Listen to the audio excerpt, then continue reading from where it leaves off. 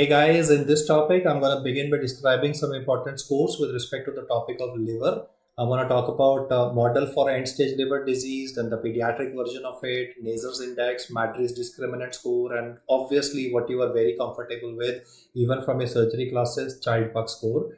On this particular slide, I'm going to first tell you the utility or the reason why we do it, and then I'm going to tell you the parameters. And you will notice that when I'm going to describe you the parameters used to calculate the score, then two parameters will be repeated again and again. That's going to be bilirubin and INR, that is international normalized ratio.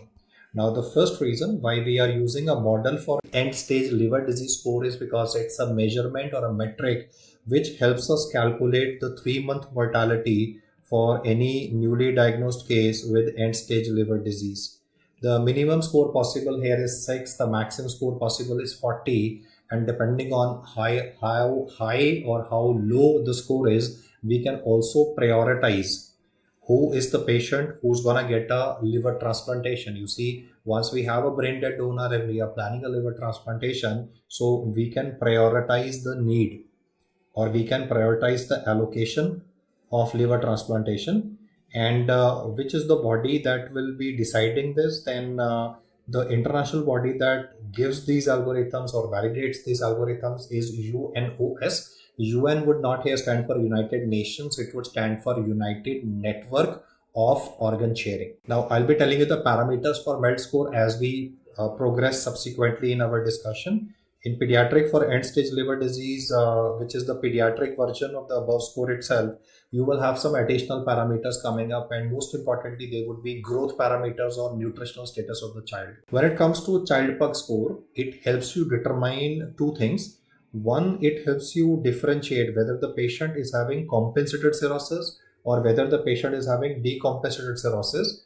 And generally speaking, you as a doctor, when would you say that the patient is having decompensated cirrhosis? Then clinically speaking, apart from the MELD score value, one thing that tells you that the patient is decompensated is development of portal hypertension. Now, once the same patient of yours who previously was not having ascites has now developed a new onset ascites, and there's a splenomegaly, and there's a on endoscopy there are varices. They may not have bled because thanks to you, you were able to identify that there are varices present. You decided to start the patient on nadolol or on propranolol, which happens to be the drug of choice for non-bleeding varices. So you prevented a mortality with respect to life-threatening hematemesis. But as I said, clinically, how do you differentiate whether the person is having compensated or decompensated cirrhosis is presence or absence of portal hypertension. When I will be teaching you the classes of Child-Pugh score on the subsequent slide, I'll talk like class A, class B, with scores of class B between 7 to 9.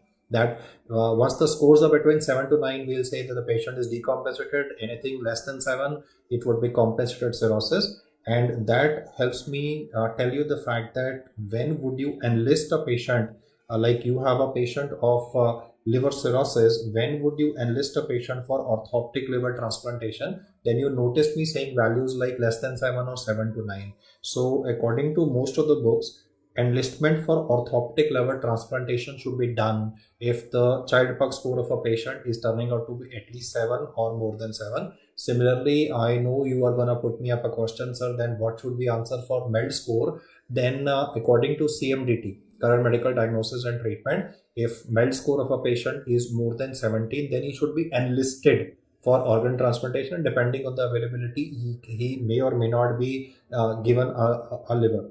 Nazar's index.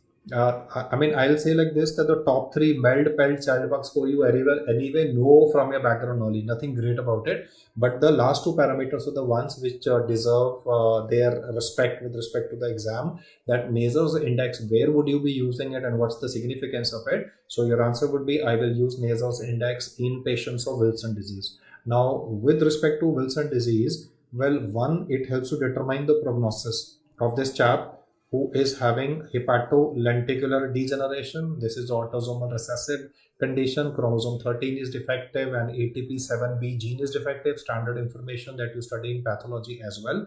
And in this patient of Wilson disease, my objective is to determine that should I be giving medical therapy to this patient. In medical therapy, I shall be giving zinc, and then even subsequently I might require copper chelators like trientine or dipencilamine, Or should I plan orthoptic liver transplantation in this patient of Wilson disease where excessive copper has damaged the liver irreversibly? Then the decision making for OLT versus medical therapy is again done on the basis of Nazar's index in patients of Wilson disease / hepatolenticular degeneration. You will also notice a pattern. The moment I started talking about liver, I started talking about a chap with cirrhosis and need for liver transplantation. In all of these scores, we are always talking about cirrhosis, but one of these scores where I'm not going to talk about cirrhosis, but I'm going to talk about a chap with alcoholic hepatitis, not alcoholic cirrhosis, guys. Alcoholic hepatitis patient is Madris discriminant score, and this is mainly to guide treatment. And while I am writing this information, I would also like to put up a question before you here, that what is the drug of choice for management of alcoholic hepatitis? I know this is a recorded class, but I'm trying to give a semblance of a live one. Yes, guys, what is the best drug for management of alcoholic hepatitis? Because once there is alcoholic hepatitis, then the next step would be alcoholic cirrhosis. Then it will become decompensated. Portal hypertension will cause complications to occur, and then he can die because of bleeding varices, or there could be a very severe ascites, there could be hepatorenal syndrome, there could be hepatic encephalopathy occurring in a patient. So lots of complications to be discussed subsequently, but I would like to intervene right before he deteriorates towards that irreversible form of cirrhosis. Then I would like to use a drug that is prednisolone. Do not answer alcohol abstinence here. Do not answer acamprosate, naltrexone, disulfiram, and other related drugs. But your answer is we will be giving prednisolone or steroids for management of patients of alcoholic hepatitis. And what are the parameters in each one of these courses? What I'm going to tell you subsequently. But just have a quick revision here. MELD score is mainly is a metric to prioritize allocation for liver transplantation. Same for PET score. Same for even Child-Pugh score. Nazar's index is for Wilson, and Madris discriminant score for alcoholic hepatitis. So I hope you're remembering this information. And now I'm going to focus on the parameters which are components. And you will also notice sometimes in lots of these online calculators available, when you put in the data for MELD score, it will also ask you for serum sodium values. MELD score will be having three parameters, that is bilirubin and international normalized ratio / prothrombin time. Normal is in a range of 11 to 16 seconds. The third parameter that comes up here is serum creatinine. And the query in the mind of most young doctors is that, sir, we are talking about liver, suddenly you're talking about a kidney parameter. Well, guys, lots of time you will notice that when the liver gets compromised, once you have a decompensated cirrhosis and you have a massive ascites in a patient, then subsequently even the kidney gets involved. You all are aware of a disease by the name of hepatorenal syndrome. So when the liver is decompensated, then subsequently kidney also gets involved, and if the kidney gets involved, creatinine values will spike, and that will worsen the prognosis of the patient. I can say it's like a double insult. Ammonia was already elevated, and now it's the creatinine values that are also spiking in the individual. And in any patient having hepatorenal syndrome, there is also going to be electrolyte derangement. So that is why even sodium values have been shown to improve the determination of the 3-month mortality. I'm not saying that MELD NA score is more accurate.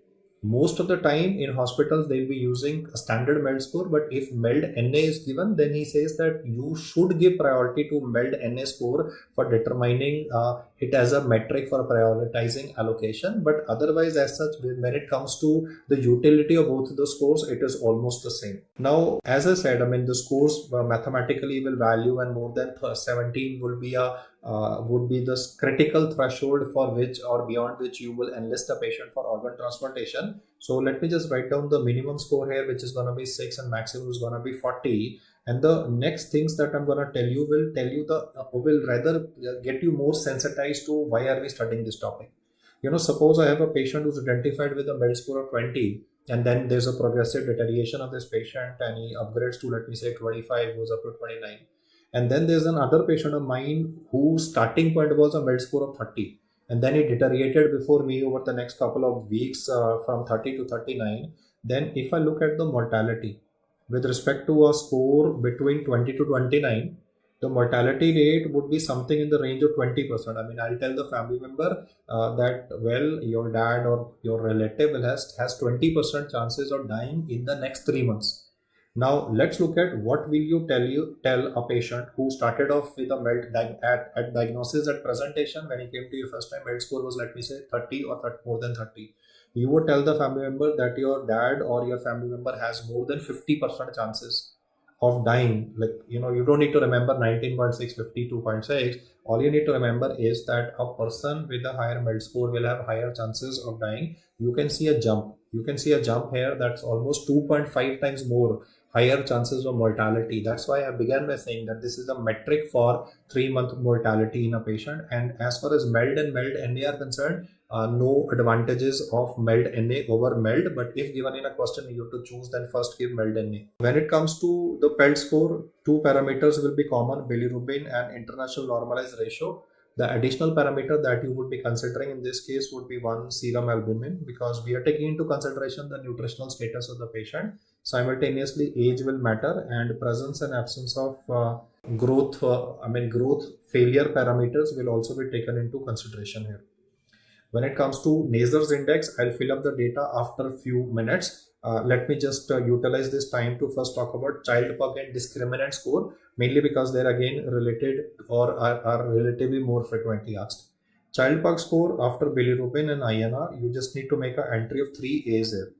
And the 3 A's that I think most of you are comfortable with would be serum albumin. And once the liver is compromised and the liver produces albumin, albumin values will decrease. So it's going to contribute to development of ascites in the patient.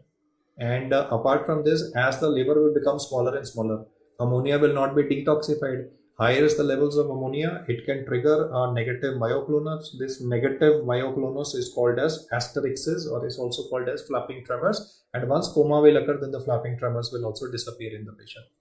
As far as discriminant score is concerned, the parameters incorporated are only two, that is bilirubin and INR. You don't need to remember any other parameters in discriminant score. And now we talk about Nazar's index. The two parameters, common ones, have been discussed. And now comes the third one, which should be remembered from the exam perspective. And because it is important, I'm just using a different color to mention it. That would be SGOT. So Nazar's index helps you decide whether you're going to go for a medical therapy or whether you're going to go for a decision for orthoptic liver transplantation in a chap with hepatolenticular degeneration. This is an important slide. The parameter parts are asked, and then the first slide was mainly for the understanding part, that why are we using it. Moving ahead in our discussion, the question that came in the previous year said, which happens to be which of the most accurate tests for determining the severity of a person with chronic liver disease. Then the best way to determine the severity would be a real-time evidence. When I say real-time evidence, I can obtain that by doing a liver biopsy in the patient. What is the preferred site at which we can do a liver biopsy? The patient will be in a slightly head up, or I would say a semi-Fowler position. Head would be slightly elevated up to 30 degrees, and arm of the patient would be elevated as well, so that you can see the delineation of the anteraxillary line and the mid-axillary and the posterior axillary line. And the preferred site would be 7th or the 8th intercostal space. It would be mid-axillary line, and whenever you are doing an invasive procedure like this, it has to be by protocol ultrasound guided. And before doing this procedure, you must check the coagulogram of the patient, because all patients with liver damage are bound to have less levels of factor 7. You see, factor 7 has the shortest half-life. So the liver will be compromised, factor 7 values will rise. Therefore, prothrombin time will also rise. PT/INR is directly dependent on factor 7. And factor 7 has the shortest half-life, as I explained. So you must always try to get the PT back to normal. That would require sometimes even requirement of fresh frozen plasma, but you must ensure that the coagulogram reaches within the normal range before you poke in the needle. Otherwise, there could be life-threatening bleeding occurring in the patient as well. Now, what are you gonna determine on the basis of a liver biopsy? I mean, how is the pathologist gonna report to you this liver biopsy report? So you will notice two scores given. If you want to go into the details of these scores, then I would suggest you to listen to the main video. And at the moment, I will just focus on the names here. One of the scores on liver biopsy that the pathologist will give you is METAVIR score, and the second one is called as Ishak score. With respect to METAVIR score, the readings would be given, or the details would be given as F0 to F4. And with respect to Ishak score, the values would be given from a scale of 0 to 6, or the rating would be with respect to the severity of the disease. Now, our objective is not only to remember that we have a liver biopsy, which is understandably the most accurate test, but I would also like to rely on, like lots of time patients may not give consent for a liver biopsy. So I need to have some non-invasive tests also available to determine how bad the chronic liver disease is, and what are the steps that I should be taking. I mean, depending on less severe or more severe, I will be deciding or strategizing the treatment of this patient. Now, the non-invasive test that can tell me about cirrhosis is casually called as fibroscan. I mean, lots of time you will see physicians writing the word fibroscan. That's the word fibroscan in English helps you identify that you're trying to check out for the severity of fibrosis/cirrhosis in the liver. But technical word that I have to write for this would be called as TE, that is transient elastography. The concept is that you are going to send in a shear wave or an ultrasonic wave, and the speed with which the ultrasonic wave will travel in a normal ecotexture liver versus a fibrosed cirrhotic liver versus, I would say, a nodular cirrhosis liver would be different. So transient elastography is one of the methods, a non-invasive one also referred to as fibroscan, and another test would be called as fibro test. Now this would be having couple of blood parameters which we'll take into consideration. Bilirubin is one of them, obviously because liver is responsible for conversion of unconjugated and conjugated bilirubin. Then another parameter taken here would be GGT, that is gamma glutamyl transpeptidase. This is a marker that we use for identifying alcoholism, not alcoholic hepatitis. Alcoholism is gamma GGT, but alcoholic hepatitis would be SGOT. More about this as we progress. Let's look at few more parameters which are incorporated in the fibro test. One of them is haptoglobin levels. Traditionally, you read about haptoglobin with respect to intravascular and extravascular hemolysis, and in a pathology class we always study that the test that we use to differentiate intra versus extravascular hemolysis happens to be serum haptoglobin. But where is it produced? After all, it's produced in the liver. The next parameter that is taken into consideration here is apolipoprotein A.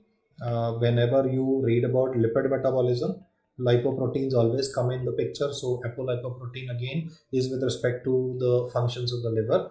And another one is alpha-2 macroglobulin. So these are, I would say, blood tests by which you can identify the severity of cirrhosis in an individual. The third one is what you can relate more easily, that is a albumin globulin ratio. Now they love to ask that what will happen to albumin and globulin values in any chap with liver damage. So albumin values will be less and gamma globulin values would be increased. The question that I usually get from a lot of my students is, sir, albumin is less, understandable. Why is globulin elevated in liver disease? Then the reason why globulin is elevated in liver disease is because catabolism of this globulin component occurs in the liver. It is the breakdown, the catabolism that is in the liver is substantially reduced because the liver is damaged, and therefore if the breakdown will not occur, it's continuously being produced but the breakdown is not happening, so therefore the values would be relatively increased, and therefore albumin globulin ratio, as you can see mathematically, the ratio will decrease because numerator is lesser and denominator is increased. In fact, lots of time in the exam they can also give image based questions with respect to the same. So if you look at this image, what I have shown here is a normal electrophoresis report with respect to the serum. We will be having albumin, then we'll be having three types of globulins, that is alpha 1, alpha 2, beta, and then gamma globulin present. Obviously gamma globulin values will spike in multiple myeloma. You always read about M spike, but then there was a question in the exam in which he just gave this report, and the students of mine told that, sir, the albumin part which was shaded maybe blue in the exam, here it is red, the albumin part is lesser, and then if you look at it, the gamma globulin part is more. You can see the red curve is going above the baseline value which is shown, and the question said this is suggestive of. A lot of guys casually just thought or saw that what was happening was albumin was less, so they thought it is nephrotic syndrome, because in nephrotic syndrome again albumin is lost in the urine. But the point is, in nephrotic syndrome, apart from albumin becoming lesser, even globulin becomes lesser. In patients of nephrotic syndrome, you would be having urinary loss of globulin as well. The urinary loss of globulin will explain why nephrotic syndrome patients have infections, but the message is gamma globulin is lesser in patients on nephrotic. So if you get a question where both are reduced, albumin is also reduced, gamma globulin is also reduced, nephrotic is fine. But this particular, I would say, electrophoresis report which is present and is shown to you is that for cirrhosis, and nobody made a mistake for multiple myeloma. in this particular image, because that would have a very, I would say, peculiar spike, I mean a huge spike coming up like this with respect to the gamma globulin component, and that spike will also be relatively pointed. If you listen to the multiple myeloma component, that spike which is pointed is also called as a church spire appearance. Like the if you go to a church, right, the topmost part of the church would be relatively pointed, so the church spire appearance would be present. So I have explained on my previous slide with respect to chronic liver disease severity, liver biopsy, and then subsequently non-invasive tests that I can also be using. Next, I'll handle a couple of common questions which are asked here, which is the leading cause of cirrhosis. Pretty straightforward, alcoholic cirrhosis. But if he says what is the commonest cause of cirrhosis requiring a liver transplantation, then we would not like to waste our liver on a chap with alcoholic cirrhosis. I mean, if a person is alcoholic, he might go back to his days, or he might go back or relapse back to his original days of heavy drinking, and he might waste the precious liver that you've given him. So if he says which is the number one cause of cirrhosis requiring orthoptic liver transplantation, then an answer would be hepatitis C induced cirrhosis. In fact, the question was also asked another way. The question simply said, what is the number one cause of liver transplantation? And a lot of people casually answered alcoholic cirrhosis. As I said, I mean, we would not like to waste our liver on a chap with alcoholic cirrhosis. We need to ensure that there is abstinence documented in the patient by a psychiatrist, and that abstinence duration should be more than 1 year before we can say, okay, we will consider you for liver transplantation. Otherwise, I said, he'll waste the precious liver that you give him. I mean, it's going to be party time for him again, because one liver got destroyed, the doctor gave a new one to him.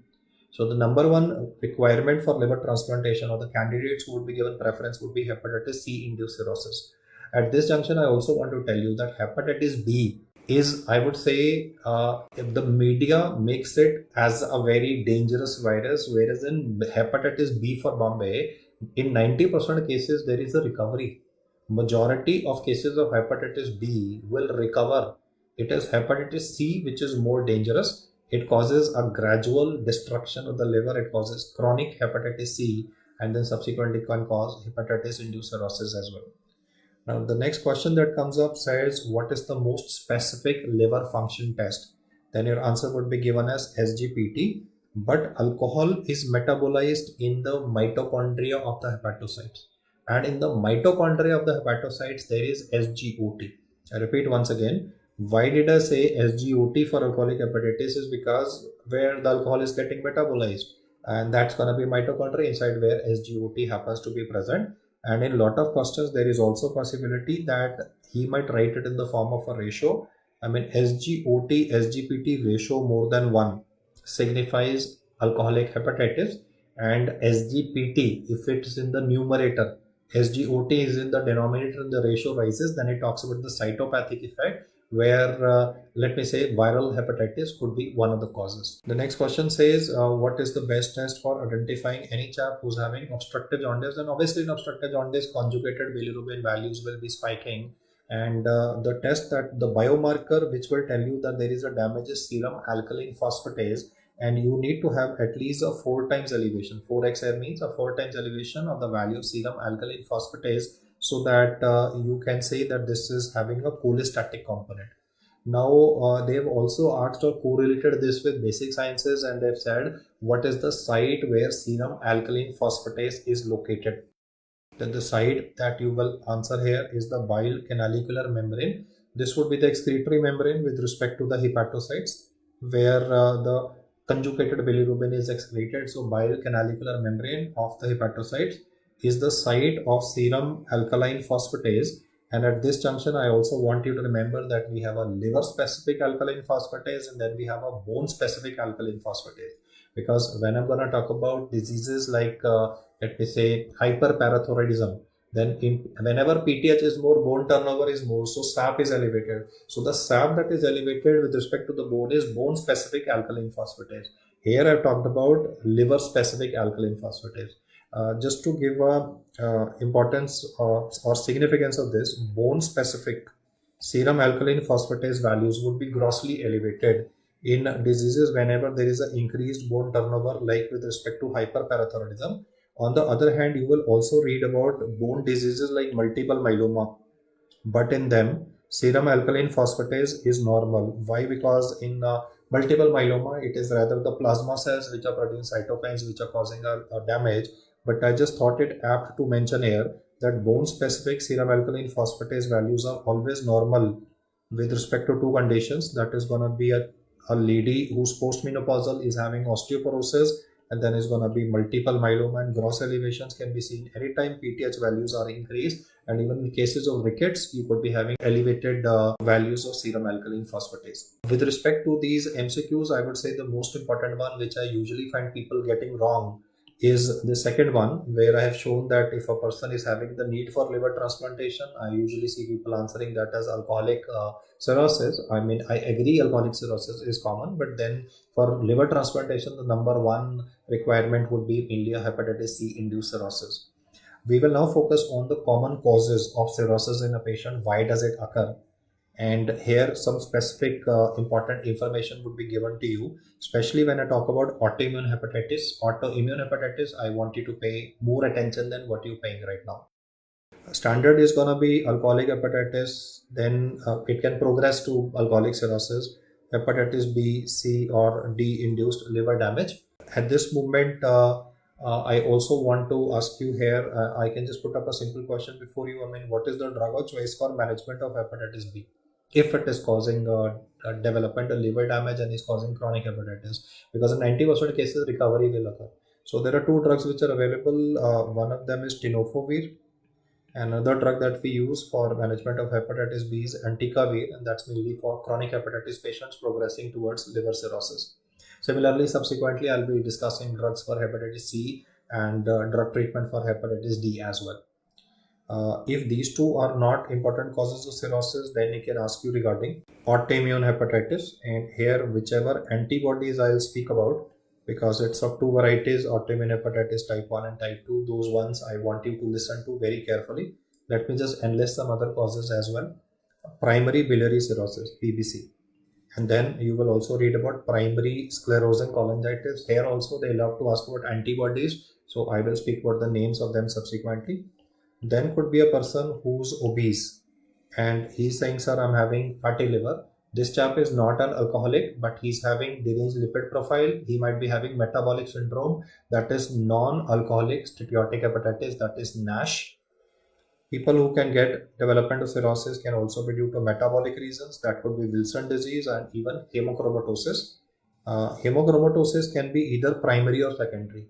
In primary, there is a HFE gene that is defective. In secondary hemochromatosis, it will mainly be packed RBC transfusion, which is the troublemaker. Then another cause which should be remembered is alpha-1 antitrypsin deficiency. You will always read about this with respect to patients who are having a pan-acinar emphysema. And then there are some special phenotypes related to it. So from the exam perspective, I want you to remember, in fact, I'll use a different color to highlight this, that people with alpha-1 antitrypsin deficiency does not mean that alpha-1 antitrypsin is not produced. It is being produced, but it is not being released or excreted out of the hepatocyte, so it keeps on accumulating inside the hepatocytes. There is a special ZZ phenotype present. You will read it as alpha-1 AT ZZ phenotype written. These are the patients in which alpha-1 antitrypsin is being produced, but is not excreted out of the hepatocytes. So you will always see pathologists saying diastase resistant eosinophilic inclusions inside hepatocytes. So those pinkish eosinophilic inclusions inside the hepatocytes is alpha-1 antitrypsin, which was being produced but was not getting released, and therefore the accumulation of this results in damage to the liver and progresses to cause development of cirrhosis. And alpha-1 antitrypsin is also supposed to neutralize elastase. Elastase is produced by alveolar macrophages. If alpha-1 antitrypsin is not there to neutralize it, then there would also be a development of severe emphysema, which is called as pan-acinar emphysema. In fact, if you have a patient who's having COPD patients would be having pulmonary artery hypertension. Due to pulmonary artery hypertension, right ventricle will have to do more work. So there can be a right ventricular failure. If you have congestion in the right ventricle, it will also cause congestion in the inferior vena cava, because after all the blood goes to the right side of the heart via the inferior vena cava. And if you have congestion in the IVC, it will cause congestion in the liver, and congestion in the liver on long-term basis can cause CVC liver, chronic venous congestion of liver, and then subsequently a liver cirrhosis. A long story, right? I began by saying COPD. Then I said pulmonary artery, but let me just jot it down. I said, I have a patient of COPD. He is having subsequently a pulmonary artery hypertension.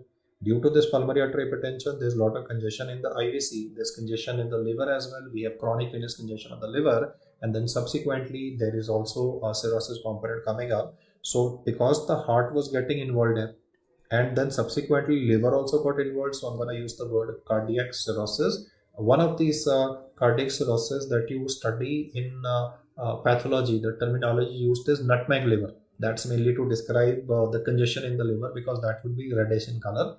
And if we do not find any cause, if none of these causes have been determined, then we are going to call it cryptogenic cirrhosis, or the idiopathic variety of cirrhosis. And in earlier times, we used to use the term NCPF, that is non-cirrhotic portal fibrosis, but nowadays we use the word cryptogenic cirrhosis. Out of these 9 causes that I've written here before you, a large number of MCQs that you will get with respect to the topic of cirrhosis will usually try to test your ability to retain information with respect to autoimmune hepatitis. First of all, he will mix this up with histopathology. So 2 findings that you always get with respect to autoimmune hepatitis is one, interface hepatitis, and the second one is rosette formation. I mean, traditionally you read about rosette formation in pathology with respect to neuroblastoma or retinoblastoma, but here I am today describing rosette formation with respect to the liver, and we are not talking about any tumor which is having a UMA after retinate, like I said, a retinoblastoma, or a neuroblastoma. It is rather autoimmune hepatitis being talked about. Now we will subdivide the discussion into 2, a type 1 and a type 2 autoimmune hepatitis, and it's the antibodies that is a must know for you. What I'm writing next before you is a must know information. That would be anti-SMA, that is anti-smooth muscle antibody. Another one is anti-SLA, that is soluble liver antigen antibody. The third one is again important, another ink change here just to highlight the significance of it. You have all read about P-ANCA and C-ANCA, no? You read about P-ANCA is seen with microscopic polyangiitis, and then you read about C-ANCA with vaginous granulomatosis / granulomatosis with vasculitis. But they asked about atypical P-ANCA, and this atypical P-ANCA is also written as X-ANCA. You see, traditionally I said you read about P-ANCA and C-ANCA, but today I'm teaching you regarding X-ANCA. ANCA is anti-neutrophilic cytoplasmic antibody. P-ANCA is seen with microscopic polyangiitis. C-ANCA with vaginous granulomatosis, but X-ANCA / atypical P-ANCA is seen with, the answer is type 1 autoimmune hepatitis. So why this is important is because in earlier times, the term that was used, I'm going to write that term and then erase it. You will read, or when I was a student your age, I used to read this word leukoid hepatitis. Lupus, you understand, no? SLE manifestation. So leukoid hepatitis was a terminology. Even still today in books, you will find this terminology written, leukoid hepatitis, because these patients are anti-nuclear antibody positive, and they end up with development jaundice, and then subsequently the liver scarring can even cause cirrhosis as a manifestation. Now let us compare this with type 2 autoimmune hepatitis, and let's see what are the antibodies which are to be remembered by you here. One of the antibodies, important one here, is anti-LKM, that is liver kidney microsomal 1 antibody. In fact, anti-LKM is again itself a gold mine of MCQs, but at the moment I said it is anti-LKM1 antibody for. The name is LKM1, but it is not for type 1 autoimmune hepatitis, it is for type 2 autoimmune hepatitis.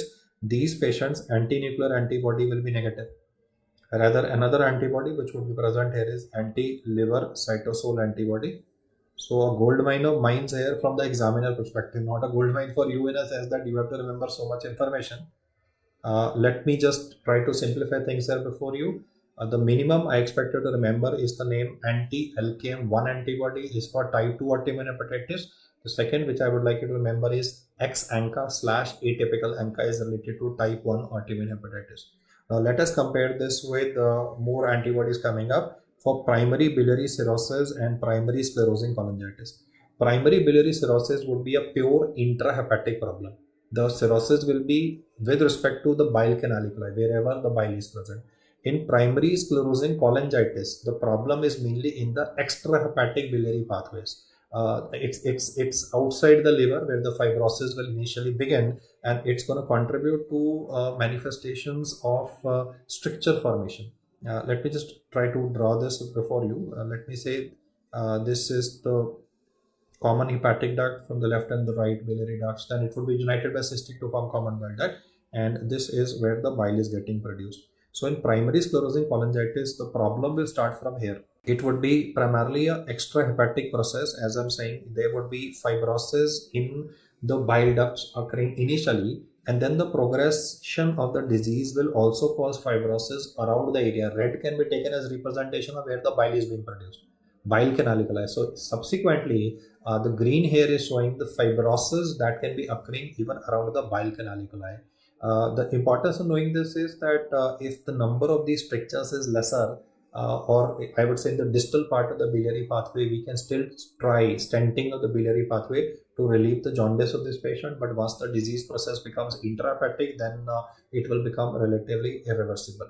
Now, in primary biliary cirrhosis, the antibody which is to be remembered by you, again important from the exam perspective, so just be patient while I jot it down. The antibody to be remembered is anti-mitochondrial antibody. It is anti-AMA antibody, and while I'm writing it, I hope I can raise a red alert here by saying do not mix it with anti-microsomal. I mean, you are obviously not going to mix up AMA, M for Mauritius versus ANA, that is N for Netherlands. I mean, AMA, ANA, you will not have a problem. You all guys are brilliant chaps.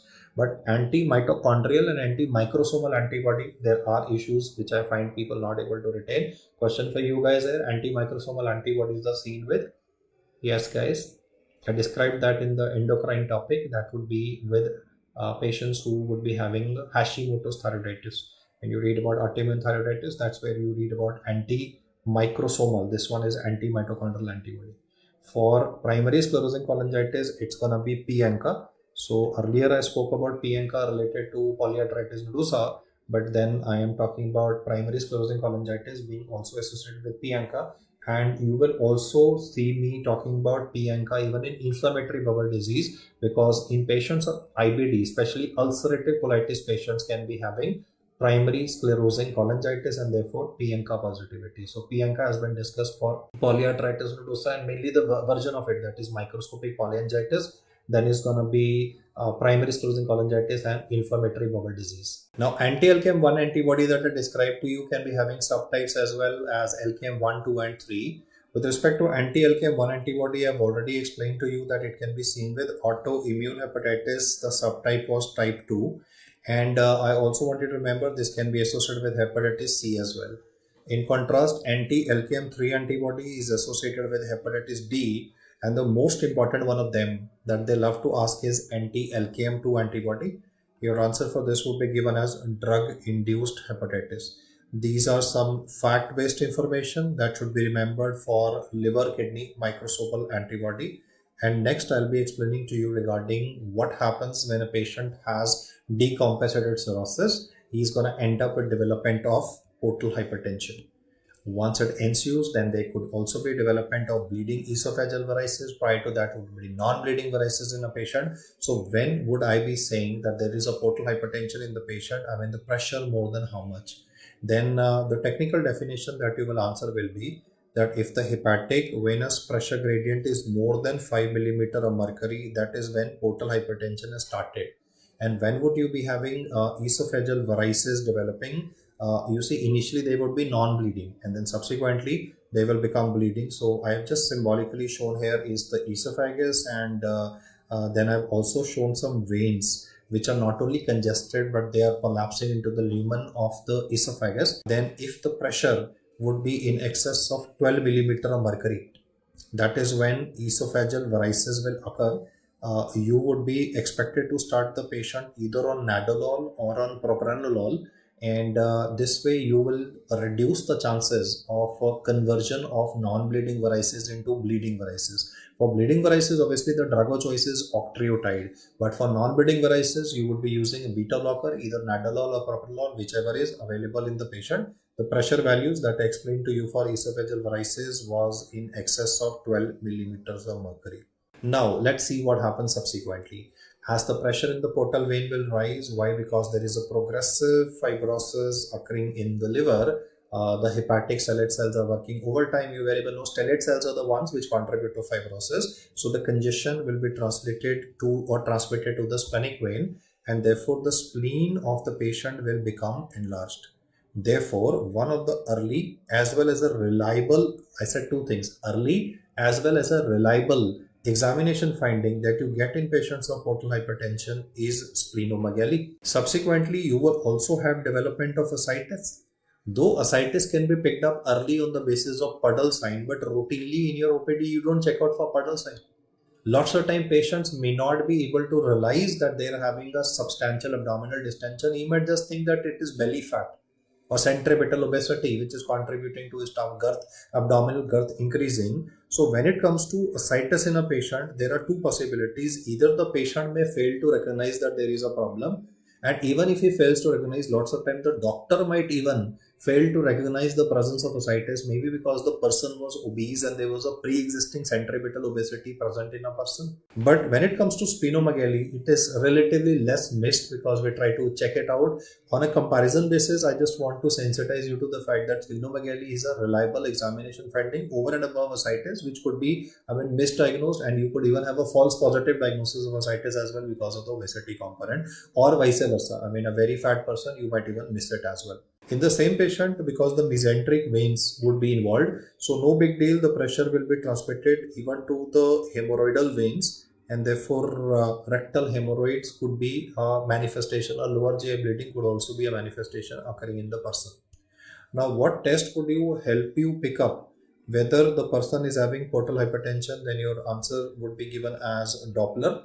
Doppler would be the best way to pick up the increase in the pressure. A Doppler ultrasound is the best investigation to help you, and it's a non-invasive investigation, so it would help you identify that the pressure in the portal vein is increased.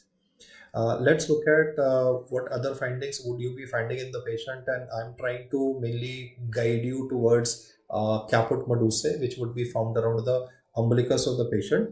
And how would he ask about this is with respect to the location of the portosystemic collaterals, because as the pressure in the portal veins will rise, then the body will try to decompress the system by forming collateral circulation. So one that will be formed is esophageal veins becoming prominent, that is esophageal varices. This is one of the weakest link in the circuit. They'll rupture and then all mayhem can break loose because patient will be having hematemesis. For rectal hemorrhoids, I've already spoken about. Lower GI bleed manifestation could be occurring in the person, and any bleeding in a liver disease patient will be difficult to control because the coagulogram would anyway be deranged. He can say what are the sites where you have portosystemic collaterals. So the two sites that I mentioned will cause manifestations and will show up. Both esophageal varices and rectal hemorrhoids are, I would say, showing up clinically. But with respect to bare area of the liver, it's only from the anatomical perspective that you would be having portosystemic collaterals, but you obviously can't see it in the patient with your naked eye. Then is caput medusae. Now for caput medusae, around the umbilicus of the patient, there would be these dilated veins which would literally look like snakes. And he can also ask about the flow of blood, which would be in these veins. That is it gonna be flow of blood towards the umbilicus or away from the umbilicus? So the flow of blood that occurs is always away from the umbilicus of the patient. This is in contrast to, now listen to my next information carefully. Suppose they give an image-based question in which you are able to visualize the umbilicus of the patient, and you're also able to see these dilated veins which are present above the umbilicus, and by arrow he also shows flow. You can see that obviously in an image-based question, because you're not anyway palpating and it's not a 3D image, so you may not be able to pick up which way the flow is. You need to touch the patient to evaluate how the flow is. You need to milk the veins and then check out the flow.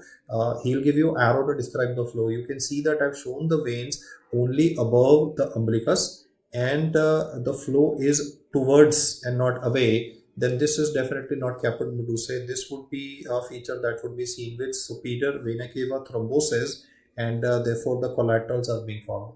Similarly, let me just draw it, that suppose this is umbilicus of the patient and you get an image-based question in which the veins are present inferior to the umbilicus and the flow is towards the umbilicus once again, then this would be a case of inferior vena cava thrombosis. I'm not written it because it's obvious. I want you to be sensitized to an image-based question that in caput medusae, the veins are gonna be circumferential. They're gonna be present 360 degree around the umbilicus of the patient, and the flow will be given in the form of an arrow because you can't milk the vein obviously in by looking at an image, and this would help you pick up this is caput medusae. I'm sure you're not gonna mix it up with the spider angiomas, because spider angioma is what you see with cirrhosis. One of the manifestations, a cutaneous manifestation that you always see with cirrhosis of the liver is spider angiomas. And where would you check for spider angiomas? I mean, spider angiomas are arterioles. These arterioles will mainly be seen around the superior vena cava distribution. So you'll have to ask the patient to remove his shirt or t-shirt, and you see it over the shoulders of the patient and neck area. Spider nevi is seen in superior vena cava distribution. It is one of the features that you would encounter in patients with cirrhosis. But then spider nevi or spider angioma can be seen in pregnancy also. It can be seen in rheumatoid arthritis also. So, I mean, do not be under impression that spider nevi is a very reliable feature for identification of cirrhosis. I said it can be seen in pregnancy, it can be seen with rheumatoid arthritis, and obviously with cirrhosis, which is the topic that we are studying. And then spider nevi slash angiomas would be arterioles, which would be radiating from the center. These peripheries would look like limbs of a spider. It is SVC distribution where it would be seen. These are arterioles, whereas in caput medusae, it is the veins that I have shown before you. Apart from this, there would also be another site of portosystemic collateral, that is omental veins. Then is retroperitoneal veins and lumbar veins. Point number 3, 5 and 6 that I have described before you, 3, 5, 6, 7 that I have described before you, they are basically satisfying, I would say, the anatomy, the wish of the examiner that you are good with anatomical component as well. From a clinician's perspective, when it always comes to portosystemic collateral circulation that develops in patients of liver cirrhosis, from a clinician's perspective, it would always be point number 1, 2, and then 4, which would be of primary concern to me. I mean, this would tell me that my patient is deteriorating. Otherwise, it is total of 7 sites of portosystemic collaterals where the anatomical aspects have also been incorporated. Point number 3, 5, 6, 7 obviously cannot be seen by you, but all of these findings tell you, especially 1, 2, and 4, tell you that your patient is deteriorating. And GI bleeding is always I would say, a disaster in any patient of liver disease, because when there is internal GI bleeding, then there could be, because there's a deranged coagulogram also. So if there's going to be internal GI bleeding in any patient of liver disease, then it will promote the growth of bacteria, because blood is a good culture medium.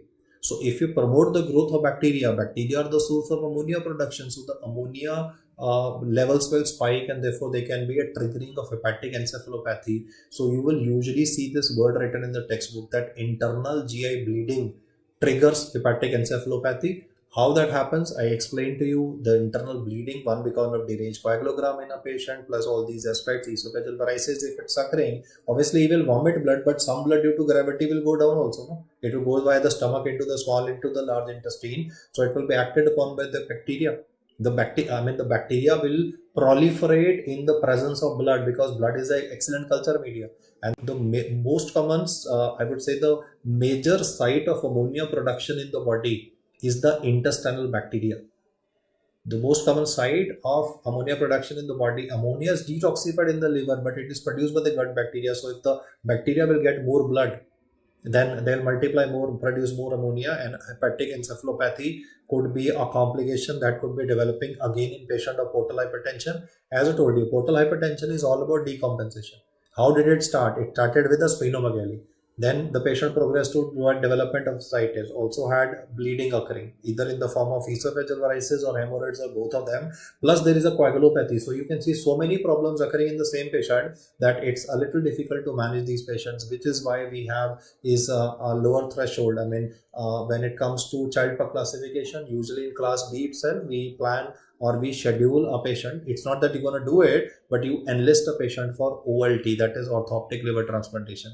Therefore, the learning from the previous slide is that every time you get a question of hematemesis and there is also a splenomegaly described in the question, then it's not going to be peptic ulcer disease. Agreed that if the question simply says what is the most common cause for development of hematemesis in a patient, answer is peptic ulcer disease. But if it's going to be splenomegaly described in the question as well on a per abdominal examination, then you must think in terms of portal hypertension. He may not begin the question always by saying alcoholic patient with cirrhosis, presents with upper GI bleeding, and then what is your diagnosis? Because if he's saying alcoholic cirrhosis, you know you can answer portal hypertension and bleeding varices. So he will just say a patient presented first time in the casualty with the upper GI bleed, and then on per abdominal examination you found a splenomegaly. So that's where you will answer it as portal hypertension. And portal hypertension can be artificially classified into prehepatic, hepatic, and posthepatic causes. So I'll first focus in the middle of the table, where I'll be describing three subtypes of the hepatic variety, which is called as sinusoidal, pre and post sinusoidal, because extreme left and extreme right is easy to comprehend. Whenever you read about sinusoidal variety of hepatic cirrhosis, of portal hypertension, it implies that the patient is having liver cirrhosis. But if he says pre-sinusoidal, it's intrahepatic, it's inside the liver, that's okay, but it is pre-sinusoidal, before the sinusoids of the liver, then this could be a worm infestation. One of the important ones to be remembered is schistosomiasis. So we do read about schistosomiasis, also responsible for hematuria, but or even eosinophiluria, eosinophils in the urine. But today I'm talking about it with respect to the pre-sinusoidal variety of portal hypertension. And when we have post-sinusoidal variety, then don't answer Budd-Chiari. Budd-Chiari would be answered by you as a post-hepatic cause. Post-sinusoidal can be one remembered for radiation. This was therapeutic radiation. Maybe patient had Hodgkin's lymphoma and abdominal lymphadenopathy was present, for which radiation was given. Or it could be herbal teas. Lots of these herbal teas or green teas which are marketed may not be actually good for health, in a sense that they can cause damage to the liver. And then in PSM, you read this term endemic ascites. You always read in PSM in food adulterant topic pyrrolizidone alkaloids. Those pyrrolizidone alkaloids, they contribute to endemic ascites, and this is going to be the post sinusoidal variety of portal hypertension occurring in a patient. Now, when it comes to the extreme right hand side, that's relatively easy. Post hepatic means that it is either the hepatic vein. I mean, post-hepatic, don't straight away think that it's going to be IVC. Hepatic vein and extension into IVC is Budd-Chiari syndrome. Then if a person is having inferior vena cava thrombosis, even then the outflow from the liver is getting hampered. And if a person is having cardiac cirrhosis, as I described a case to you, COPD patient, pulmonary artery hypertension, then right ventricle getting involved, and then there's congestion in the IVC of the patient, that would be nutmeg liver in pathology, is referred as cardiac cirrhosis and is a post-hepatic cause. For pre-hepatic, it will never be a problem for you. Portal vein thrombosis. One of the causes for portal vein thrombosis can be, especially from pediatric perspective, I can recall in 2020, which was the lockdown time, there was a FMG exam in which they had given a clinical scenario, very difficult MCQ actually. The question said that the child had undergone an umbilical artery catheterization, and during this umbilical catheterization, there can be a development of subsequently to umbilical artery catheterization in the child, there can be a portal vein thrombosis. I mean, the question said that the child in his neonatal age had undergone a development of umbilical artery catheterization. And then the same child after 6 months started having features suggestive of portal hypertension. There was a splenomegaly, ascites occurring in a patient. The question said, what is the reason behind it? So instrumentation at the time of birth, that is, by instrumentation I mean a pediatrician did a catheterization of the umbilical artery, maybe for exchange transfusion of the child. And that resulted in, because you're putting a catheter right up to the where the portal vein would be starting. So that can trigger a portal vein thrombosis and later on can cause a development of portal hypertension in the patient. Similarly, even splenic vein thrombosis would classify as a prehepatic cause. The third one that I am saying before you is relatively rare, but why is it important is from the perspective that one, you will read about what is called as Bantu syndrome, another that you will read is called as Bunty syndrome. So let me just explain Bunty syndrome for portal hypertension, which is an idiopathic variety, and this is not to be mixed up with Bantu syndrome. Now, Bantu syndrome is mainly found in Africans, and this would be iron related damage to the liver. Like in India, they store sometimes water in copper utensils or brass utensils, which I can say in Hindi is pital ke bartan. That pital ke bartan is brass utensil. So brass is an alloy of copper, and if water is stored in that alloy of copper, then you could be having copper toxicity, that is called as Indian childhood cirrhosis. Similarly, in Africa, the locally brewed beer is kept in iron utensils, and this iron utensils can contribute to iron related damage to the liver, which is called as Bantu's disease. So Bunty was a idiopathic one, but Bantu is gonna be a totally different disease. I mean, Bunty versus Bantu is what I wanted to remember. Bunty, I coming up idiopathic. Bantu is iron utensils and iron toxicity that contributes to development of liver. Bantu is not a part of this classification, in a sense that the Bantu has been described mainly to tell you from the etiology perspective. Otherwise, I have talked about causes of portal hypertension occurring in a patient, and once this portal hypertension ensues, then our patient could be going and progressing towards first non-bleeding varices and then bleeding varices. The drug of choice for management of non-bleeding esophageal varices, the first answer of yours can be given as a beta blocker, that is nadolol. Otherwise, it is propranolol.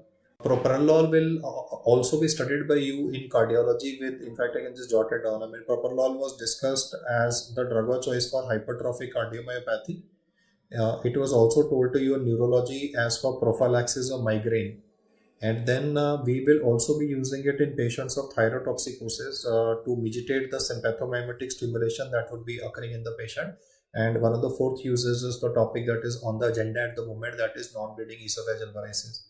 But unfortunately, if the person develops bleeding varices, and he also mentions that the BP of the patient is reduced, there is a hemodynamic instability in the patient, he will describe that this alcoholic patient is having a splenomegaly, but then because the vital parameters of the patient would be given and the BP of the patient is given to be low, let me say 80/60 or 90, he will give you outrageously low values. So your objective would be to first stabilize the patient, and you will have to put in a cannula in the patient. So yes, I want to give a massive blood transfusion in case there is a substantial blood loss and the patient has gone into shock, but it may not be available initially. So I am securing a gray cannula in the patient. I've set the sample to the laboratory for blood grouping and cross matching, and I will initially be starting IV fluids in this patient by the time I'm able to obtain blood. If, let me say, he's giving you unrecordable blood pressure, suppose he gives you a scenario of decompensated shock. For compensated shock, we use ringer lactate, but if it is decompensated shock, you would be using normal saline in the patient. Anytime it is unrecordable blood pressure, always answer normal saline. If it is recordable blood pressure, compensated shock, I mean, difference between compensated and decompensated is blood pressure is unrecordable. If he says crashing patient, then for crashing patient, IV fluid I'll start is normal saline, and ultimately in the next couple of minutes, I hope that my blood bank would be able to support me and provide blood transfusion to this patient. So if he says what is the initial management, it is volume resuscitation. If he says which is the preferred method of volume resuscitation, then the preferred method of volume resuscitation is blood transfusion. But why did I write normal saline initially? Because when patient will come right now, you don't have blood available immediately. It will take you to fill up a requisition form, take up a blood sample of the patient, send it to the laboratory. So there have to be some administrative, I would say, turnaround time that has to be incorporated. But the best way to manage this guy is provide a blood transfusion. Then we will also be giving octreotide to this patient. Instead of octreotide, in some books even terlipressin can be mentioned. Not too much of differences. I mean, octreotide would be given in the form of an infusion to the patient. And then once the bleed has reduced, I'm not saying totally stopped, it's reduced to a ooze and the BP is gradually picking up, then we will do a upper J endoscopy and go in for endoscopic variceal ligation. EVL would stand for endoscopic variceal ligation or sclerotherapy. I mean, depending on the skill of the operator, that is a super specialist, a gastroenterologist would be taking up the case here from you and then do either an endoscopic varicose ligation or going in for sclerotherapy. In most of the cases, in case you're going to manage the patient in this fashion, there is going to be stoppage of bleeding and the patient will recover. However, in some cases, there is also a possibility that he might ask you regarding a person having recurrent bleeding from esophageal varices, like maybe AVL was done once, but on whichever side AVL was done, endoscopic varicose ligation was done, now the veins which are superior to that area might actually start bleeding.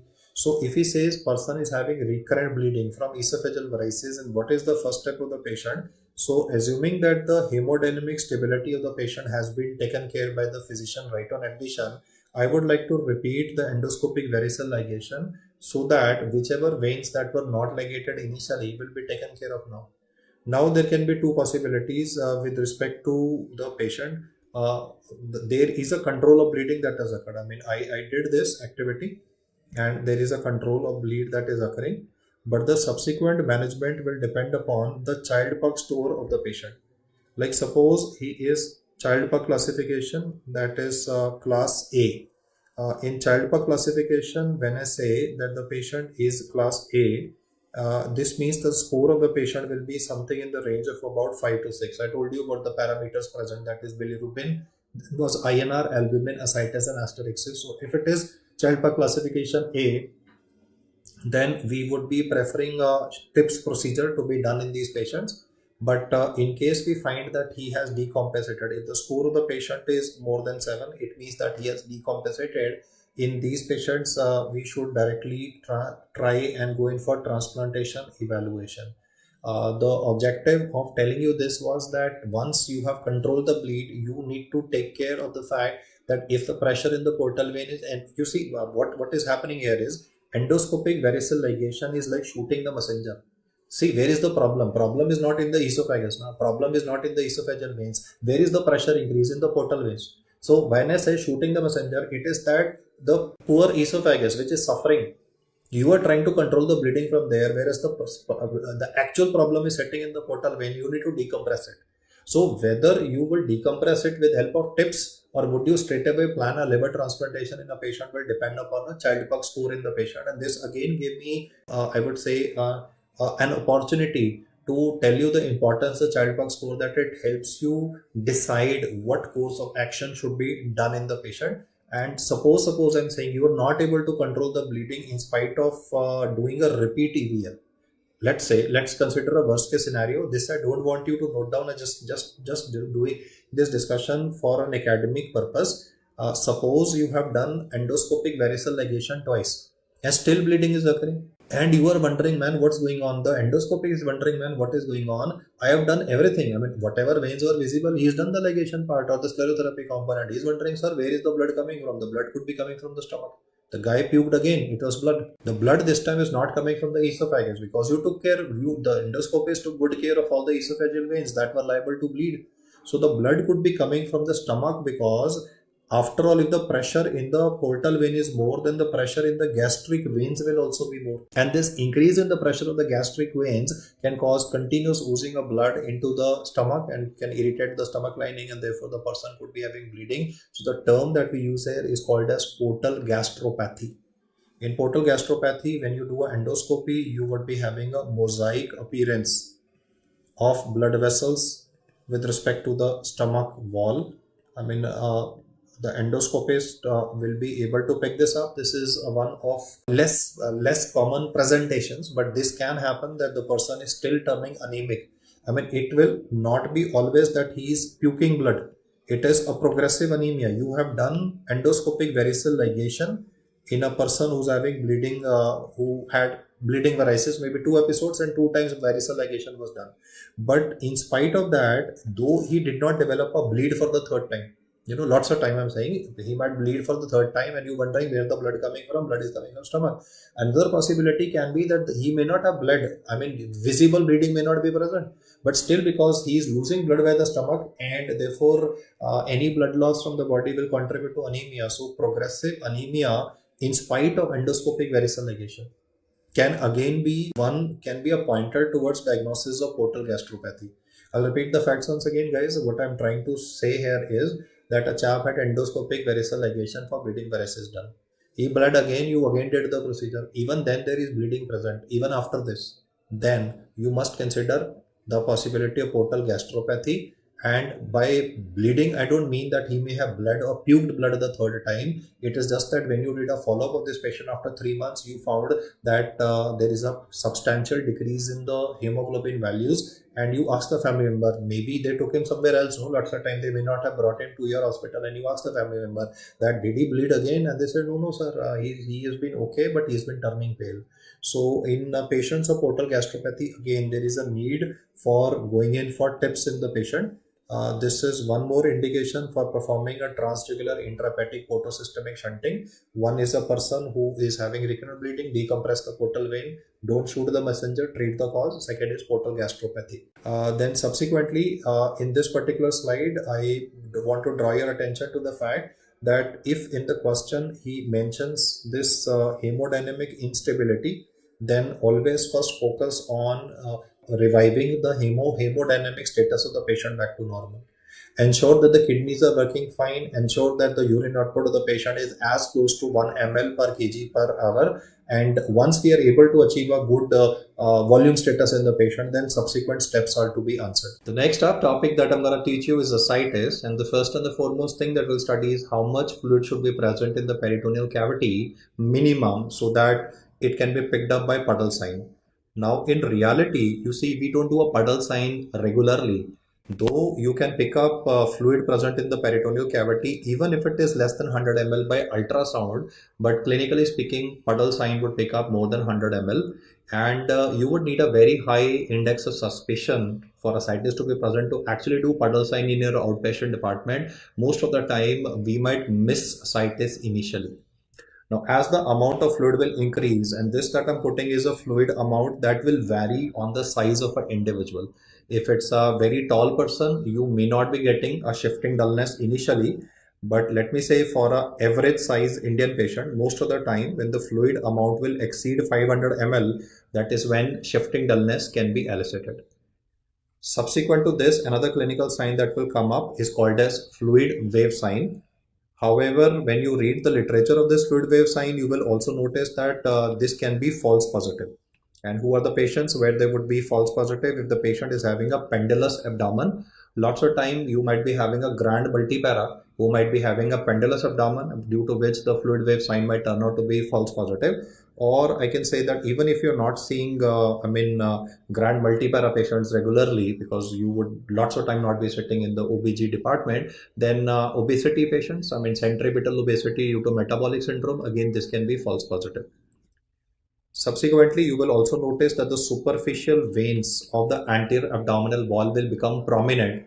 And not only the superficial veins of the anterior abdominal wall, if you see caput medusae will still take some time to develop, but the superficial veins will become grossly dilated that you will be tempted to put a cannula in them, but they'll be having a very tortuous course.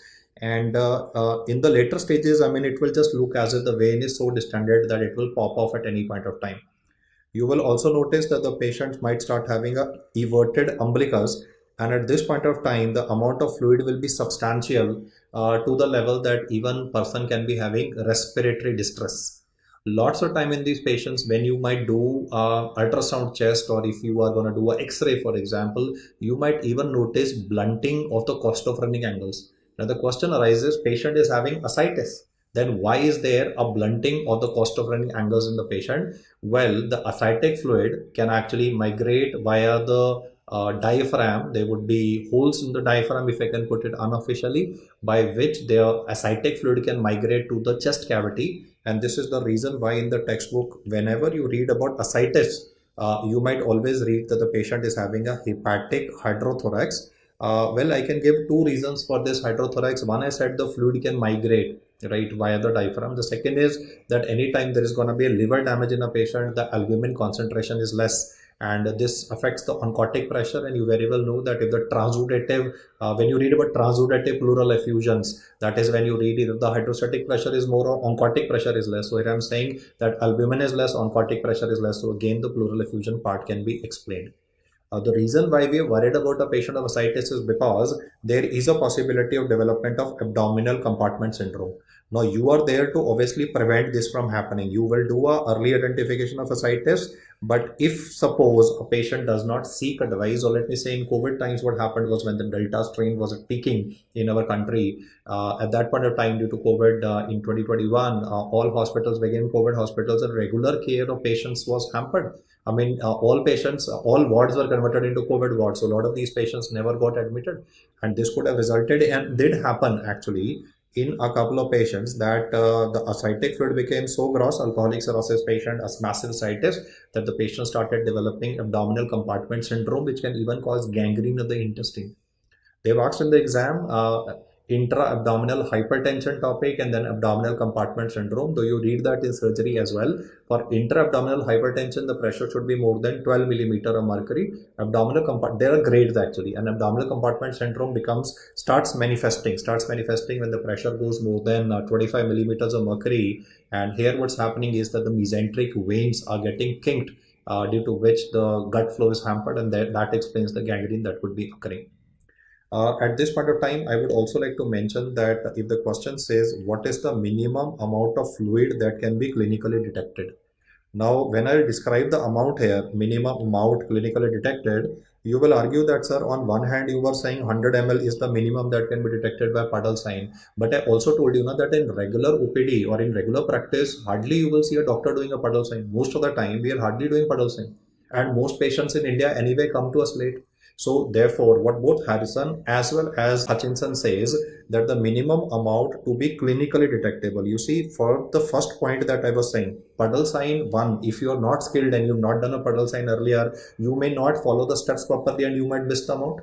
And secondly, if the patient comes late anyway, I mean, you would not be able to identify. So what I'm saying is, due to delayed presentation of patients, clinical detection usually occurs when the amount of fluid is as much as 1.5 to 2 liters present in the peritoneal cavity. And due to high incidence of centripetal obesity in our country nowadays, because of especially urban India, due to metabolic syndrome coming up, there is again a possibility that you might think that the person is having a centripetal obesity component, and the ascites component can be missed also.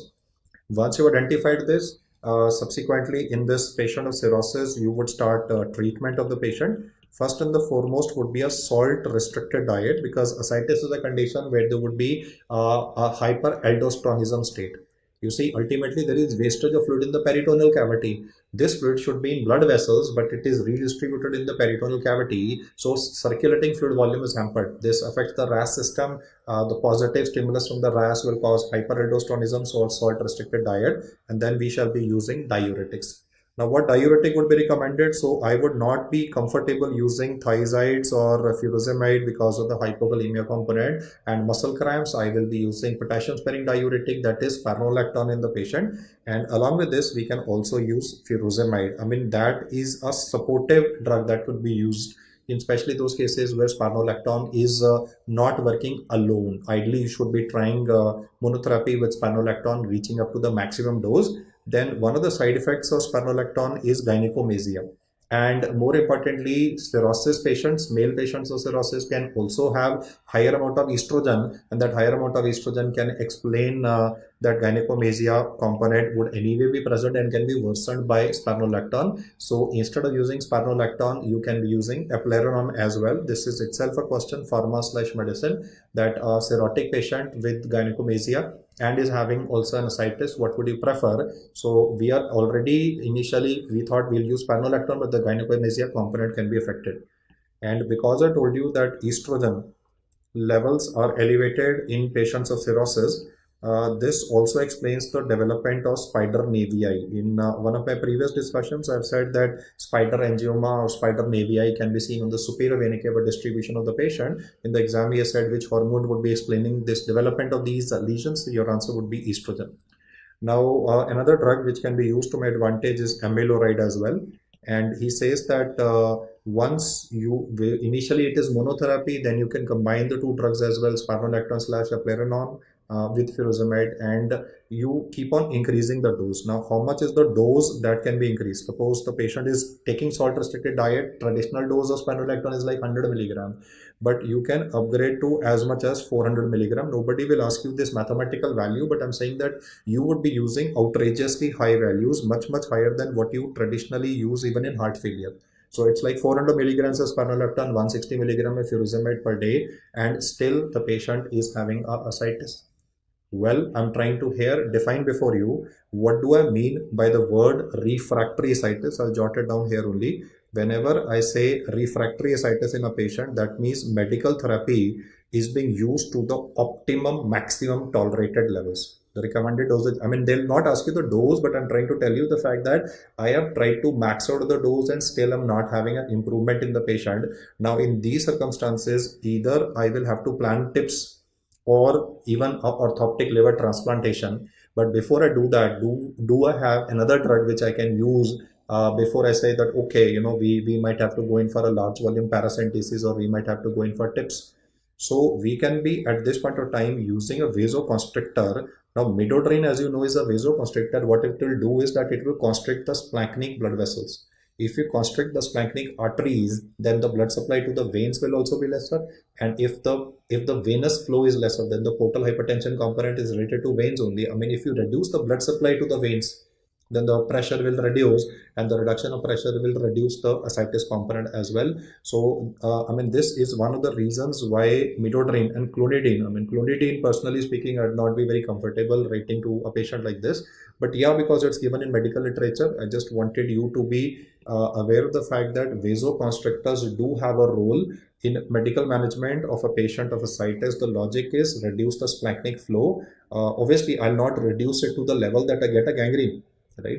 But at the same time, if I can reduce it just above the critical threshold, it's lesser, but never below that level of perfusion, so less that the organ survival is hampered. Organ survival is very much there. Then the splanchnic circulation, venous pressure will also be less, and the ascites component would be less. But if I've exhausted all these resources, maximum dose of spironolactone, maximum dose of furosemide, vasoconstrictors also put in, then I will have two options. One, I can go in for LVP, that is large volume paracentesis. On reading the word LVP, it is not low volume, it is large volume paracentesis. And the usual query in the minds of most doctors at this point of time is that, sir, if you will remove such a large amount of fluid from the body of the patient, would you not cause substantial amount of dehydration? Because after all, it is fluid from the patient's body itself. I mean, you're removing, let me say, 3 liters of fluid, 4 liters of fluid from peritoneal cavity in a day. If you remove such a large amount of fluid, agreed that the fluid is in the peritoneal cavity, but it's after all patient's fluid only, no? So if you're causing a dehydration, would it not cause a rise of ammonia concentration? Remember, in cirrhosis patients, already ammonia concentration is elevated. And in this chap, by causing dehydration, ammonia concentration will rise. And would you not trigger asterixis? Yes, the risk is very much there. If I do a large volume paracentesis, I can have a side effect of hepatic encephalopathy being triggered in the patient, which obviously will result in query from your side, sir. On one hand, you're saying you will do the procedure and you causing such a huge side effect, then why would you do it? Well, I will not allow this to happen. How can I prevent this from happening? What I can do is that with the procedure, I can also be giving salt-free albumin. Now, let us see how salt-free albumin will work. Do not focus on the word salt-free here. Focus on the word albumin. What albumin will do is, it will increase the oncotic pressure. It will draw the fluid, whatever is the ascitic fluid, it will cause the fluid to move back into the intravascular circulating space. So on increase of oncotic pressure results in increase in the circulating fluid volume. Now just read the statement that I said. I'll repeat the statement once again. I said, if I upgrade the oncotic pressure, if I cause this ascitic fluid to move back into the intravascular circulating fluid volume space, then what will happen to the magnitude of dehydration? Lesser, right? And if the magnitude of dehydration is lesser, hepatic encephalopathy and asterixis can be prevented. So we do not do a large volume paracentesis alone. We do it with cover of salt-free albumin, and the logic of salt-free albumin is it replenishes the circulating fluid volume. Replenishment of circulating fluid volume reduces the magnitude of dehydration, and therefore my patient would come out of, I would say, this mess. And another step or another procedure which will obviously be expensive and will require expertise is TIPS, that is transjugular intrahepatic portosystemic shunt. Now, as far as TIPS is concerned, I mean, the query is now, should I go for LVP with salt-free albumin or should I go in for TIPS? Then one of the advantages of TIPS is that it is superior to prevent reaccumulation. Lots of time you do ascitic tap, you remove the fluid, you send this alcoholic cirrhosis patient back home, and the fluid will be back in few days again. Lots of time the patients may not be able to continuously take a salt restricted diet and may not be regular with his medicines or tablets that you've written also. So if the fluid comes back, then you might have to repeat the procedure again, and then repeating ascitic tap is emotionally taxing. No, you are putting a needle in the tummy, patient is watching it. He feels emotionally drained because of it, and then he has to lie still so that you can remove the fluid from the parietal cavity, and he can't go to the bathroom at that point of time. I mean, restricting mobility of somebody, no, we normally we don't realize our freedom, no, but if somebody asks her to lie still on the bed for even half an hour, after half an hour we will become fed up. Similarly here, if you are asking this person that, okay, I will do a tap again, it will be emotionally very draining on the patient. So he'll say, sir, don't you have a permanent solution? I do have a permanent solution, that is TIPS. But the problem with TIPS is then another one, that is, if you are going to be shunting the portal vein blood into the jugular vein, portal vein blood is rich in ammonia. If you're gonna shunt the ammonia rich blood into the interjugular vein, you again have a side effect of hepatic encephalopathy.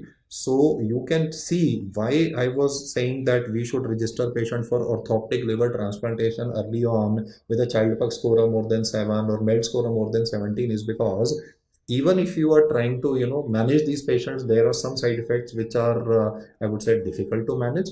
As far as the mortality reduction is concerned, when you compare, there have been clinical trials where they have compared mortality reduction with large volume paracentesis versus mortality reduction with TIPS procedure, and they found that the mortality reduction with both of them is same.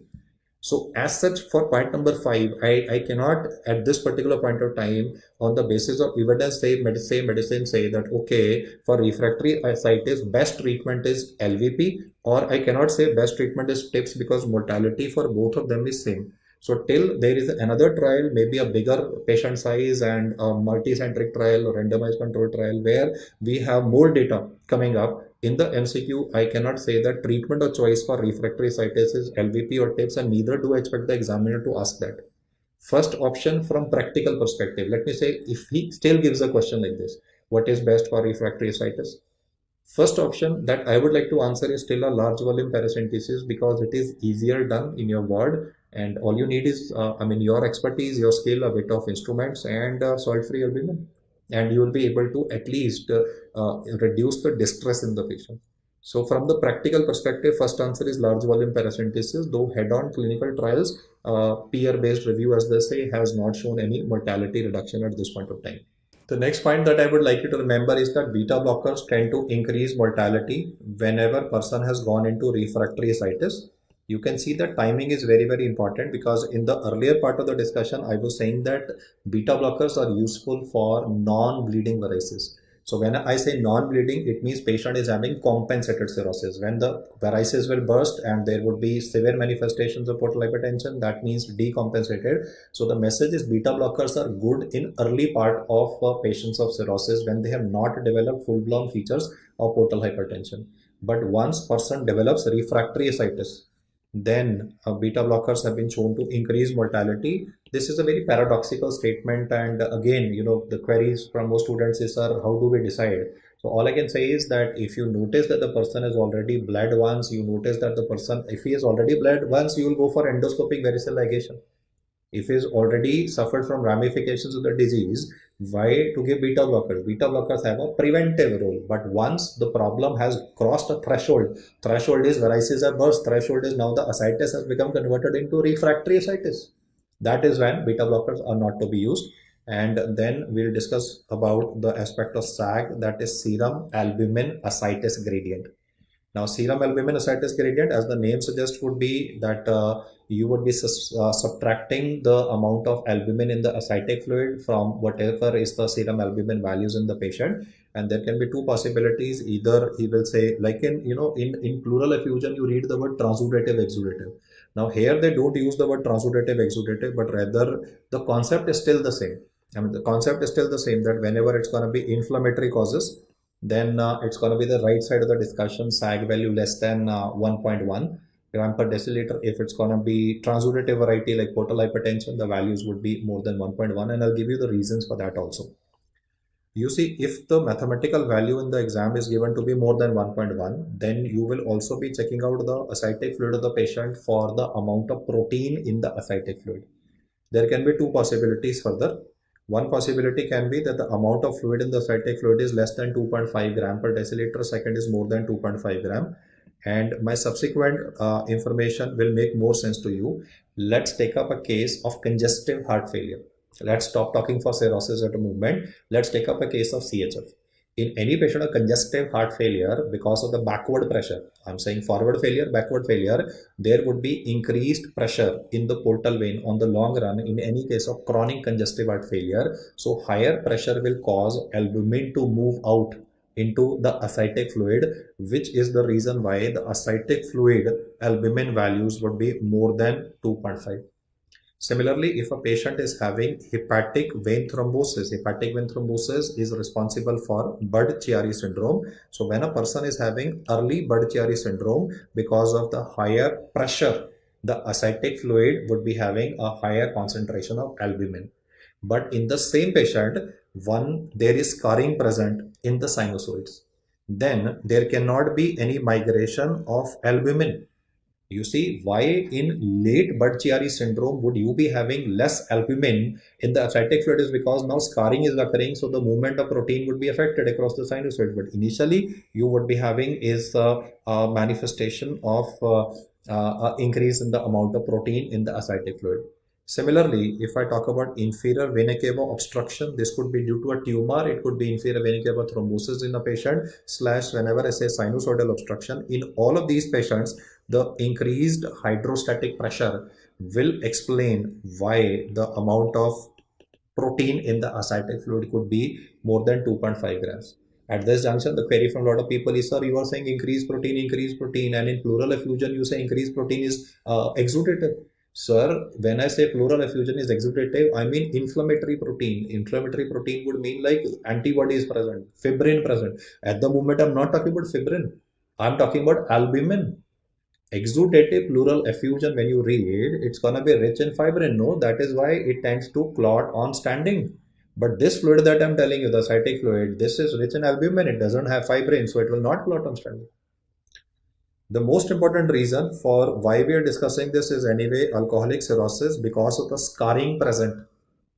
There would be no leakage of proteins, because of which the ascitic fluid value would be relatively lesser.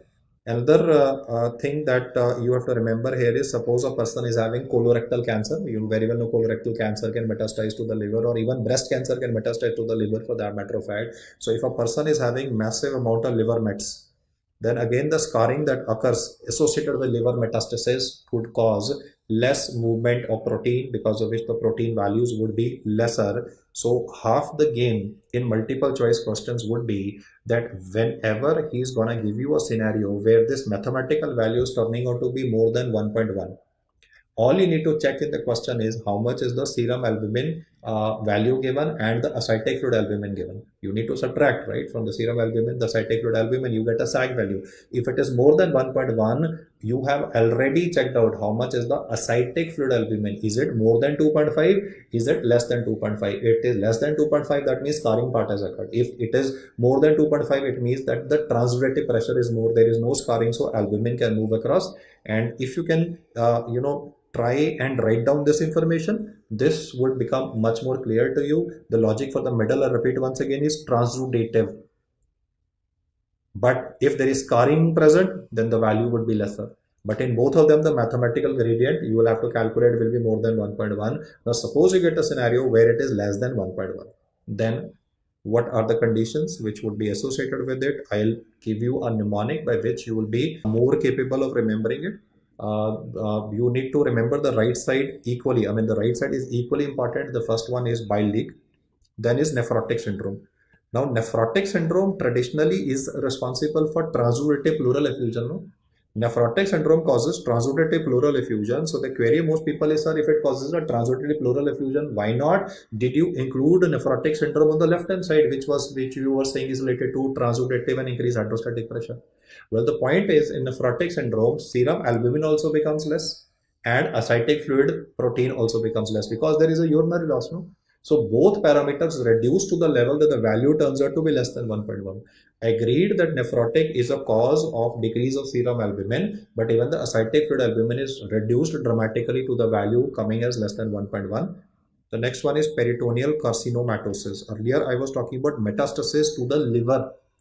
But if a patient is having cancer that metastasizes to the peritoneal cavity, to the omentum, then in those circumstances, it will cause inflammation, and the inflammatory part will cause the ascites component to come up. Let me just jot down few of the important causes of peritoneal carcinomatosis that could be written in the question. It could be like mesothelioma, or more importantly, ovarian cancer. It is spreading to the peritoneal cavity, causing a malignant ascites. Just like you read, malignant pleural effusion is seen with adenocarcinoma of the lung. Similarly, malignant ascites is commonly seen with ovarian cancer. Similarly, you could be having drop-down mets in stomach cancer. You know about that Krokenberg tumor, but the same drop-down mets on their way could land up in the peritoneum, could land up on the omentum as well, and there could be more inflammatory fluid present, due to which the SAG values would be less than 1.1. The next condition that I'm writing here is severe enough to even cause a black colored ascitic fluid. Pancreatitis, especially necrotizing pancreatitis, could be having a very ugly brownish black ascitic fluid present in the patient. And then would be tuberculosis. In tuberculosis, there would be tubercles in the peritoneum.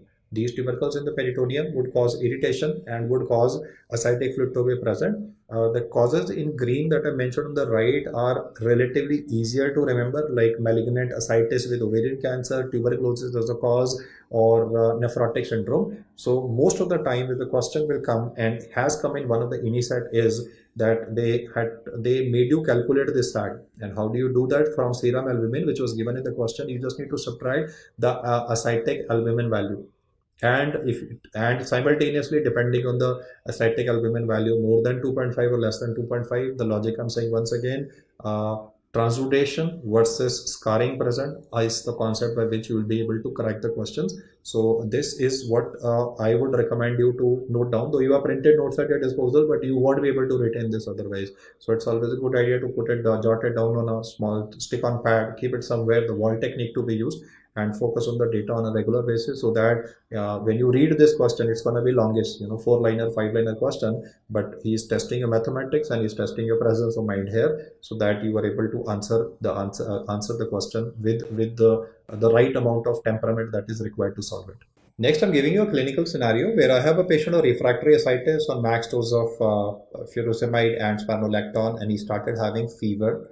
There's also an increase in the girth of the abdomen of the patient, and simultaneously even altered mentation or encephalopathy has been noted. The question arises, why is he having this fever and why there is a sudden worsening of the patient? Well, let me just diagrammatically represent this here. You in your OPD today had a patient with massive ascites, everted umbilicus, and just symbolically try to show, let me say, 2 liters, 3 liters, 4 liters of fluid in the peritoneal cavity of the patient. Depending on the height of a patient and build of a patient, the massive ascites fluid can vary. Now, the problem in this patient is that, let me say, these are the loops of the bubble. These are the loops of the bubble which are floating in the ascitic fluid. Now, inside these loops of bubble is bacteria, that is E. coli. What can happen is that this ascitic fluid is rich in nutrition. So there can be transmigration of bacteria. Usually this transmigration of bacteria, that is E. coli that I'm talking about, will initially occur to the lymph nodes. And once that happens, the bacteria moving onto the lymph nodes, the security system will come in, and the security system will try to kill this bacteria, but some of them might actually come over into the peritoneal cavity as well, and therefore the body will try to launch an offense, that is, there would be neutrophils now also coming in the peritoneal fluid, because there is bacteria reaching via the peritoneal lymph nodes, or I would say lymph nodes at porta hepatis, retroperitoneal lymph nodes are teeming with bacteria. So the security system is attacking it. Some bacteria are escaping into the ascitic fluid, so the security system is also following it. And if you have pus Pus means dead neutrophils. If you have the dead security system in the peritoneal cavity, my patient is developing a peritonitis, because of which there is a fever, there is sudden increase in abdominal girth, and later on the patient might even progress into septic shock as well. There could be worsening, increase in the ammonia concentration in the body, leading to hepatic encephalopathy trigger as well. All this that I've said before you is bad prognosis and is technically called as spontaneous bacterial peritonitis. Normally, I write the name of the topic and then I start describing it. But because they have given a question related to this topic, so I thought that I first begin by describing the case and then give you the diagnosis. SBP is an unfortunate complication due to transmigration of E. coli via the edematous bubble wall. You could have direct migration by the edematous bubble wall, or it could be movement to the lymph nodes, and then from the lymph nodes the security system fight going on. That could explain the peritonitis component. Aiding you in the diagnosis in this particular case was that because the patient has deteriorated suddenly, you wanted to know what is the source of fever, so you decided to do a abdominal paracentesis and send it to the laboratory for culture. But in the ward, you decided to check it under a microscope as well. When you looked under the microscope, you could not believe your eyes, because what you were seeing was a large number of neutrophils. I mean, neutrophils have no business to be in the peritoneal fluid. No, here what you're noticing is more than 250 neutrophils present per cubic millimeter. I mean, traditionally you read about neutrophils in acute bacterial meningitis in the CSF. But today I'm teaching you neutrophils in the peritoneal cavity. I will send the sample for gram stain, but maybe tomorrow morning the micro department will be processing it. So I'm not going to wait for the culture report to come. I need to start antibiotics right away. You will send a sample for gram stain, cytology and culture, and cytology will show large number of neutrophils present that you can see under a microscope, which is kept in your ward itself. And I need to, on a priority basis, start this patient on antibiotics. This case basis has been asked both in FMG exam as well as in NEET PG as well as in INISAD.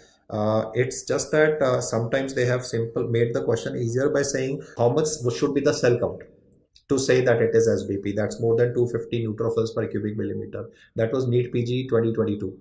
And in the FMG exam, they gave a scenario like this. A patient of massive ascites having fever, abdominal girth occurring, and then he's suddenly becoming, I mean, there's worsening of the mentation of the patient. What could be the reason? So a lot of people thought it is hepatic encephalopathy. Yeah, hepatic encephalopathy will occur in these patients as a complication because the liver is decompensated. I need to go in for not an exploratory laparotomy. Obviously, I mean, this is not a secondary peritonitis. I need to go in for IV ceftriaxone in these patients. And he says that how can you prevent this from happening? So there are two ways by which I can reduce this. First and the foremost is that next time you get a patient with refractory ascites, plan a paracentesis early on, large volume paracentesis early on. Ideally, you should be doing paracentesis in the first 12 hours of admission in a person with massive ascites, especially if it is a recurrent one. Remember, I was telling you, massive ascites patient came and I can go in for large volume paracentesis versus tips. But finally, I gave you an answer that what will you answer in the exam? If both are given, your answer will be LVP. One more reason why LVP is recommended is because it has been shown to reduce the incidence of spontaneous bacterial peritonitis in the patient. Paracentesis should be done in the first 12 hours of admission in any case of refractory ascites to prevent the development of suspect, that is spontaneous bacterial peritonitis. The second way to prevent this is, suppose you cannot do paracentesis, you are busy in the ward, you are the only resident on duty, and a tremendous amount of workload, and there's a lot of traditional COVID-19 patients, and then MI happening, pulmonary embolism, abdominal emergencies coming. You will then try to buy some time by giving norfloxacin in the patient as well. So just remember the cutoff here, that's important one. And second is the clinical profile that I've described before you. And now let's look at another version which they had given in the exam. Let's look at another patient who is also having refractory ascites. Whenever ascites becomes refractory, that means now the person has become decompensated. In this person of refractory ascites, we are having a progressive decrease in the urine output. He is satisfying the criteria for acute kidney injury. This would be relatively easy. I said refractory ascites patient is having acute kidney injury. Serum creatinine is progressively rising. and the urine output of the patient is decreasing, so the diagnosis of the patient would be easier for you to give. In this case, that would be hepatorenal syndrome. There's a full separate video on the revised diagnostic criteria for hepatorenal syndrome. So if you want to get into the entire criteria, that will take a long time. So I have not included this in rapid revision here, but those newer updated diagnostic criteria are given in the main section of the app. From the exam perspective, one, you should be able to pick this up, and second, they've asked what is the treatment for this, because ultimately, after all, he'll like to know about the first intervention to be done. So I would like to give this chap salt-free albumin. Why? Because I want the fluid to go back into the circulating system, circulating fluid volume to be increased. And how will that help? It will improve the perfusion of the kidney. If you improve the perfusion of the kidney, then the renal failure would become relatively lesser. Hepatorenal syndrome causes pre-renal variety of AKI. So albumin is increasing oncotic pressure and reducing the incidence of pre-renal azotemia in the patient. Along with this, we will also be using a vasoconstrictor. The vasoconstrictor that can be used here is octreotide. What it will do is that it will constrict the splanchnic vessels. So if the arterial flow will be lesser, the venous flow will also be lesser. If the venous flow is lesser, the pressure in the portal circulation is lesser, and therefore the ascites component will also reduce. You see, treat the problem. You are trying to treat the problem in the patient. So the logic behind why do you use octreotide or midodrine in hepatorenal syndrome is mainly that you are reducing the pressure in the splanchnic circulation, reducing the portal vein pressure, and as a result of it, because if arterial flow is lesser, venous flow is also lesser. That's the simplest way to understand that. And if the venous flow is lesser, the pressure will also reduce, and that will help in reducing the magnitude of ascites. And if the ascites component is lesser, then more will be the perfusion of the kidney, because ascites would be wastage of fluid in the peritoneal cavity. So HRS is albumin, octreotide, and midodrine that should be used. Another complication that can be developing in these patients is hepatopulmonary syndrome. Now, this is relatively easier to pick up because a known case of cirrhosis, refractory ascites, is deteriorating and is ending up with the respiratory distress. Oxygen saturation of the patient is falling. In hepatopulmonary syndrome, there is a triad, a very interesting triad. As far as the pathogenesis of this is concerned, the intrapulmonary shunting that happens in this condition, if you're interested in knowing regarding what I mean by the word intrapulmonary shunting, you will have to go to the main video. But here the concept is that in simpler words, I can put like this, that when the liver will fail, the poor kidney will also suffer and the lungs will also suffer. And the first manifestation of this chap would be that there would be breathlessness, but this breathlessness will be worsened in sitting position. Traditionally, you read about orthopnea in heart failure. You read about trypopnea in massive pleural effusion. But today I'm teaching you platypnea. The last time I've said platypnea is atrial myxoma. Platypnea was discussed in cardiovascular system with respect to a benign tumor of the heart, that is atrial myxoma. But platypnea is also found in hepatopulmonary syndrome. It's an intrapulmonary shunting that is occurring. Along with this, you will also read a very interesting term, that is orthodeoxia. Now, traditionally we read about orthopnea, but here he is talking about orthodeoxia, and this is again because of the intrapulmonary shunting. Definition of orthodeoxia is that you can attach a pulse oximeter to the patient's finger and you can check for the SpO2 values on supine and then on sitting, and you will notice that there will be a fall in SpO2 values by approximately 5%. Or instead of SpO2, the another definition is fall in the PO2 of the patient. The PO2 will fall by at least 4 millimeters of mercury. Or the overall absolute value, partial pressure of oxygen, will be less than 80. There are three ways by which orthodeoxia is described, and I think it will be unlikely that they'll ask you these mathematical values, but I just wanted to sensitize you to the fact that all of this will happen when the patient sits up. And the logic behind that, well, you need to go to the pathophysiology component in the main section of the app for that. I mean, why that happens, the lower part of the lung and the upper part of the lung, they have a different ventilation perfusions, no? So here what happens is a gross change in oxygen saturation on sitting. The second feature that is present in these patients is cirrhosis. This cirrhosis that is occurring at the moment is D. D here means decompensated cirrhosis occurring. So like I said, bleeding esophageal varices, refractory ascites, and now I'm saying hepatopulmonary syndrome indicates a decompensated cirrhosis in the patient. The third is the triad, which is from the third component of the triad is pure physiology. That is intrapulmonary shunting occurring in these patients. That's because nitric oxide is produced by the cirrhotic liver. It dilates the pulmonary blood vessels. You will say, sir, if dilated pulmonary blood vessel, there should be more blood flow. Okay, but the RBCs in the center of the blood vessel. Imagine there is a micro blood vessel in the lung. I didn't intend to explain that because it's given in pathophysiology in the main section. But anyway, if I dilate a micro vessel in the lung,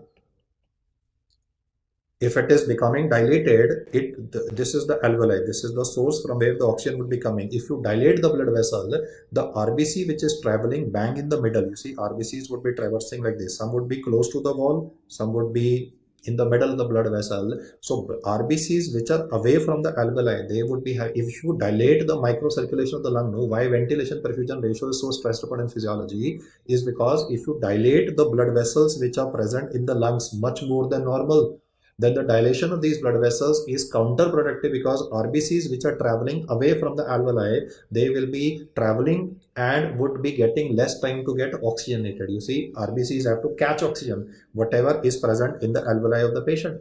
So because these blood vessels are dilated, the RBCs will, due to pressure, they'll move forward before they're able to catch oxygen. So lots of these RBCs are without oxygen, and that is what I mean by the word intrapulmonary shunting.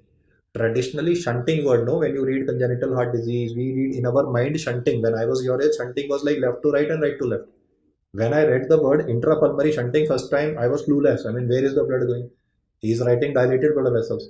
The logic is dilated blood vessels. The blood vessels which are farther away from the alveoli will be having lesser chances of getting oxygenated. They move without oxygen, and the function of RBC is oxygenation after all. No? So in these patients, you rather have is a decrease in oxygen saturation. So hepatopulmonary syndrome is a triad which is to be remembered. And then there is a very interesting investigation that is asked for hepatopulmonary syndrome.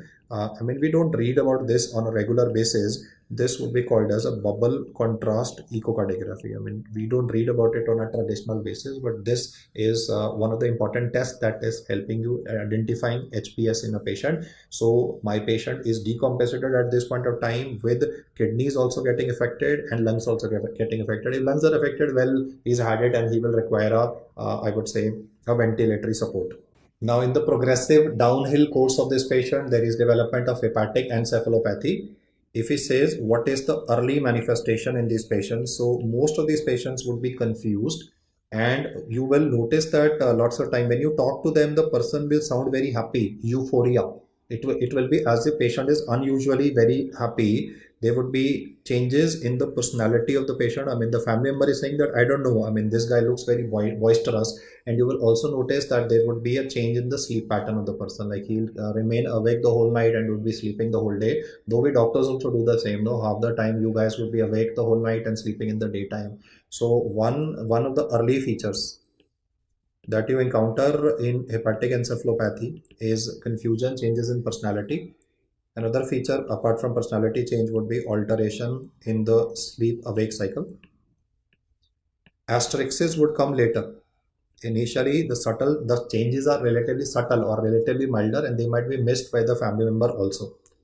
So in this known case of cirrhosis, what you're doing is, you on a piece of paper are just jotting down these random numbers like 1, 2, 3, 4, 5, 6. And if I ask you, like normal person like you and me, to join them, you can join 1 with 2, 2 with 3, 3 with 4, 5 with 6, and so on. But if you are gonna ask a patient who's having a possible query at the moment, hepatic encephalopathy, then he will fail to join them or will make a mess out of it. So the test that I'm trying to teach you here and has been asked in the exam is called as number connection test, or you can, instead of numbers, you can use alphabets also, depending on the education. He is Hindi medium, ka, something like that. So the number connection test is trying to tell you that the parietal lobe of this patient is affected. You see, ammonia concentration is high, so it is affecting the neuron functioning in the non-dominant parietal lobe, and therefore apraxia was what I was trying to test here by number connection test. When I ask this patient simple thing, like if I show him my cell phone, something as simple as a cell phone, or even to a villager, I mean, everybody in India knows what is a cell phone, right? The point is, I'm showing him as a cell phone and I'm asking what is it. He knows it is a cell phone, but he'll be fumbling. His brain will be fumbling for words. His neurons are searching for that word. What he knows by facial expression, this looks familiar. Phone is something very familiar object. but he will not be able to name it. So anomic aphasia, just to make it on the lighter side, like you go to anatomy viva, they give you a bone and say, okay, tell me everything about it. So you would have studied about that bone, anatomy bone, for the whole night, but still we are fumbling for words. Our brain is searching for those words to describe what is anterior, what is posterior, but that's because of information overload. Here it is a toxin which is causing encephalopathy. So the term here is anomic aphasia. This anomic aphasia means difficulty in naming an object. If I say Broca's aphasia, he'll mostly be mum or will be, you don't expect him to vocalize. That's why you say the word motor aphasia. But when it says anomic aphasia, it would be difficulty in naming an object. After this, asterixis will start coming up. Asterixis is also referred as negative myoclonus. Let me just jot it down because we always read about positive myoclonus, myoclonic jerks. But this is again a very peculiar term, negative myoclonus, for described for asterixis. And once the person goes into stupor and finally into coma, then this asterixis part is going to disappear. Hepatic encephalopathy can be picked up on basis of various methods. So let's look at what the test that you would be doing. One will be blood ammonia levels, but for this you need a good lab and the sample processing. If it is delayed, then the ammonia levels might be even falsely normal as well. Blood ammonia levels in this patient, assuming you have a good lab and the processing time is minimum, the blood ammonia levels are elevated, though this test is notoriously lots of time normal as well. When you are going to do a EEG in the patient, because ammonia is affecting the neurons, you would be having special waves which have been asked in the exam. This is called as triphasic waves. I would like you to go to the EEG section in neurology, right in part 1 of neuro. When I've described EEG before you, I've talked about triphasic waves and how they look like. Now for management of these patients of hepatic encephalopathy, I will have to put a nasogastric tube in this chap who is comatose. And what I'm going to give to him initially will be lactulose, which is the ammonia binder. You are aware that the major site of ammonia production in the body is the gut bacteria. Ammonia is detoxified by the liver, but where is it produced? It is mainly produced by the gut bacteria. So I am trying to bind down to the ammonia, and lactulose apart from this will also cause a bit of diarrhea. So the fecal matter is passed out, bacterial load in the gut is lesser, and if the bacterial load is lesser, then the ammonia production would also be lesser. Similarly, we will also read about rifaximin being used here. Now, why am I using an antibiotic, a bacteriostatic antibiotic? Not because there is any infection, but I just want to reduce the bacterial load. Neomycin and rifaximin, they are bacteriostatic antibiotics. They would be given by the NG tube and they will help you reduce the load of bacteria because the major site of ammonia production in the body. This was a very simple question in paper 1 in FMG. What is the site of ammonia production? And a lot of brilliant guys, they casually answered in the exam, liver. Sir, in the liver, ammonia is detoxified. No, liver is the site for detoxification. The major site of ammonia production is going to be answered by you as the gut bacteria. I would like to reduce the load of bacteria in the gut of this patient. This also explains why constipation can worsen or trigger hepatic encephalopathy. Like I said, large volume paracentesis can trigger hepatic encephalopathy. TIPS procedure can trigger hepatic encephalopathy. So you will always notice that whenever you read about hypoxia triggers hepatic encephalopathy. So triggers could be multiple. Excessive use of diuretics. The logic is in excessive. Suppose I'm giving too much amount of diuretics to a person who is having cirrhosis. You see, giving excessive amount of diuretics going up to 400 milligram is a double-edged sword. Why I'm calling it a double-edged sword is if I give too much of diuretics and they remove water from the body, agreed that the ascites component will be improving, but I'm causing dehydration. It will spike the ammonia levels and can worsen and can cause asterixis to be triggered in the patient. So managing these patients will always be a challenge, and apart and over for this, you can also be using LOLA in these patients. In LOLA, O would be standing for ornithine. You can very well see that I'm trying to reduce the load of ammonia in the body in this patient. So ornithine and asparatate, they would help me in clearance of ammonia from the body. Along with this, because coagulopathy can be present to neutralize the bleeding part, because internal GI bleeding is again a big problem. Suppose he bleeds. Blood is a very good culture media. It will promote the growth of bacteria, and if you increase the amount of bacteria, more ammonia production. So excessive use of diuretics, or I can put one more, internal GI bleed. or it might be written large volume paracentesis. These that I have mentioned separately, they are the triggers.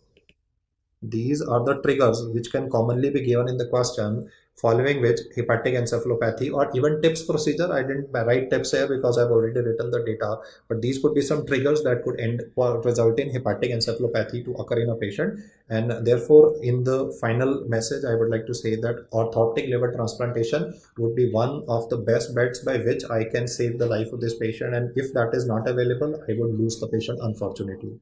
Next up is the topic of acute viral hepatitis, and the number one cause of this has been already told to you as hepatitis E virus, whereas whenever it comes to chronic hepatitis, it is hepatitis C. Do not answer hepatitis A as the leading cause of acute viral hepatitis because that would be answered from pediatric perspective. The usual presentation in this patient would be development of nausea, vomiting, fever, and most importantly, right upper quadrant discomfort. When I put my hand on the right upper quadrant of this patient, I'm also noticing that he's having a tender hepatomegaly. The liver of this patient might be palpable about a few centimeters below the costal margin. And I also evaluated this patient for any pedal edema, also for evidence of any ascites present. I did check for puddle signs, shifting dullness, etc. And also for Kaplan-Meier, I wanted to be sure that is it acute liver damage or is it acute on chronic liver damage presentation. So there were no signs suggestive of chronic liver disease in this patient. Now I will be doing a workup of this patient. Not in all cases would you be having hepatitis E. It could be hepatitis B also after a sexual contact, and the patient might deny that information, or most importantly may not be comfortable revealing that information of a casual sexual encounter before you. So you will run a battery of tests by which you will be able to check for at least the following three viruses.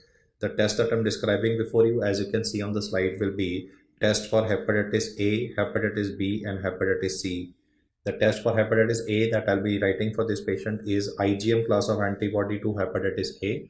For hepatitis B, I'll be writing two of them, that is surface antigen, and similarly I'll also be checking for the IgM class of the antibody to the core antigen, because the combination of the two, hepatitis B surface antigen and IgM class of antibody to core antigen, helps you diagnose acute hepatitis B.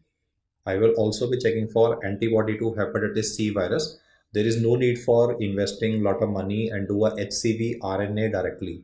Initially, I would be more comfortable doing an anti-HCV antibody in the patient.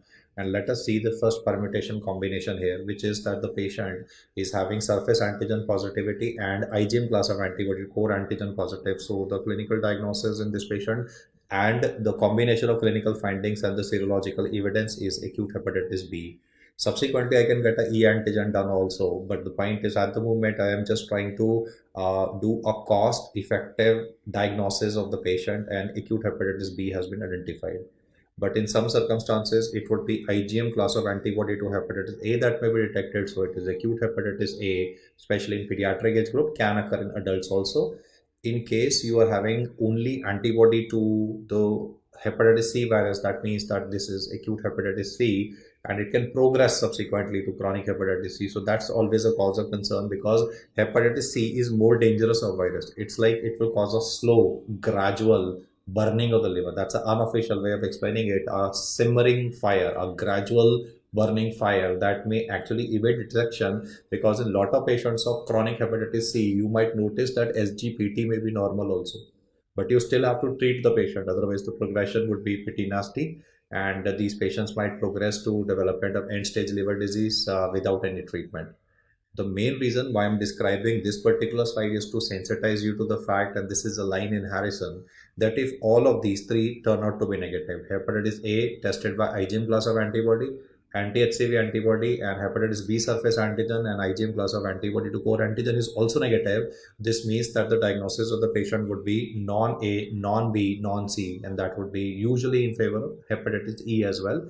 So lots of time we may not be doing this test also if I want to make it, I would say, if I don't have resources. Nowadays is the era of evidence-based medicine, though in clinical practice you will see lots of time we may not be running this battery of tests at all, especially after rainy season, after monsoon season. If you are having a flurry of cases of hepatitis E in epidemic proportion, we may not be running these tests, but considering evidence-based scenario, it was important that I describe this algorithm before you, especially the last entry is important. Now we will mainly focus on hepatitis B per se. And with respect to hepatitis B, I want to mainly draw your attention to the fact that they can give you a line diagram with respect to the course of progression in hepatitis B. The leading cause of transmission of hepatitis B would not be answered as transfusion. Agreed that the leading cause for transfusion associated hepatitis is the topic that we are studying, but this gives a false impression that hepatitis B, the major route of transmission is blood transfusion. We prevent that from happening. No, I mean, we know that transfusion associated hepatitis is hepatitis B, but we try to prevent that by happening by going in for proper testing. So if he says what's the most common route of transmission of hepatitis B, you will notice that it would be written as percutaneous, and that would mean both sexual contact and then subsequently parenteral route of transmission as well. So this is TX, that means transmission. As far as the graphical representation is concerned, you will always notice this fact that the value of IgM class of antibody to the core antigen, where I'm putting the marker at the moment, will begin to fall, and it will take some time for the anti-HBs to appear.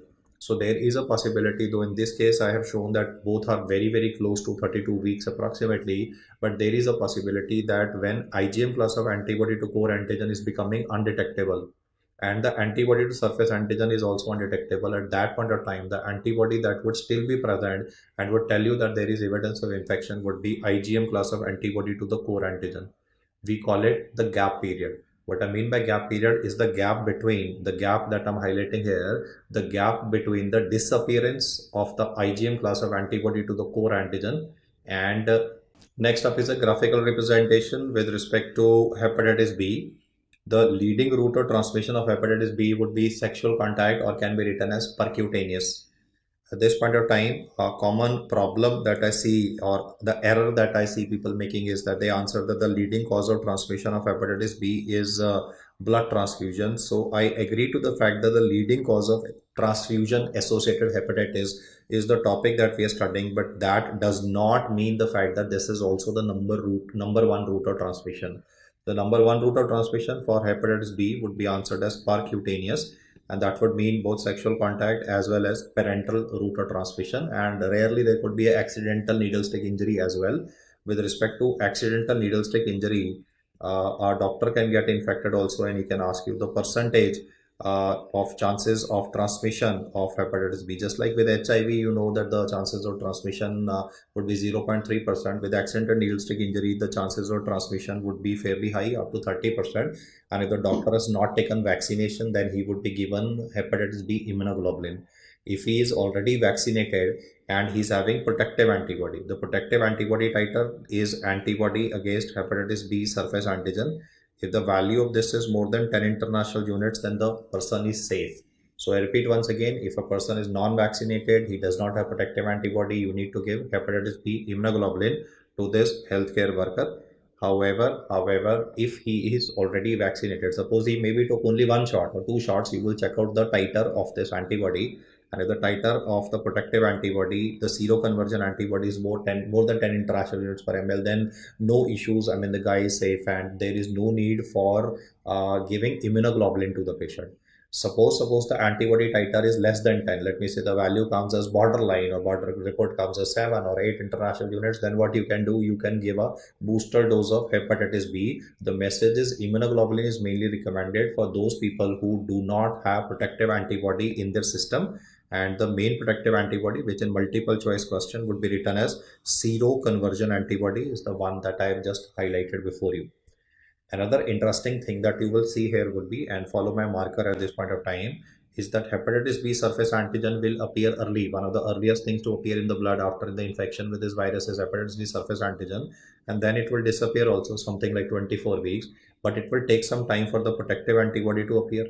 You can see the fact that when you can see one of the curve is going down and then the subsequent protective antibody is taking some time to develop. So the period between these two is what is called as window period, or is also called as gap period. So most of the time the questions that can be asked on this topic can be with respect to the gap period / window period.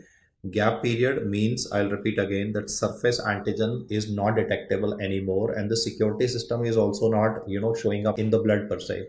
So what would tell you that this person has had a hepatitis B infection would be an antibody that you can see superiorly. This would be antibody to the core antigen. So one in the previous year exam, what they did was, and I'll just do a color change here to explain that they had shown a curve like this, and one of the curves was present, the one which you can see with the green marker, and there was no labeling present on this green line, and the question simply said which antibody is represented here.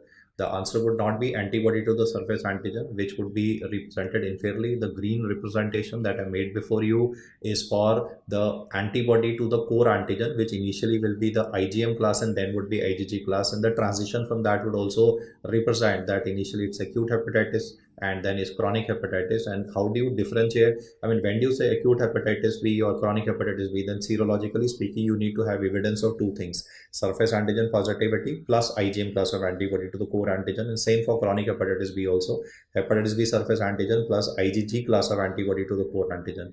Very basic, very straightforward, but the markings I'll just do once again. The markings that are shown is initially it's the surface antigen rising and falling, the protective antibody is taking its time to appear, and in between the gap period, the antibody that I've highlighted is IgM class of antibody and subsequently IgG for the core antigen. Now, there would be a table that would be given in the book and has been discussed in the main videos also. So I'll just invest some time describing this table as well. And the third antibody that we are talking in this case is antibody to the core antigen. The first one is pretty straightforward. The first entry here is hepatitis B surface antigen positive and IgM class of antibody core antigen, and E antigen is also positive. This means guy is highly infectious because E antigen indicates replication. So the first entry, nobody would ever have a problem. This would be acute hepatitis B. The second entry I've said verbally is surface antigen positive plus IgG class of antibody, and E antigen is still working overtime in a sense that the virus is replicating. So the chap is having chronic active hepatitis. The third entry needs to be listened with lot of care. Focus on the blue arrows present here. My patient was identified as having chronic hepatitis B. So what I did in this chap with chronic hepatitis B was I told him, sir, your liver has started getting damaged and his SGPT values are rising. I mean, I got a PCR done for hepatitis B DNA and I found that the viral copies are present in substantial amount in the blood. So the virus is very much present and is causing damage as well. So I have decided to start this patient on entecavir, or instead of entecavir, we can also use tenofovir. Now, if I'll complete the course of entecavir in the patient, because I will kill the virus which was causing substantial amount of damage to the patient, you will notice a change. The patient who was previously surface antigen positive, after taking the entire course of my treatment, will start turning to be negative at this point of time because the virus load will become lesser. So the security system will begin to respond. So you can see the security system is present, the antibody against the surface antigen.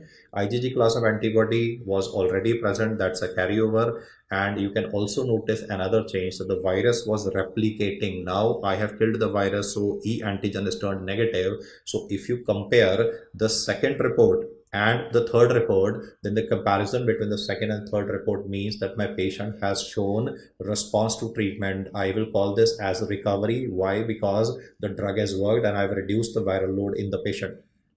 The next entry that I've shown is for mostly people like you and me who have taken vaccine. We've never had the virus exposure, but we are having protective. We took a subunit vaccine made by DNA recombinant technology. So we are having the security system present, and therefore antibody against surface antigen is present, and the protective titers, as I've sensitized you to already, is more than 10 international units. Why I repeated that again is because lots of time we doctors are very casual. We take like first shot is 0 and 1 we take on time, and the 6 month shot is usually forgotten, and we used to delay. We may delay actually. And I mean, I do have young doctors who say, sir, I forgot about the third shot altogether till I remembered it maybe 1 year later. Can I take it? So yeah, he can take it. But my point is, why are they recommending the shots at 0, 1 and 6 is because when you take it at a fixed particular time, the antibody titers would be more than the critical values that I have said. And in case one misses dosages or is not taking them at the appropriate manufacturer recommended times, then the antibody titers can be lesser.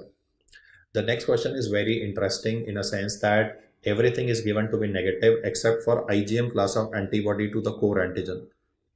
The first impression when I was a student your age, I read IgM class of antibody core antigen. I thought it is acute hepatitis B. I lost that marks in the question because the surface antigen was negative. So I asked myself, what is going on? I mean, why is surface antigen negative? Because the person is in gap period. The surface antigen was decreasing. The security system has yet not appeared. So it is the gap period which has been represented once again. And then another time in the recent INISET exam, what they did was everything was negative except for IgG class of antibody to the core antigen. Only IgG class of antibody to the core antigen. If this is the only antibody present, then there can be two possibilities. Either is a low level carrier. What I mean by low level carrier is that the surface antigen is present but is below the threshold of detection. I mean, every test has some particular level beyond which it will be able to pick up antigenemia.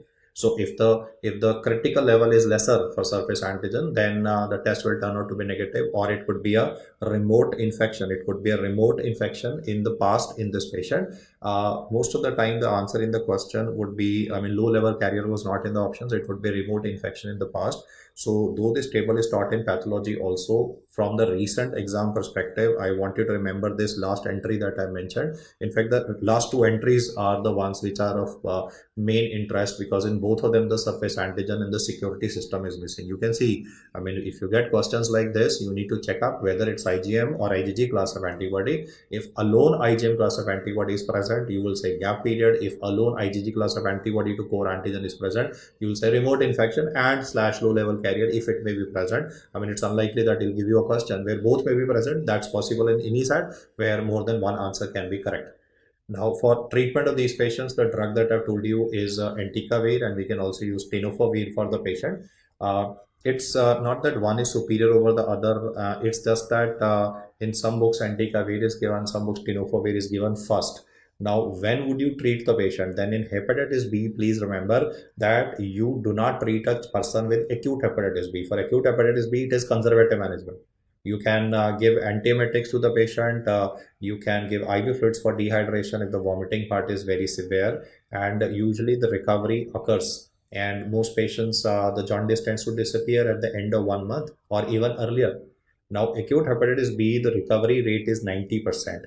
But some patients might get converted into chronic hepatitis B. So who is the patient who will require this drug treatment is that you will be doing a PCR, and the report of the PCR will say 2 into 10 raised to power 4. That is more than 20,000 international units of hepatitis B DNA per ml. And you will also get LFT done, in which you will be checking out especially the value of SGPT. There is a doubling of value of SGPT, just like in MI I say doubling of troponin I values, or for any other disease, for every disease we would like to go in for quantification if there's a marker available. So because for liver damage it is cytopathic effect of the virus, it is SGPT. So if both of these are given in the question, the BCR DNA values should also be elevated, and there's a documented evidence of cytopathic effect of the virus, then we will start medical treatment of these patients, and there would be recovery, as I have showed you in the previous slide. For hepatitis C, however, I want to tell you that if hepatitis C RNA is detected, you did a PCR hepatitis C RNA and it is detected, even if SGPT of the patient is normal, even if it is normal, because as I said, it's a smoldering fire, it is a hidden fire, there's a fire in the liver, but it may not be detected by the sensor. And what I mean by the sensor is the blood tests.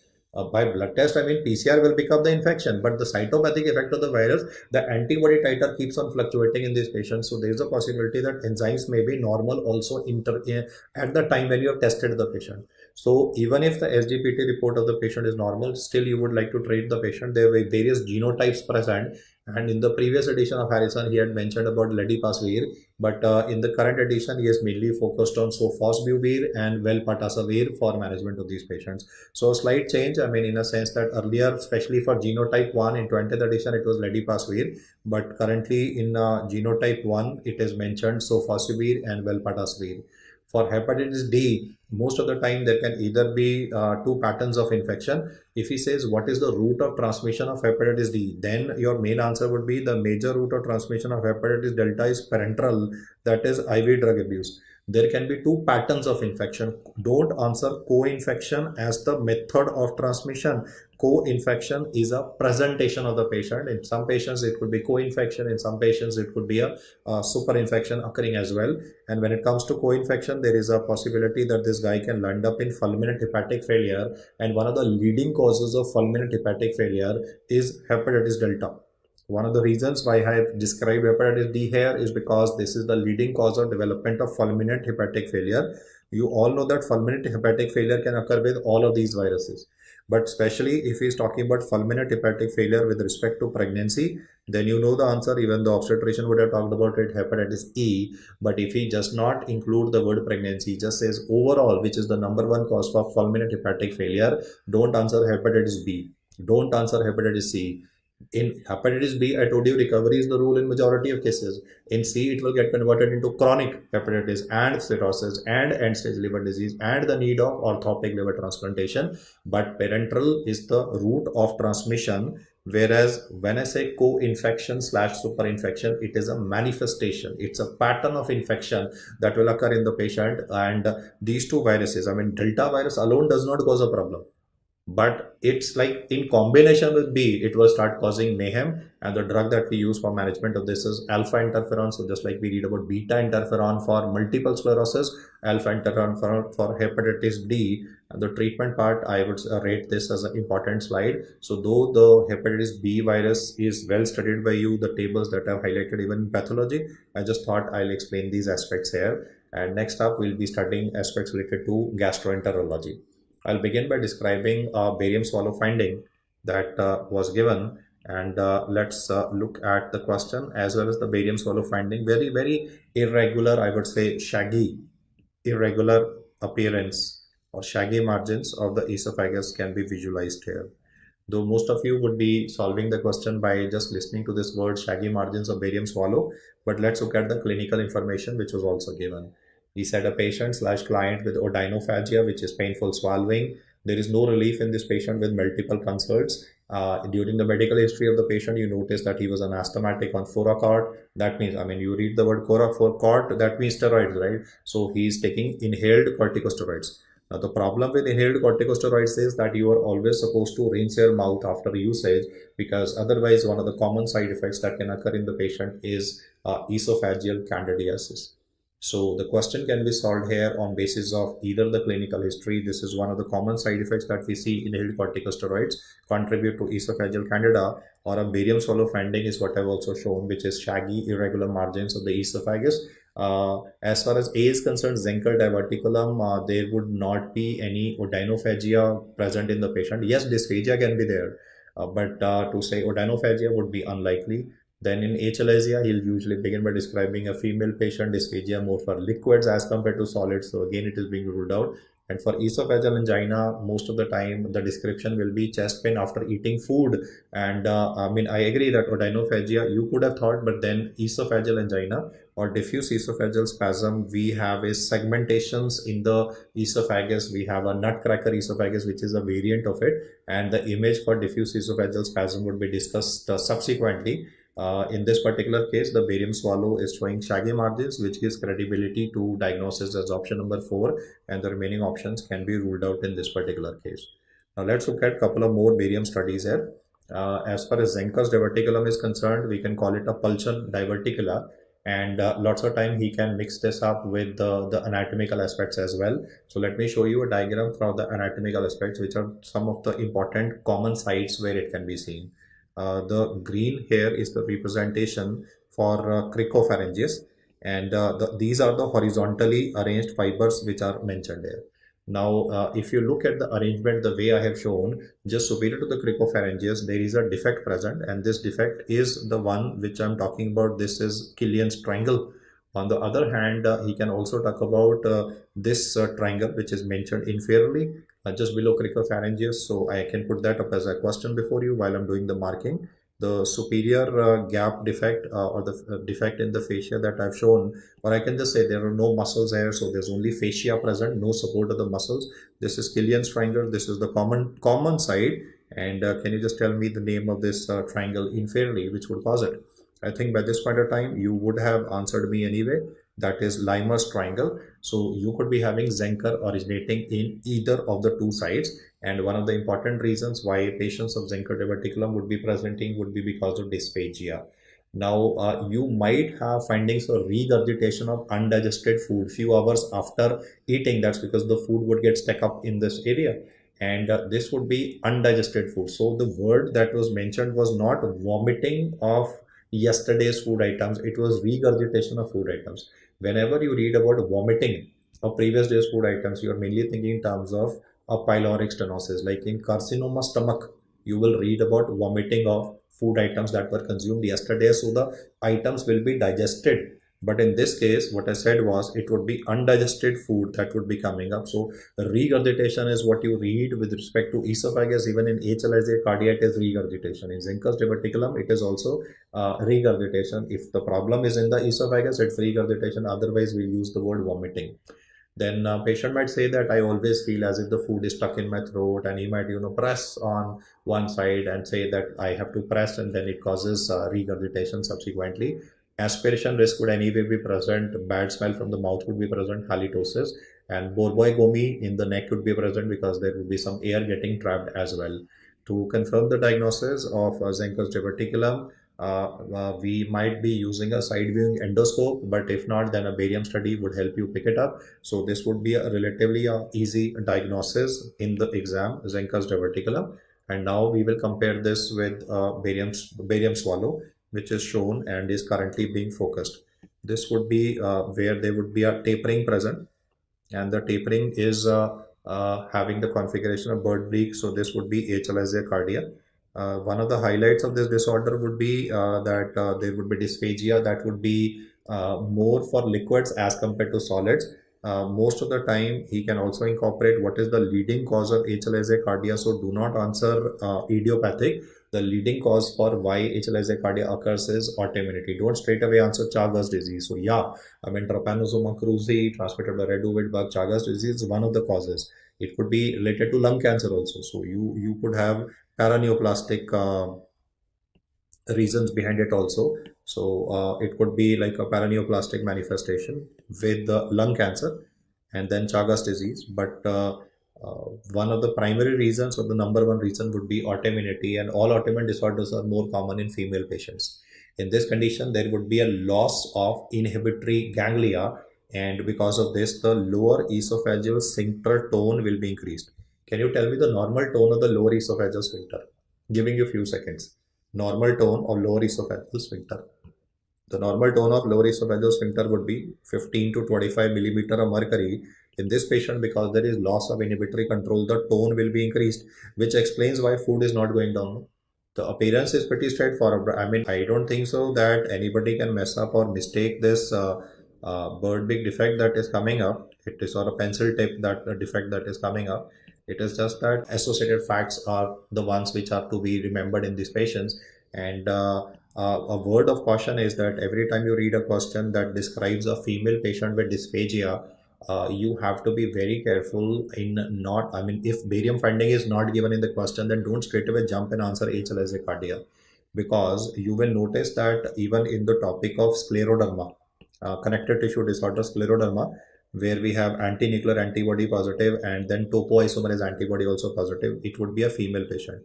Though there would be features like Raynaud's phenomenon also, then subsequently even sclerodactyly and pulmonary artery hypertension. But what I'm saying is that he can begin by saying dysphagia in this lady, which may be present described for both solids and liquids. I mean, the way patient will describe it, it's very difficult to say. I mean, patients don't say like this, now more for solid, more for liquid. It's that you have to guide them with help of questions so that they are able to answer accurately. But then lots of time patients they say everything gets stuck here and they don't give a finite answer to whether it's more for solids or for liquids.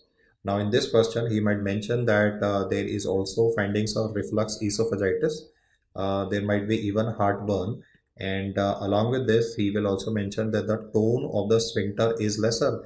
Now, why is the tone of the sphincter lesser? Is because there is fibrosis in the lower esophageal sphincter. So my point here is that whenever you are gonna read about dysphagia in a female patient, do have a look at the sphincter tone given in the question in the absence of barium swallow findings. Esophageal manometry, a high resolution esophageal manometry would clinch the diagnosis. Along with this, agreed, other features will always be given. He will talk about Raynaud's phenomenon. He will talk about sclerodactyly or pitting scars in the tips of the fingers of these patients. But the word of caution is that don't make a diagnosis of HLIJ cardia in the absence of barium swallow findings right away.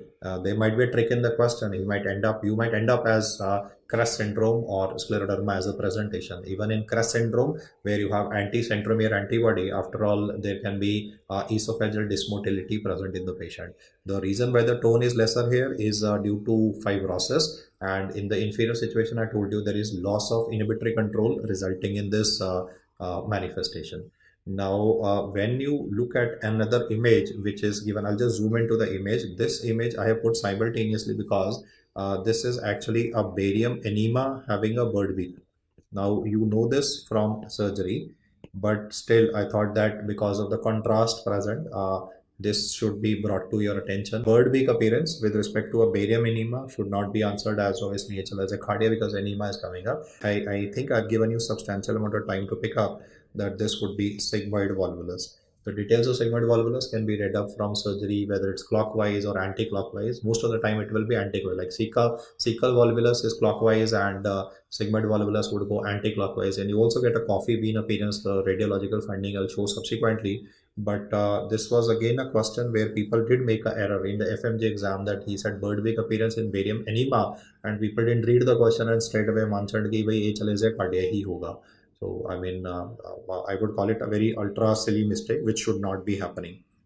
Now, moving ahead, there is another barium swallow coming up in which you will notice that there is a filling defect present. And in fact, this filling defect, when I'm talking about esophagus, it becomes easy, that you'll say, okay, sir, this is a rat tail appearance. But the technical term that we use for this one is shouldering sign.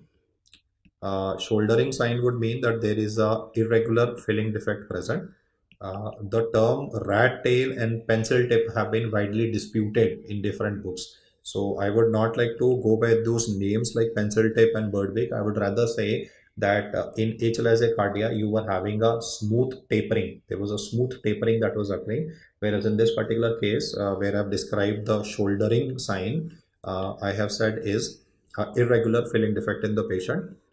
This person is having progressive dysphagia. He is 55 years of age and he has been neglecting his symptoms. He did have halitosis. He did have regurgitation of fooditis. Maybe he landed with pneumonia in my hospital last time, and maybe he was incidentally COVID-19 positive also. So we thought it's a patch in the lung due to COVID-19. Turned out it was actually a pneumonia occurring in this patient, for which antibiotics were given and he recovered also, because lots of time even in COVID-19 initially antibiotics were being given. So I might be missing the diagnosis of carcinoma esophagus initially. In carcinoma esophagus, dysphagia is one of the prominent symptoms, but it occurs when almost 2/3 of the lumen of the esophagus has been obliterated. Let me say this is the esophageal lumen and there is a cauliflower or a polypoidal mass which is growing. So what I'm saying is that when this tumor will occlude almost 2/3 of the lumen of the esophagus, that is when the dysphagia will be appreciated by the patient. So by the time the patient comes to you, a substantial amount of damage in the form of tumor remaining undetected is already present. It will erode into, or it will show extension into the deeper part of the esophageal wall as well. The treatment of carcinoma esophagus would be studied by you from surgery, and you very well know the subtypes here, that is squamous cell carcinoma and then adenocarcinoma. And most of the books mention squamous cell carcinoma as more common than adenocarcinoma. Obviously, in the lower part of the esophagus, it would be the adenocarcinoma that would be more common. Now you contrast this with another image in which you can notice that there is a filling defect present. So, but this filling defect is different in pattern as compared to the previous ones. I mean, one I was saying was a smooth tapering effect. Another one I was saying was an irregular filling defect that was present. And the third one that I'm showing is that there is a abrupt cutoff which is present. And I think, let me give you a history. This guy says, sir, I mainly have problems with the non-veg. When I eat non-veg items, like he's eating mutton, mutton biryani, for example. And if the mutton part is not cooked properly, then there's a possibility that there might be food impaction or meat impaction in this patient. So the condition that I'm talking about in this particular case is Schatzki's ring. And usually the location of Schatzki's ring would be in the lower part of the esophagus. If you read the theory part, you will notice that Schatzki's ring is a membrane. It's more of a membrane composed of mucosa and submucosa. It does not contain any muscularis propria, and this could be present in the distal part of the esophagus, usually at the squamocolumnar junction. Just get the details right. It's a membrane of mucosa, submucosa, lacking muscularis propria. That's the muscular part of the gut. And then it would be at the squamocolumnar junction at the distal esophagus. And one of the problems in these patients could be like food impaction or meat impaction that could be occurring in these patients, and dysphagia also, which could be present since birth but was never identified in earlier times. So when it comes to the defects present, we need to remember the aspects which I mentioned here. And Schatzki's ring, why I'm saying the word again is because you should not be mixing it up with the traditional Plummer-Vinson syndrome. Now, Plummer-Vinson has been widely discussed in patho and surgery, so I'll not go into it.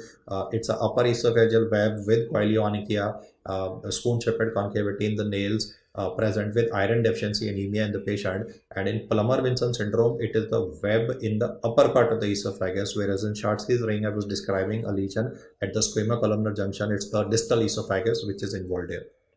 The next image, which is currently before you, you can pick up easily that coffee bean appearance.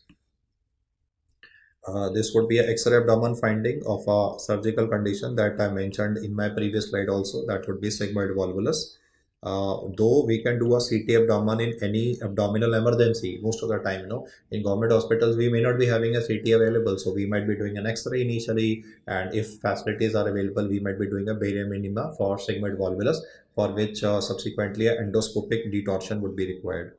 The main treatment for sigmoid volvulus would be a endoscopic detortion. The details of this can be read more from the surgical perspective. The subsequent case that I'm describing is of a female patient who's having dysphagia for both liquids and solids. She also says that I get a sensation of as if something is stuck in her throat all the time. And she's also complaining of chest pain, especially when she's trying to eat fast, or let me say she's taking a hot or a cold beverage. That's when the symptoms are being worsened of chest pain. Initially, I thought this patient could be having a cardiac problem because chest pain was mentioned. But then the other manifestations that are present in this patient point towards possibly a non-cardiac etiology of pain. In these patients, lots of time you might be initially doing a ECG and even a treadmill test to rule out the possibility of chronic stable angina, because even in chronic stable angina, patient might tell you that I have chest pain after eating food. That is postprandial angina. But in this case, the treadmill test was normal, ECG was normal, and that is when I decided to do a barium study in the patient as well, / a esophageal manometry. And what I found on a barium swallow in this patient was this characteristic segmentations that you can see with respect to the flow of barium in the esophagus. So the condition that I'm describing before you is called as esophageal angina. Why we call it esophageal angina is because the esophagus will contract with so much of force that it will constrict its own blood supply. The blood supply of the esophagus is through its wall itself, and the contraction will squeeze the blood vessels traversing through it, which results in the chest pain manifestation. In fact, you will use two terms to describe this manifestation. One is called as nutcracker esophagus, and the second one would be called as diffuse esophageal spasm. Both of these terms do not mean the same, and I'll explain to you what are the fundamental differences between the two. The first and the foremost is that in achalasia cardia, you might read about aperistalsis. But in this case, it's a mayhem. The esophagus is not contracting in a synchronized fashion. Like when you and me eat a food bolus, the moment we take a food bolus in our oral cavity and we make a swallowing activity, within 10 seconds it reaches our stomach due to coordination of all the muscles. Now when the proximal part of the esophagus would be contracting, the distal part would be relaxing. That's how peristalsis moves. But in this particular case, there is a non-coordinated activity of the esophagus. So let's look at the barium swallow findings in this patient. One, I would like to make it very clear before you that barium swallow is not the investigational choice for diagnosis of diffuse esophageal spasm. The investigational choice would be answered as a high resolution manometry. But still, because in the exam they've given images related to this, so I would like to point it out. One term that you'll always read to describe this would be a corkscrew appearance, or I initially used the word not corkscrew, but I just said segmentations present all through. That's because of the non-coordinated contraction of the esophagus. In fact, the lower esophageal sphincter in this patient is contracting at the same time when the distal esophagus is contracting. You see, in you and me, the distal esophagus will contract, the lower esophageal sphincter will relax so that the food can go in the stomach. Now, if both will contract, the food is going to be stuck there only. That is why the patient was having this sensation of something stuck in our throat most of the time, because the upper part of the esophagus could also be having the same problem. The upper part is contracting, the middle part is not relaxing, so the food is stuck initially, and therefore corkscrew appearance or segmentation appearance is what I have shown here before you. Another term that they use in radiology to describe this is a rosary bead appearance. The investigational choice to confirm the diagnosis of this patient, though if the MCQ begins by chest pain, first you have to think cardiac cause of pain. This is a non-cardiac cause of chest pain in a patient. The IOC for this condition would be answered as a high resolution manometry. I'll show you the image of high resolution manometry before you, and it would be a riot of colors. Traditionally, let me just show you the image. I mean, first time when you look at it, it looks like some perfusion scan, or it looks like I would say initially when I saw this image when I was an undergraduate, I thought, something like maybe, I mean, it was not totally available in India at that point of time. So I thought maybe some special kind of a Doppler. But then a Doppler images are different. In this case, it's a riot of colors, I would say, with respect to the sphincter, proximal, and the distal esophagus. And the certain pressure curves also mentioned here. I'll not get into the interpretation of those pressure curves also. But the point is that when you do a high resolution manometry in these patients, you would be getting certain findings that would help you in confirming the diagnosis of this condition. There is a possibility that on esophageal manometry, the amplitude of contractions may be normal, but it may not be coordinated. It is uncoordinated activity. On the other hand, if the amplitude of contractions is increased, sometimes the pressure could be as high as 180 millimeter. You see, systolic blood pressure is 120, and I'm saying the esophagus is contracting with a force of 180. That would be even exceeding the systolic blood pressure, though for few seconds. But that explains that this extreme amount of pressure would be crushing the blood vessel, kinking the course of the vessel, and that explains the chest pain in this patient. So there are two terms that I would like to state at this particular point of time. One is nutcracker esophagus, second is diffuse esophageal spasm. The main fundamental difference between the two is that in diffuse esophageal spasm, it's an uncoordinated activity. The amplitude of contractions can still be normal. That is, upper part and the middle part of the esophagus are contracting together. But if you have is increase in the amplitude of contraction itself to the level that it exceeds even the systolic perfusion pressure, then the term that we use for it is nutcracker, where I said pressure could go up to as much as 180 millimeter mercury for as long as about 6.5 seconds. Now, when it comes to the reports with respect to this manometry, this is what the textbook says. One of the features that could be present is that when you are gonna go in for the wet swallows in the patient, you will notice that almost 20% of these contractions might be occurring simultaneously, and the pressure would be more than 30 millimeter in the distal part of the esophagus, or they could be repeated contractions of the lower esophageal sphincter, and in some cases there might even be demonstration of aperistalsis. These are three diagnostic criteria. You don't need to remember. These are the findings of manometry that would help you with diagnosis of diffuse esophageal spasm. I don't expect you that they'll expect you to remember these percentages values that are given in the question. But if you read a question that begins by describing chest pain and then he talks about manometry findings like these, at least if you go through them once, that gives you capability to analyze the question and answer accordingly. For management of these patients initially, one of the drugs which has been shown to be highly efficacious, I mean, don't straight away answer nitrates for these patients. It is mainly anxiolytics which have been found to be useful. Why anxiolytics? Because you see, if somebody is having chest pain all the time, especially after eating food, he might think there's always something wrong with my heart, and the doctor is not able to make a diagnosis. So it becomes a little difficult for to you also to explain to a patient that this is a non-cardiac cause of chest pain, and anxiolytics would work here. And apart from this, we can be using nitrates as well. When it comes to nitrates, I would say that they can be disadvantage also, because nitrates can cause lowering of blood pressure also in the patient. So we have to give the lowest possible dose in these patients. Other drugs which have been used are calcium channel blocker, but as such, none of these drugs have been proven to be highly efficacious. It is just that there would be a relief of symptoms. Otherwise, it's a horrible disease to have.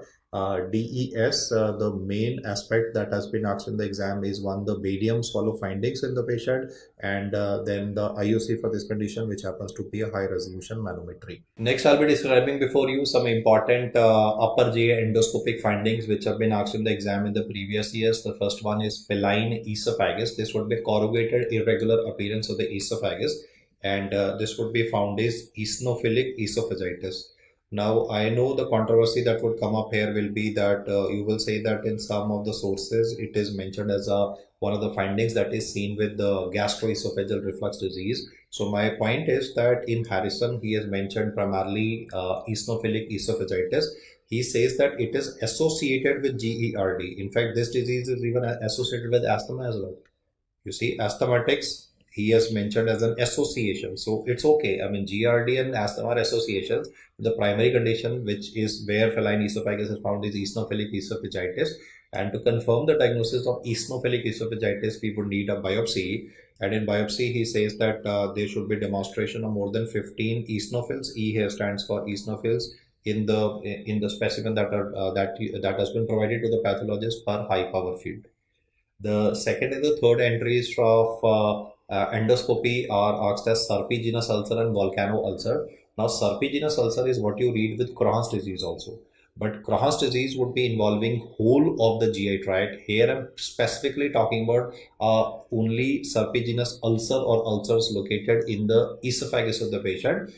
This would be a patient who is immunocompromised. He might have undergone a solid organ transplantation, and then there could be an opportunistic infection coming up. That would be cytomegalovirus esophagitis. In contrast, another term that is used is a volcano ulcer. In this volcano ulcer, the cause would be answered as herpes simplex virus, HSV esophagitis. Especially for serpiginous ulcer, I just want to say that if alone serpiginous ulcer word is given, then answer it as Crohn's disease. But if he specifies in the esophagus, and if he gives you a situation where the patient is immunocompromised, like after any kind of a hematopoietic stem cell transplantation or solid organ transplantation, then it is cytomegalovirus. The next condition is very interesting. Cerebelliform appearance of the stomach mucosa.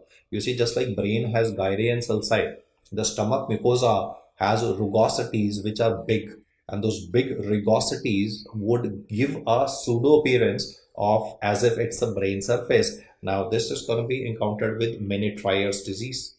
In fact, Menetrier's disease is a pre-malignant condition. This can be associated with gastric ulcers as well. One of the important cells which exhibit a hyperplasia in this condition is foveolar cells. And foveolar cells produce mucus. On endoscopy, you will be having a very slimy, wet appearance of the stomach because of excessive mucus production. It will cause the light to reflect or shine off the surface of the stomach mucosa. And the appearance of the stomach mucosa is called a cerebelliform, which would look like gyre and sulci of the brain. For Menetrier's disease, if they ask about the treatment part, do not talk about straight away a gastrectomy. Though obviously a surgeon will talk about gastrectomy, but that would be only to teach you regarding the subtypes of gastrectomy. In these patients, first we use a monoclonal antibody, that is cetuximab, for management. And at the same time, because he said it is pre-malignant condition, so because of the associated gastric ulcer. So when you read the list of pre-malignant conditions, cerebelliform appearance stomach mucosa, Menetrier's disease also comes up. Then is another interesting term, that is watermelon stomach. Now this would be a rare cause of upper GI bleeding, that is hematemesis. Just like you are aware that the most common cause of upper GI bleeding or hematemesis is peptic ulcer, one of the rarest causes of upper GI bleeding or hematemesis is a vascular problem of the stomach, that is gastric antral vascular ectasia, that is GAVE. This, when you read the table in textbook, one among the causes of hematemesis, this is given right at the bottom. I'll just write the full form here also, gastric antral vascular ectasia, and because it's a vascular malformation, the reddish appearance is what is trying to give a semblance with respect to cut watermelon. And when it comes to cracked mud appearance or fissures or a mosaic pattern, there can be two possibilities. One, he could be just describing it with respect to the oral cavity. Then this would be with respect to leukoplakia. But if he says that the cracked mud appearance is being talked about with respect to duodenum, then there are two diseases which are to be considered. One is Crohn's disease. I agree that in Crohn's disease, we traditionally read about a cobblestone mucosa, but then I am currently describing a term that endoscopists would be using. And another disease of the duodenum where this can be encountered is celiac sprue, which is a cause of malabsorption syndrome, where we always read about anti-TTG antibody, that is anti-tissue transglutaminase antibody. Do not confuse with anti-ETG, that is anti-epidermal transglutaminase antibody, which is seen with dermatitis herpetiformis. I said TTG, tissue transglutaminase, versus ETG, that is epidermal transglutaminase for dermatitis herpetiformis, which is related to celiac sprue as well. So these are six important upper GI endoscopic findings that I have mentioned here before you. When we talk about the leading cause of peptic ulcer disease, it happens to be Helicobacter pylori. This would be type B gastritis, a urease positive organism causing ammonia production, which would be alkaline, and this will cause G cell stimulation, hypergastremia, and then excessive amount of acid also being produced. Then we read about Johnson classification, which would be used for gastric ulcer. How many types of gastric ulcers do we read? Is a total of 5, and he's asking you which is the commonest one that you encounter. So that would be type 1 gastric ulcer. That would be in majority of cases.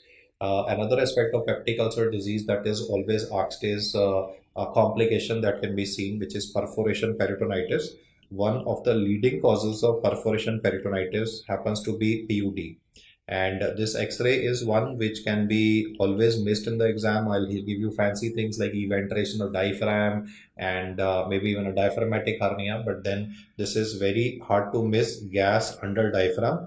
I would say this particular X-ray that I'm showing in the GI tract, when it comes to this particular X-ray, at least in FMG exam, this is almost every exam, there will either be an X-ray of intestinal obstruction, easy to pick up, stepladder pattern, small bowel obstruction he'll give you, or he's going to give you gas under diaphragm. In NEET PG, obviously he might give you a more detailed history and then talk about some surgical aspects also.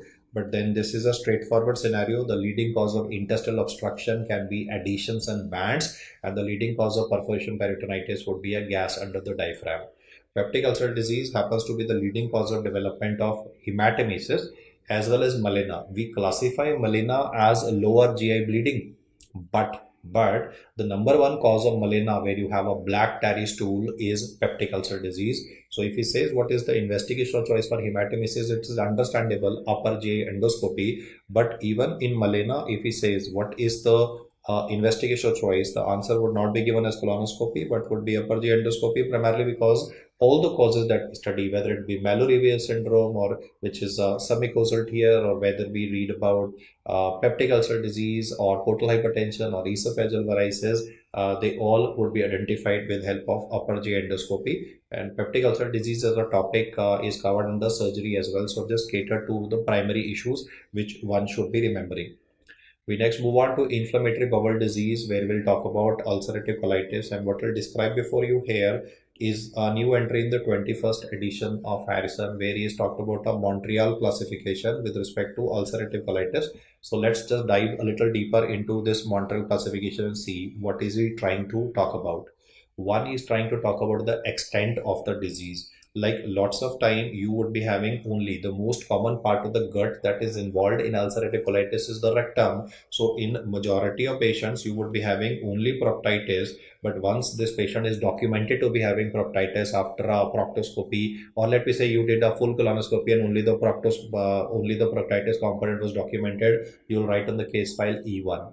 On the other hand, if it is going to be involvement of mainly the left side of the colon, inferably from splenic flexure, Where I put the arrow is the splenic flexure of the patient. So from there downwards, right up to the sigmoid colon and the rectum is involved. So splenic flexure onwards and downwards is E2. Whereas if you have a pancolitis present, that is whole of the colon is involved in the patient, then the term used would be E3. Now let us compare this with part 2 of the Montreal classification, where it talks about the severity of the disease as well. For severity of the disease, earlier we used to use words like mild, moderate and severe, and now is using terms like S1, S2 and S3. So let's look at when do you say that it is S1. Like lots of time you might be writing on the case file E1, S1. So E1 means proctitis and S1 means that there is passage of at least 4 or fewer stools per day with no systemic inflammatory findings present. ESR of the patient is normal at the moment. Now suppose a patient is having 4 or more stools. The difference for mild and versus moderate would be stools once coming up, that is less than 4 and more than 4, I mean equal to or less than 4. And if it is going to be more than 4 stools per day, that is one difference. And along with that, you will also notice that there would be some additional findings of inflammation that would be present, which could be in the form of, let me say, elevated ESR in the patient. But another number you need to now remember is if the number of stools that is being passed in the patient is 6, and along with this, because there is a blood loss happening substantial amount on a daily basis, bloody diarrhea is one of the presentation of patients of ulcerative colitis. So this person would be having a tachycardia also coming up. The heart rate of this patient would be increased. Then body temperature can be increased in the patient. There could be low grade fever because he's losing blood. There would be anemia present or the ESR of the patient is elevated. All these are telling you regarding the, I would say, the systemic manifestations of the disease or the severity of the disease is relatively more. So there is a possibility that he might write down terms like E1, S1, which I said is proctitis with less than 4 stools passed per day. And then obviously you could be having a E2, E1, S2 component or a E1, S3 component as well. Once we have read about this Montreal classification, what we will do next is compare the manifestations of Crohn's versus that of ulcerative colitis. In Crohn's disease, the major part of the gut that would be involved will be the ileum. So a lot of time the patient might be having a stricture formation because in Crohn's disease along the gut and the whole of the gut is involved. There would be stricture formation along the entire length of the intestine. So when food will try to pass through this area, the intestine will contract with more force to push this food in a forward direction, which explains the fact that why colicky pain or abdominal pain is more common in Crohn's disease. I mean, these patients might be taking meftal-spas or antispasmodic tablets on a regular basis. And when it comes to patients of ulcerative colitis, there might be pain present, but this pain will be present just before the passage of a stool. And when he will go to the washroom, most of the time he will say, sir, there was hardly any fecal matter. I mean, I said word bloody diarrhea. So there might be discomfort noticed by the patient. Lots of time there may not be even pain also. So I'm saying it's not that pain will always be present in ulcerative colitis. Lots of time he will say, sir, it's literally when I go to the washroom, it's literally blood only coming. So painless bloody diarrhea could be a presentation or there might be a pain present. But the main highlight is stricture formation is one of the highlight of Crohn's disease. Whereas when it comes to ulcerative colitis, it is mainly rectum that is involved. Rectum is paired in Crohn's. Let me just jot it down.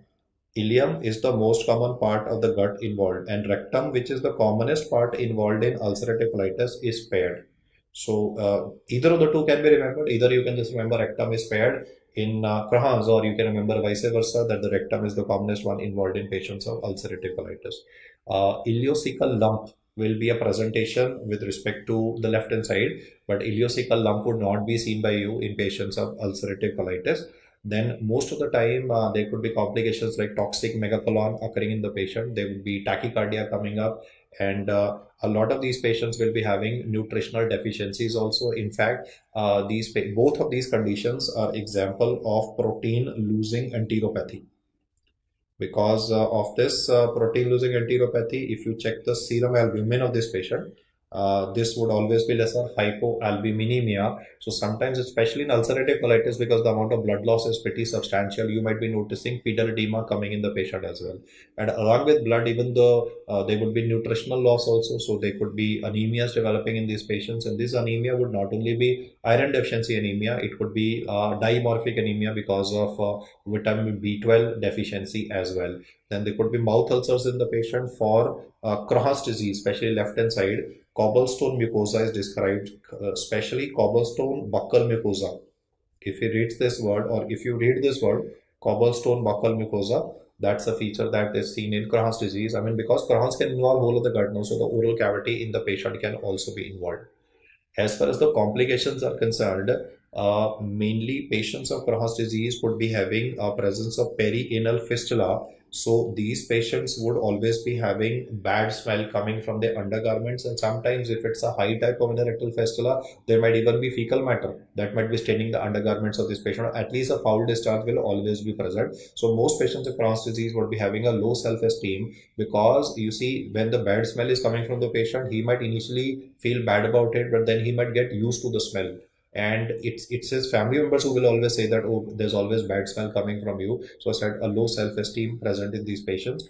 And apart from this, when it comes to fissures is again a feature. Perianal disease complication, perianal fissures is always a feature that is encountered in patients of Crohn's disease primarily. For management of Crohn's disease, we will be mainly using steroids. If he just says what is the drug of choice for management of Crohn's disease, it is steroids. When he says ulcerative colitis, now ulcerative colitis, we'll obviously be using sulfasalazine, so that is okay. But lots of time in the exam, he might actually just use the word ulcerative colitis exacerbation. Like, this is a young student, he's having an exam and following just when the exam is 1 day away or 2 days away, he's having worsening of his symptoms. So for exacerbation, we will again be using steroids, and this time we'll be using budesonide enemas in these patients to reduce the proctitis component that would be present. As you know from basic pathology, you would be having non-caseating granulomas. Whenever you read about Crohn's disease is always written as granulomatous colitis. And when I say non-granulomatous colitis, it's gonna be ulcerative colitis. The corresponding term that you need to remember for ulcerative colitis is crypt abscess. Yes, you could be having crypt abscess written even in the literature of Crohn's disease in some of the books. But if they give you a question, then for crypt abscess, the primary answer would be given as ulcerative colitis, and the features of the disease might be having a some amount of overlap. Crohn's disease is a full thickness disease. All the layers of the intestine would be involved, whereas when it comes to ulcerative colitis, it's limited to only the mucosa and the submucosa. And for the right hand side, toxic megacolon would be relatively more common. Toxic megacolon definition is where when you are gonna do a X-ray study, then the total diameter of the colon would be more than 6 centimeter. Or the total diameter can be measured radiologically by the radiologist, that would turn out to be more than 6 centimeter diameter. Then we can have extraintestinal manifestations, and before I go to the extraintestinal manifestations, I want to tell you that cancer can be seen in both of them. Both of them are pre-malignant conditions. The risk of cancer is present in both of them. In some books, initially it was present that ulcerative colitis risk of cancer is more than that of Crohn's disease, as you can see in the current data also. But in the current edition of the textbook, he says that the risk is almost equal. So don't focus on the percentage values here. Just you need to remember both are pre-malignant, and in both of them the cancer risk would be present, and it's very, very little difference present. So most textbooks nowadays mention that the risk of cancer in the patient is equal for both ulcerative colitis and Crohn's disease. Then would be some radiological terms which are asked for barium meal follow through, which would be done in these patients. The term string sign of Cantor. If I say string sign of Cantor, that is easy for you to answer as Crohn's disease. But usually I find errors with respect to what I'm saying next. That is going to be lead pipe colon and a hose pipe colon. When you will Google this, you will notice that in some of websites like Radiopedia, they are mentioning hose pipe and lead pipe is same, but that is not the case, because I'm sure, a lot of time I get queries why people just Google finding, and they say, sir, this is given in both, lead pipe and hose pipe is given to be the same. But in some of the classical textbooks, the terms are given to be different. Now, I know that this will cause a bit of discomfort on your part to say, sir, both are pipes. So, what is the examiner trying to achieve here by asking it? But this was a question, I think, in the UPSC exam, because of which the combined medical services exam, because a couple of students sent me across this, that lead pipe colon, that's relatively easy for you to answer, that is ulcerative colitis. But if he says the word hose pipe colon, that should be answered as Crohn's disease. String sign of Cantor is relatively easier to pick up. However, this lead pipe colon on the right hand side is a late feature. If he says earliest feature to develop, that would be mucosal granularity. You see, in ulcerative colitis, initial presentation, I mean, you would not straight away have, because the disease starts not from the outside, it starts from the inside. So this lead pipe colon is relatively a late manifestation in the patient. And nowadays, anyway, we don't use a barium meal studies for this patient. We will be using endoscopy, and apart from we have a capsule endoscopy, and apart from capsule endoscopy, we can also go for CT enterography in these patients. If he says, how do you identify whether it is Crohn's or ulcerative colitis? I said there are two ways to differentiate between the two. One is capsule endoscopy, and apart from this, I can be doing a CT angiography in the patient as well. So combination of the two findings, or a combination of the two, because from medicine perspective, it's not that only in radiology that they're saying that the best way is CT, because radiologists will mainly be doing a CT. Interventional guy in gastroenterology unit will be doing an endoscopy. In Harrison, it is first mentioned endoscopy findings for the workup of the patient. There's nothing like investigation of choice. He's saying endoscopy is sufficient for diagnosis. You have to do in Crohn's both upper GI endoscopy and colonoscopy. And you can also do a capsule endoscopy also, technology being used to your advantage. And along with that, a CT angiography would be welcome as a non-invasive method for identification of differentiation between Crohn's versus ulcerative colitis. And now comes a very shocking slide. Shocking in a sense that the most common extra-intestinal manifestation of IBD, which was given in the older edition of the books and the current one, is different.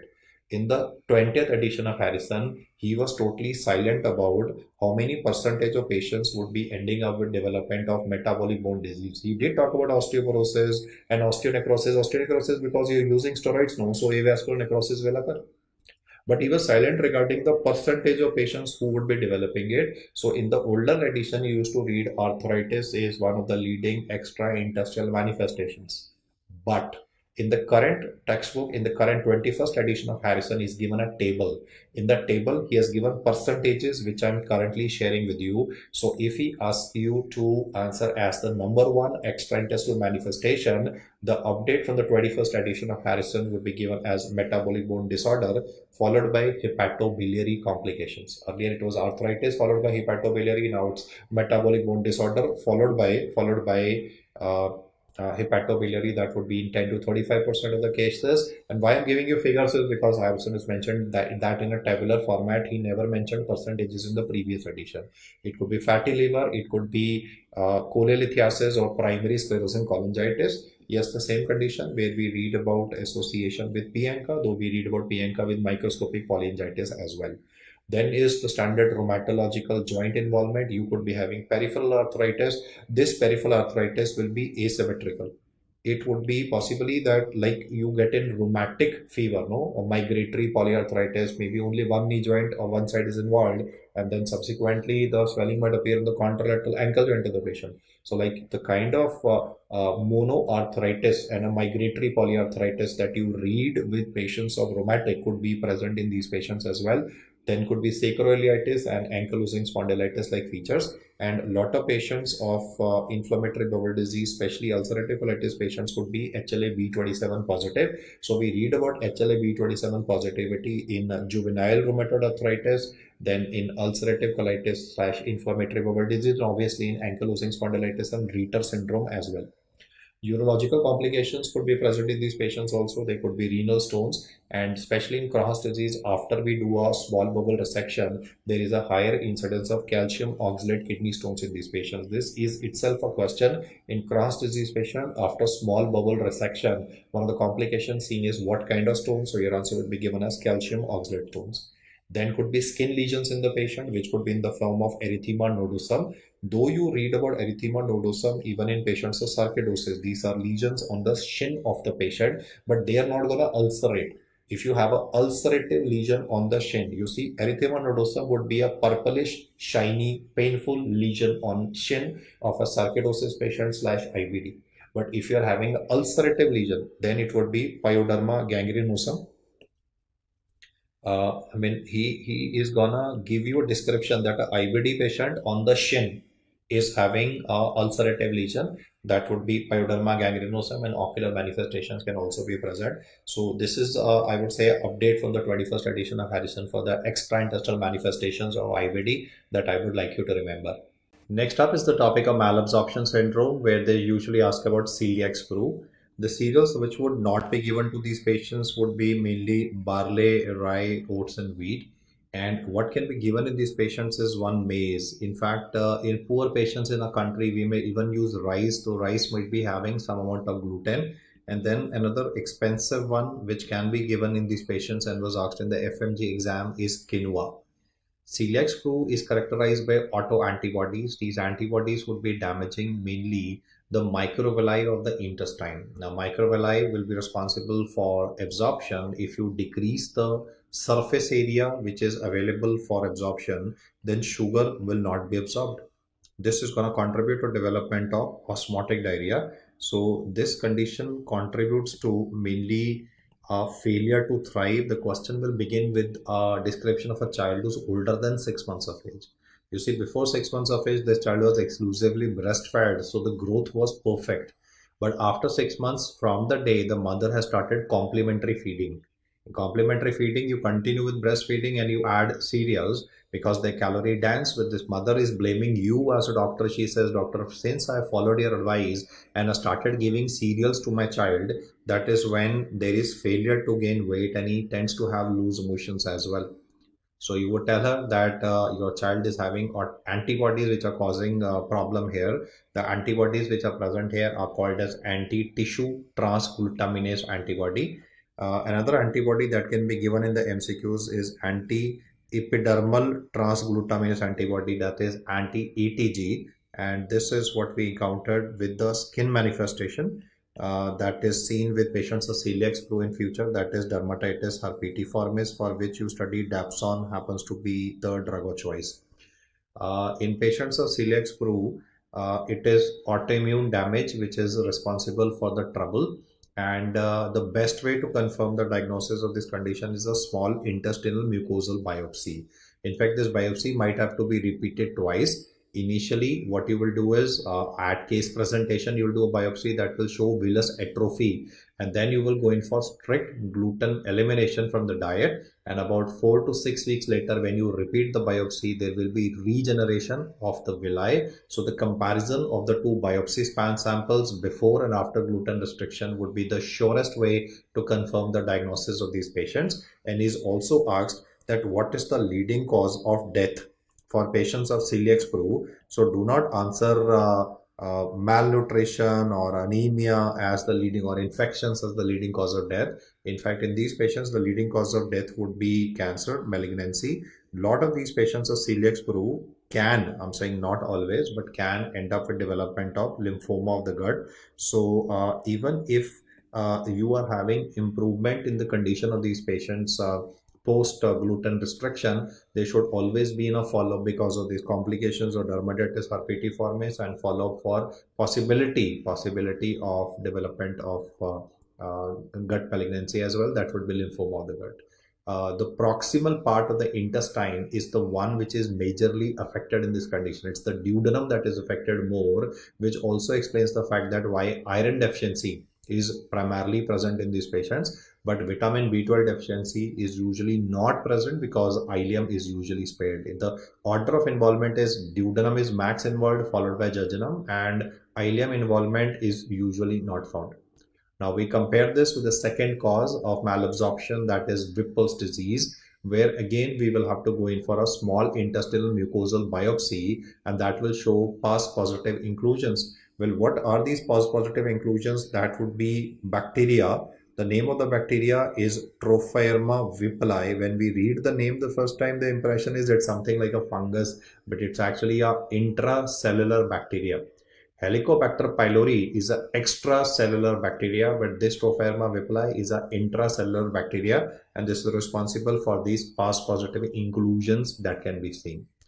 Then you will also notice that small intestinal mucosal biopsy is the best way to confirm the diagnosis of malabsorption syndrome. But one condition where you will not answer small intestinal mucosal biopsy is currently on the slide, that is presence of bacterial overgrowth. Now, when you read the word bacterial overgrowth in literal sense, it means growth of more bacteria in the intestine. But what is happening in bacterial overgrowth syndrome is that large intestinal bacteria are migrating via an incompetent ileocecal valve into the small bowel. Small bowel would be having very minimal bacteria mainly present in the large intestine, and there's a door which is ileocecal valve, which is a one-way valve which prevents the bacteria from coming into the small intestine. But in small intestinal, or I would say for primarily diagnosis of this condition, if he says how would you confirm the diagnosis, instead of answering a mucosal biopsy, you will say that you would access the small intestine, that is jejunum, and you will take up jejunal aspiration, jejunal aspirate, and then you will do a culture. And if this culture is showing bacterial counts which are to the rate, I would say to the value of 10 raised to power 11. Now these kind of counts are what are encountered in the large bowel. If in the small bowel the counts that are being obtained are almost identical to that of the large bowel, that is when we say bacterial overgrowth syndrome. And as I explained here, it does not literally mean that there is overgrowth of bacteria. It is actually large intestinal bacteria that are migrated to the small intestine of the patient. And in these patients, antibiotics would cause a temporary relief. So metronidazole would be used, and mainly the part of the gut involved in bacterial overgrowth syndrome will be ileum. So vitamin B12 deficiency will be more common in this condition. In contrast with celiac sprue, where I was saying jejunum, duodenum and jejunum are involved, so you can have an iron and a folic acid deficiency relatively, but not B12. But in bacterial overgrowth syndrome, it will be an abnormal Schilling's test, and that would get normalized with administration of antibiotics. Now, Schilling's test is again a question which is usually talked about in physiology. What I'm going to do next is give you some permutation combinations with respect to D-xylose absorption test. Xylose is a pentose sugar. Xylose happens to be a pentose sugar, and this pentose sugar can be absorbed directly via the bowel wall or small intestinal bowel wall, primarily by the microvilli. You see, hexose sugars need to be broken down, but pentose sugar can be absorbed directly. So basically, D-xylose test is helping me evaluate the status of the mucosa. I mean, it's going to tell me whether the mucosa is healthy or unhealthy. And in patients who are having, let me say, celiac sprue, then the small intestinal mucosa is defective. I mean, the duodenal mucosa, the jejunal mucosa is defective. So you will always notice that in patients of celiac sprue, the D-xylose absorption test would be showing a decreased absorption, obviously because the mucosa is damaged. But that would not happen with respect to chronic pancreatitis or bacterial overgrowth syndrome, because in bacterial overgrowth, it's mainly going to be ileum that is going to be involved. If some part of jejunum is involved, then you can see that the textbook says that it can be modestly abnormal. Most of the time it's normal, modestly abnormal if the jejunum gets involved in the patient. So when you are gonna do these battery of tests, that is D-xylose absorption, Schilling's test, and duodenal mucosal biopsy, you can make a diagnosis.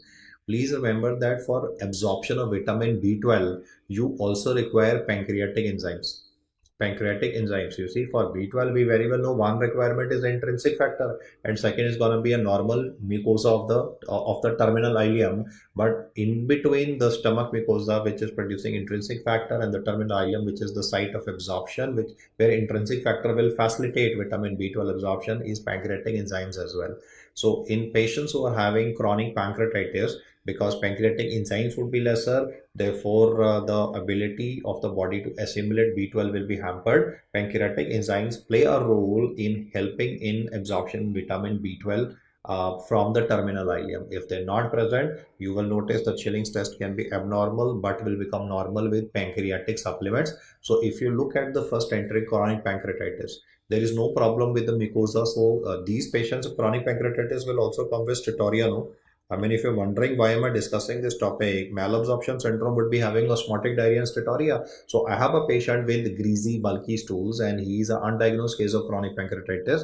I obviously can do a contrast and a CT in these patients for diagnosis of chronic pancreatitis, but to identify the steatorrhea, to document that yes, the steatorrhea is primarily due to chronic pancreatitis, the D-xylose absorption test would be normal, no problems with the gut mucosa per se. Dural mucosal biopsy will obviously be normal, but Schilling's test would be abnormal and will become normal with pancreatic enzymes. So if you read a question where Schilling's test is becoming normalized with antibiotic administration, then you will think in terms of bacterial overgrowth syndrome. In this condition, as I said, it's the ileum and the jejunum getting involved. So you may have a problem with D-xylose absorption also.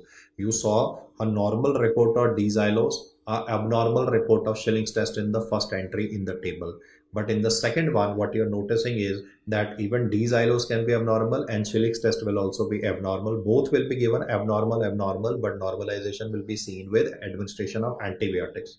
If we compare the fourth entry here, celiac screw, which will be the easiest one to identify, if he gives you antibodies, if he give you findings of flat microvilli and villus blunting written, I mean the diagnosis would be made anyway, and you don't need to focus on Schilling's test in that case, because as I told you, in celiac screw it's mainly the duodenum and the jejunum that is involved. The terminal ileum would not be affected, and therefore B12 absorption will occur normally, which explains why that in this entry Schilling's test is given to be normal. Then there's a possibility that everything is normal, still there is a steatorrhea. But the biopsy will give you evidence because you are having dilated lymphatics present. So there's a problem with the fat absorption. The condition that is mentioned is intestinal lymphangiectasia. In this entire table, the most important entry is the last one, where you will notice a normal report of D-xylose. So it's not a mucosal disease. Schilling's test is also normal. So terminal ileum is also fine. But still you're reading about steatorrhea. Steatorrhea is seen in pancreatitis. It can be seen in bacterial overgrowth. So in these patients, then the small intestinal mucosal biopsy report will come to rescue and would help you identify this particular condition. The subsequent topic that I'm going to explain to you is pseudomembranous colitis. Now, one of the reasons why it would be occurring is due to overgrowth of Clostridium difficile. And well, why would Clostridium difficile be producing toxin A, toxin B and causing this problem? Then it could be due to usage of antibiotics. Either this patient was put on cephalosporins for too long a duration, or it was clindamycin.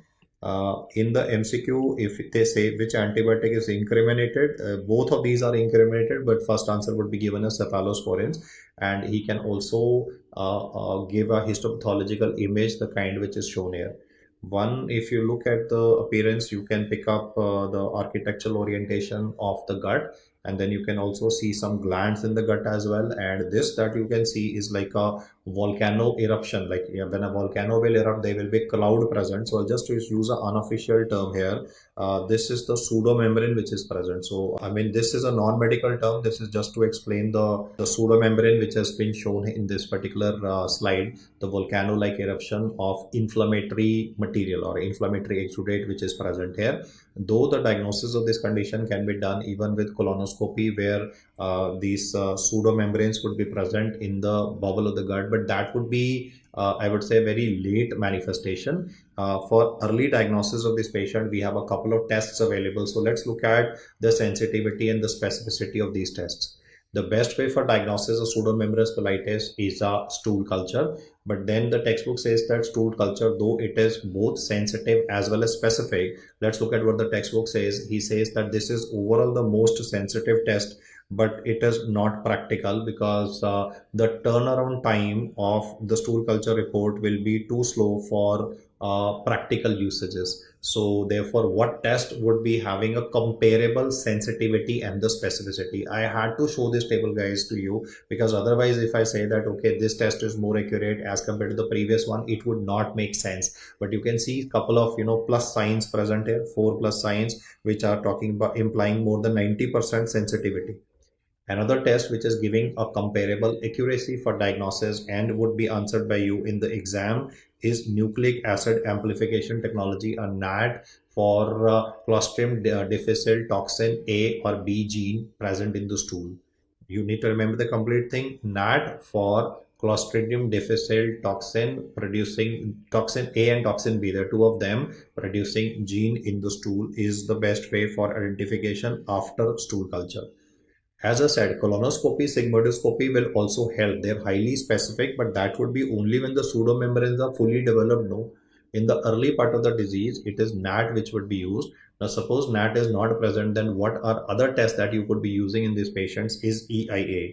That would be enzyme immunoassay for Clostridium difficile common antigen. You can see that even superiorly it is written enzyme immunoassay for toxins A and B in the stool of the patient. So there would be two terms. One is enzyme immunoassay for toxin A and B. Second would be enzyme immunoassay for Clostridium difficile common antigen in the stool. So if you come across both of these terms, then you have to give more credibility to the one that I mentioned. Now, I'll not rather bother you by putting more number of stars everywhere, but this is the order that you'll answer in the exam. Stool culture will usually not be given because that's anyway best way for identification. The turnaround time is slow. So I said most MCQs will talk about NAT. Enzyme EIA coming up two times. Enzyme immunoassay for one, he will say toxin A, toxin B. Second time he will say common antigen in the stool, and you can see the sensitivity of this test is turning out to be slightly more, 4+ given as compared to 3+. So that's how you need to remember the data for diagnosis of this condition. And now we will come to the more controversial issue, that what is the drug of choice for this condition. So I know that you will say, sir, we have read it is fidaxomicin. Agreed, fidaxomicin is useful for initial episode but not for severe. This is a table from Harrison. Why I'm showing this is primarily because I want to put rest to this controversy. The textbook doesn't say drug of choice. He just says that if it's going to be an initial episode or if it's going to be a first recurrence, then fidaxomicin would be used. But for all subsequent discussions, whether he's saying severe presentation, fulminant presentation, or he says multiple recurrences, 3 times he has mentioned in the table vancomycin. So there's no clear-cut winner in this case. I would say in the table, if you look at the data, 3 times it is still vancomycin followed by fidaxomicin, and 2 times you can notice fidaxomicin coming up. So when would you answer fidaxomicin as the DOC? Only when he says initial episode mild to moderate or he says first recurrence. I repeat once again, either the word first will come up. Either the word first recurrence, that's why F fidaxomicin, or initial episode, that is mild to moderate. If it's going to be a severe presentation in the patient, systemic features present, tachycardia present, fever present in a patient, then for the severe, the fulminant variety where the gut would dilate also, and you might be having, patient may not be able to take orally as well, we will be giving vancomycin. And this is not intravenous, it is oral. Intravenous does not work in this case. Lots of time in our hospitals, in India, I'll say lots of time oral vancomycin is not available. So we might have to give oral metronidazole to these patients. So you would have yourself given metronidazole sometimes to patients who are having diarrhea after administration of antibiotics like cephalosporins. But the usage of metronidazole is not very effective. It is 2 drugs, mainly vancomycin and fidaxomicin, which will be useful for management of these patients. And I hope this table gives rest to this controversy. What should be answered? Depending on the terminologies described in the question, the answer would be given proportional to this. And you can also see in the table that if he mentions about recurrent Clostridium difficile infection where patient has already been given antibiotics and still the person is having a recurrence, then monoclonal antibody, the list of monoclonal antibody grows again here, that is basilotocumab can be used. So for Clostridium difficile infection, I decided to show these tables from the textbook to lay rest to any kind of controversies about what should be answered. Colonoscopy, sigmoidoscopy, as you can see, are very good ways. He says very highly specific. There's 4+ for specificity, but he says only if the pseudomembranes are present. If they're visible, then the gastroenterologist will be able to make a diagnosis. If not, then you need to do a stool test in the patient, and what you check for in the stool is the gene. If gene is not present, then it is the toxin. Or it would be the common antigen. First is common antigen followed by toxin A and toxin B. That's the sequence which is to be remembered. And in this particular slide, I would rate this information that I explained to you as the most important one to be remembered. In fact, this is very easily forgotten by people. So, you can note it down somewhere, this information, so that because in both of them EIA is given, no? So there are chances that you might forget it. I said the Clostridium difficile toxin antigen to be given preference over toxin A and toxin B, and gene is to be given a priority over and above both of these. Next up, I'll talk about aspects related to hematology that is covered even in pathology. So you are very good with this topic, but I'll just tell you a couple of updates. One of the updates from the current edition of Harrison, 21st edition is, and this is stark contrast to what the 20th edition was saying. In 20th edition, it was mentioned that leading cause of death after blood transfusion. You see, don't answer mismatched blood transfusion because we take good care, right? We don't allow that due to internal quality control practices. Mismatched blood transfusion would be highly unlikely in era of computers. You have barcodes available. Very unlikely that a patient would receive a wrongly typed matched blood. So the leading cause of death after blood transfusion is TACO, that is transfusion associated circulatory overload. This will cause pulmonary edema, and because it will cause cardiogenic pulmonary edema, so values of BNP will be elevated, that is B type natriuretic peptide. Because there is volume overload, then blood pressure will also be elevated. Pulmonary edema will be a common finding between both of them. Both point number 1 as well as point number 2 will be having a presence of pulmonary edema. You see, in TACO, it is circulatory overload, so there will be more pressure, hydrostatic pressure in the blood vessels of the lungs. That increased pressure in the blood vessels of the lungs would cause a cardiogenic pulmonary edema. But when it comes to TRALI, that is transfusion related acute lung injury, this would be a non-cardiogenic pulmonary edema occurring in the patient. In these patients, because it is non-cardiogenic, so therefore BNP levels will be normal and blood pressure of the patient will also be towards normal. It could be lesser, it could be normal, depending on antecedental complications that would be present in a patient. But the message I just want to give to you is that if he says which of the following is the leading reason for death, then in the 20th edition, it was mentioned TRALI, but in the 21st edition, on the current review of data, he has mentioned that TACO is the leading cause of death after blood transfusion. It might look very surprising to you initially, but this is how things are in our field, guys. I mean, in 2 editions of the textbook, stark change in data.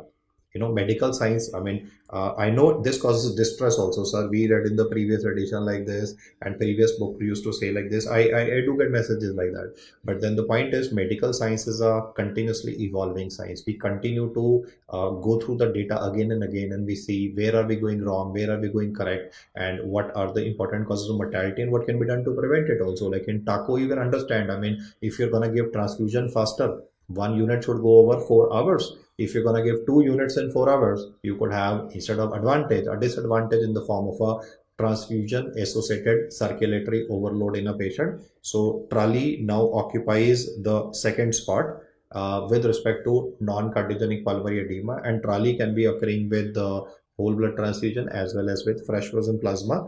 And if he says what is overall the most common complication of blood transfusion, the answer is fever, that is febrile non-hemolytic transfusion reaction is the leading complication after blood transfusion. Then we always put a buffer. The buffers are like ACD, CPD, CPDA buffer. One of the common entries is citrate. And why do you put citrate? Because it will bind to calcium and it will prevent the blood from clotting. So one of the primary reasons why we put citrate is to prevent the blood from clotting. But if a technician who's not trained enough, like lots of time technicians might be doing this course after 10th class or 12th class, and they might be doing it from not a very good institute. So if they're not trained enough and there are quality control issues, then citrate excess could be present in unit of blood. Now, if you put too much of citrate, what will happen is that this citrate will be metabolized by the liver. All the citrate that goes into the liver will cause production of bicarbonate, and this is going to explain the metabolic alkalosis that develops in these patients. Apart from this, there will also be another problem. This will bind to ionized calcium, because citrate will bind to the ionized calcium. Therefore, the values of ionized calcium will begin to fall, and this can trigger carpopedal spasm and can cause tetany in the patient. So 2 important complications that can be seen with blood transfusion, even if quality control is maintained and there is no problems with mismatched blood transfusion, no TRALI, no TACO. Still, because of excessive citrate in the unit, there could be alkalosis and tetany in the patient. Then both hypo and hyperkalemia can occur, and the query of most people is, sir, will they occur in the same patient? No. I'm not saying that a single patient will be having hyper or hypo. One patient of blood transfusion could be having hyper, another could be having hypokalemia. Let's look at the reasons why potassium is spiking. You are all aware of sodium potassium pump. Function of sodium potassium pump will be to send potassium inside the RBC. Now, when there is going to be blood that is near expiry, You see, the storage time, the time that you store the blood in a blood bank is limited. That's why you put in a buffer. Like, most of the time with the, let me say, CPD buffer, the shelf life of blood would be about 35 days. With Sagam, it can go up to 42 days. The point is, if a patient is being given near expiry blood, then the problem is that the sugar supply in that unit of blood is getting exhausted. And if energy to the RBC's supply is getting exhausted, the sodium potassium pump will shut down. I repeat once again, when you look at the buffers, no, they're having some source of energy for the RBCs to live. You store blood at 4 degrees Celsius in the refrigerator, so RBCs are requiring some source of nutrition. Because the sources of nutrition in the buffer are getting exhausted, the sodium potassium pump will shut down, and because of which the potassium will not go inside, and once it does not go inside, there can be a hyperkalemia in the patient. So some patients can develop hyperkalemia, especially with near expiry date blood. In contrast, let us say a patient received blood transfusion and is having metabolic alkalosis. Now, there's a basic rule that I've always mentioned in the main videos, that pH is always inversely related to potassium values. Like in case of diabetic ketoacidosis at presentation, pH is less, potassium is high. Vice versa, if there is a metabolic alkalosis, then pH of the patient is high, more than 7.45, and potassium would be less. So hypokalemia in these patients is due to this basic rule of physiology, that pH and potassium always go the other way. What I mean by other way is both of them have an inverse relation. So in majority of cases, you would be having, if a metabolic alkalosis, then it's gonna be hypokalemia. But if it's a near expiry date blood being given to a patient, then the shutting down of the sodium potassium pumps would explain potassium not getting pumped inside, and the value of potassium would spike. And these are very frequently asked aspects: metabolic alkalosis, tetany, and both hyper and hypokalemia seen with blood transfusion are some of the very common questions that you will encounter. Now we will talk about some hematological malignancies here, and the most common leukemia in adult population is chronic lymphocytic leukemia. This is obviously more common in geriatric population, but just like you are comfortable with ALL be common in pediatric age group, CLL is overall the most common leukemia. And this simple question was asked in FMG exam. Everybody answered CML. I don't know the reason for that. You see, CML, we understand Philadelphia chromosome and massive sphenomegaly and blast crisis, extended phase. I mean, all those things you study. So because of all those fancy terms, the impression that comes in our mind is that, okay, CML is common. It's not the case. It is CLL, which is the commonest leukemia in adults. The age group of the patient would be around about 70 years of age. And initially, the symptoms that are present might be identical to symptoms of even tuberculosis. You could be having fatigue, weight loss, night sweats in a patient, and there's a cervical lymphadenopathy developing in the patient. The term that we use for this symptoms, which are described in point number 1 and 2, is category B symptoms. Traditionally, you read about category B symptoms with Hodgkin's lymphoma. You see, when you read the classification for Hodgkin's lymphoma, he also mentions category A, category B. Category B means presence of whatever is written here, which is identical to TB. Category A means none of these are present. So initially, CLL patient would be a geriatric age group patient who's having non-specific symptoms, night sweats, low-grade fever, and enlarged cervical lymph nodes. Then he may be hospitalized also due to recurrent episodes of pneumonia, and there could be reactivation of chickenpox virus in his body causing herpes zoster in a dermatomal distribution. Lots of time there may be image-based questions where they might give grouped vesicles in dermatomal distribution on the chest of the patient across the course of the intercostobrachial nerve. Now, if you read about grouped vesicles on the genitals, that could be a presentation of herpes simplex. But if you read about grouped vesicles in a dermatomal distribution, like it could be on the face also, right? On the face also, then it is herpes zoster reactivation. And why that is happening is because in chronic lymphocytic leukemia, we have immuno-incompetent cells. It is immuno-incompetent B cells. One, because they are incompetent, they will not be able to fight against the infection. It's a clonal proliferation of immuno-incompetent B cells. And this is a pure B cell tumor, guys, and because they are incompetent, they might even produce, they may not be able to differentiate between self and non-self. So imagine the B cells here are producing antibodies subsequently, which are attacking self RBCs, and you will read about AIHA, that is autoimmune hemolytic anemia in these patients, which explains the fact that when I will show you the peripheral smear of this condition, there would be presence of spherocytes. This chap who's having cervical lymphadenopathy is now having infections also, incompetent cells, explaining that the incompetent cells are attacking self RBCs, and to add insult to injury, to add fuel to the fire, they are also attacking cell platelets. So this same chap could be having petechiae on his ankles, or he could be having purpuras, which could be, I would say, reddish, bluish in color or purplish in color over the extremities of these patients. And he might, the patient may not, I mean, pick up these technical terms, but he might just say that I am having some bleeding in my skin, doctor, can you have a look? And mostly you would find these initially on the lower extremities of the patient. Then organomegaly is anyway a feature in all blood cancers, so hepatosplenomegaly will develop, but these manifestations take time to develop. So a lot of time these patients can be misdiagnosed with even tuberculosis and may remain undiagnosed as isolated visits to the hospital for maybe one for herpes zoster reactivation in 2020 and then a pneumonia episode in 21 and 22. So when you put the whole story together, when you look at the file right from the beginning to the end and you are evaluating all these facts together, you find that this is the hematological malignancy, and peripheral smear will usually be given in the question, in which you will be able to pick up the smudge cells. Because these are immuno-incompetent cells and they're also relatively, I would say, fragile. So when you are making a slide, these B cells would break up relatively easy. So one, you can look at this B cell. Why I'm calling it a B cell is because okay, let me just draw it down. I mean, for a B cell, I can say the nucleus is so big that it almost covers whole of the cell, and the cytoplasm is pushed to the periphery. So you can see two lymphocytes in this particular image with the cytoplasm almost pushed to the periphery, and wherever the arrows are, that is the smudge cells. Where during the slide preparation there has been a destruction of these relatively fragile cells.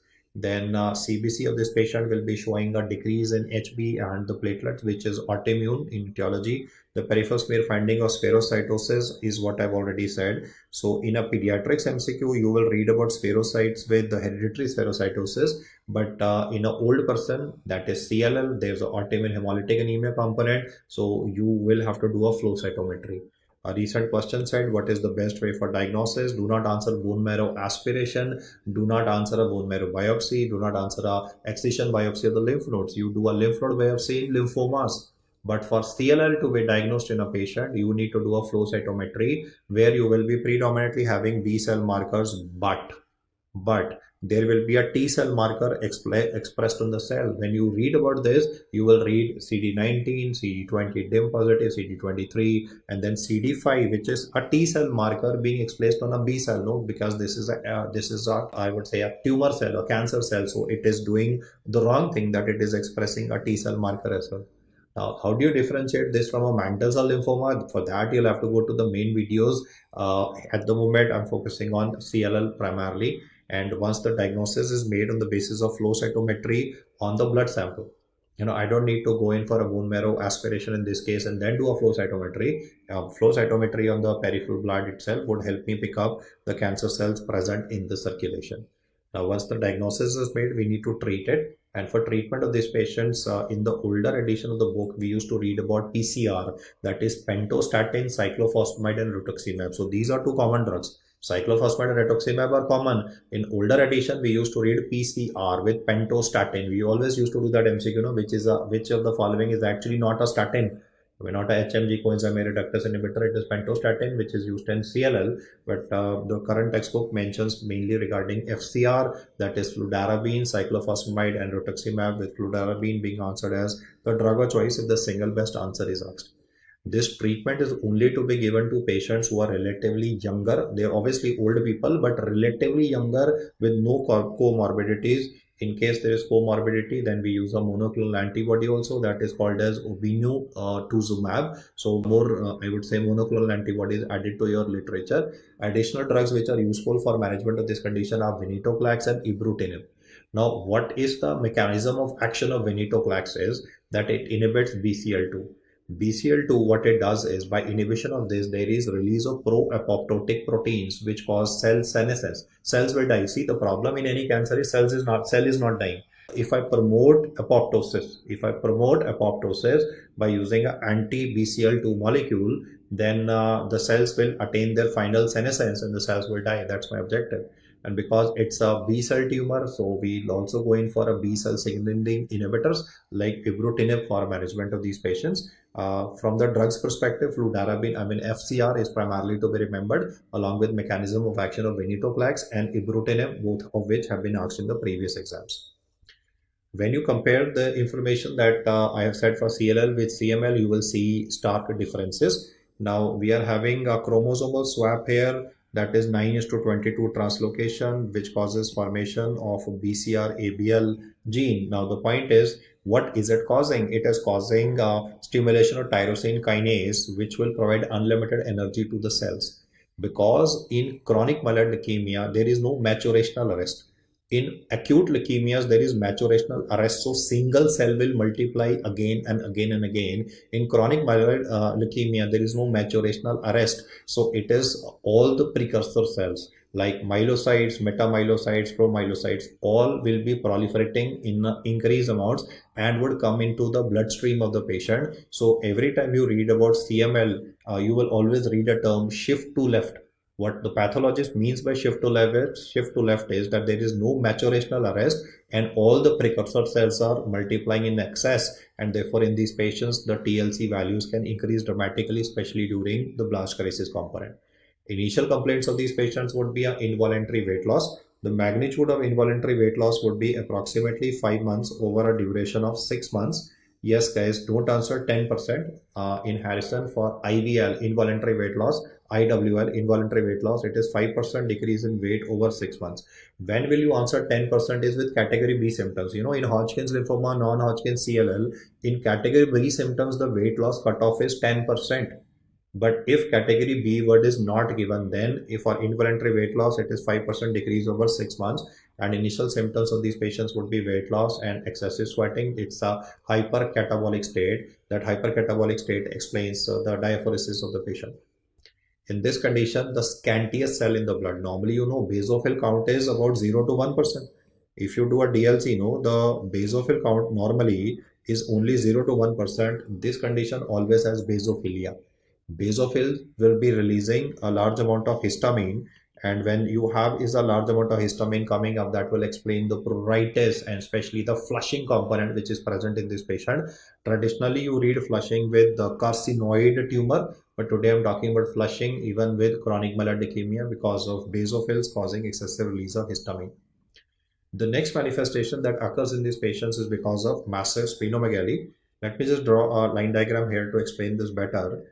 Let us assume this is the umbilicus of the patient, left and right hypochondrium. So the spleen in these patients will increase in size and might be even reaching up to the right lower quadrant. The spleen of this patient is so big that it is reaching on the opposite side of the abdomen, starting from the left, going on to right in the right lower quadrant. Massive splenomegaly, so it will press on the colon, it will press on the stomach. So because this massive spleen will press on the stomach of the patient, the pressure on the stomach will cause early satiety. Like this patient used to eat 2 chapatis in a day, let me say 2 chapatis, old person, 2 to 3 chapatis at lunchtime. Now he says, sir, even after one I feel full. And he's also turning pale. So I thought maybe old man is eating less. So that is why he's turning pale. He also says I'm having constipation. That's because of the pressure on the transverse colon. So when I am seeing this patient early, I might say that old people keep on having these complaints, early satiety, constipation, so neglected. But he was very insistent, no sir, it is dramatically increased. Earlier I was a healthy eater. I used to eat 4 chapatis or 3 chapatis, whatever. Now I don't feel like eating and I'm always constipated. So I put my hand on the tummy and I was shocked because there was a massive splenomegaly, which is a very good point to pick up the diagnosis. Now, because in this condition, the TLC part would be increased, so there can be hyperviscosity of the blood.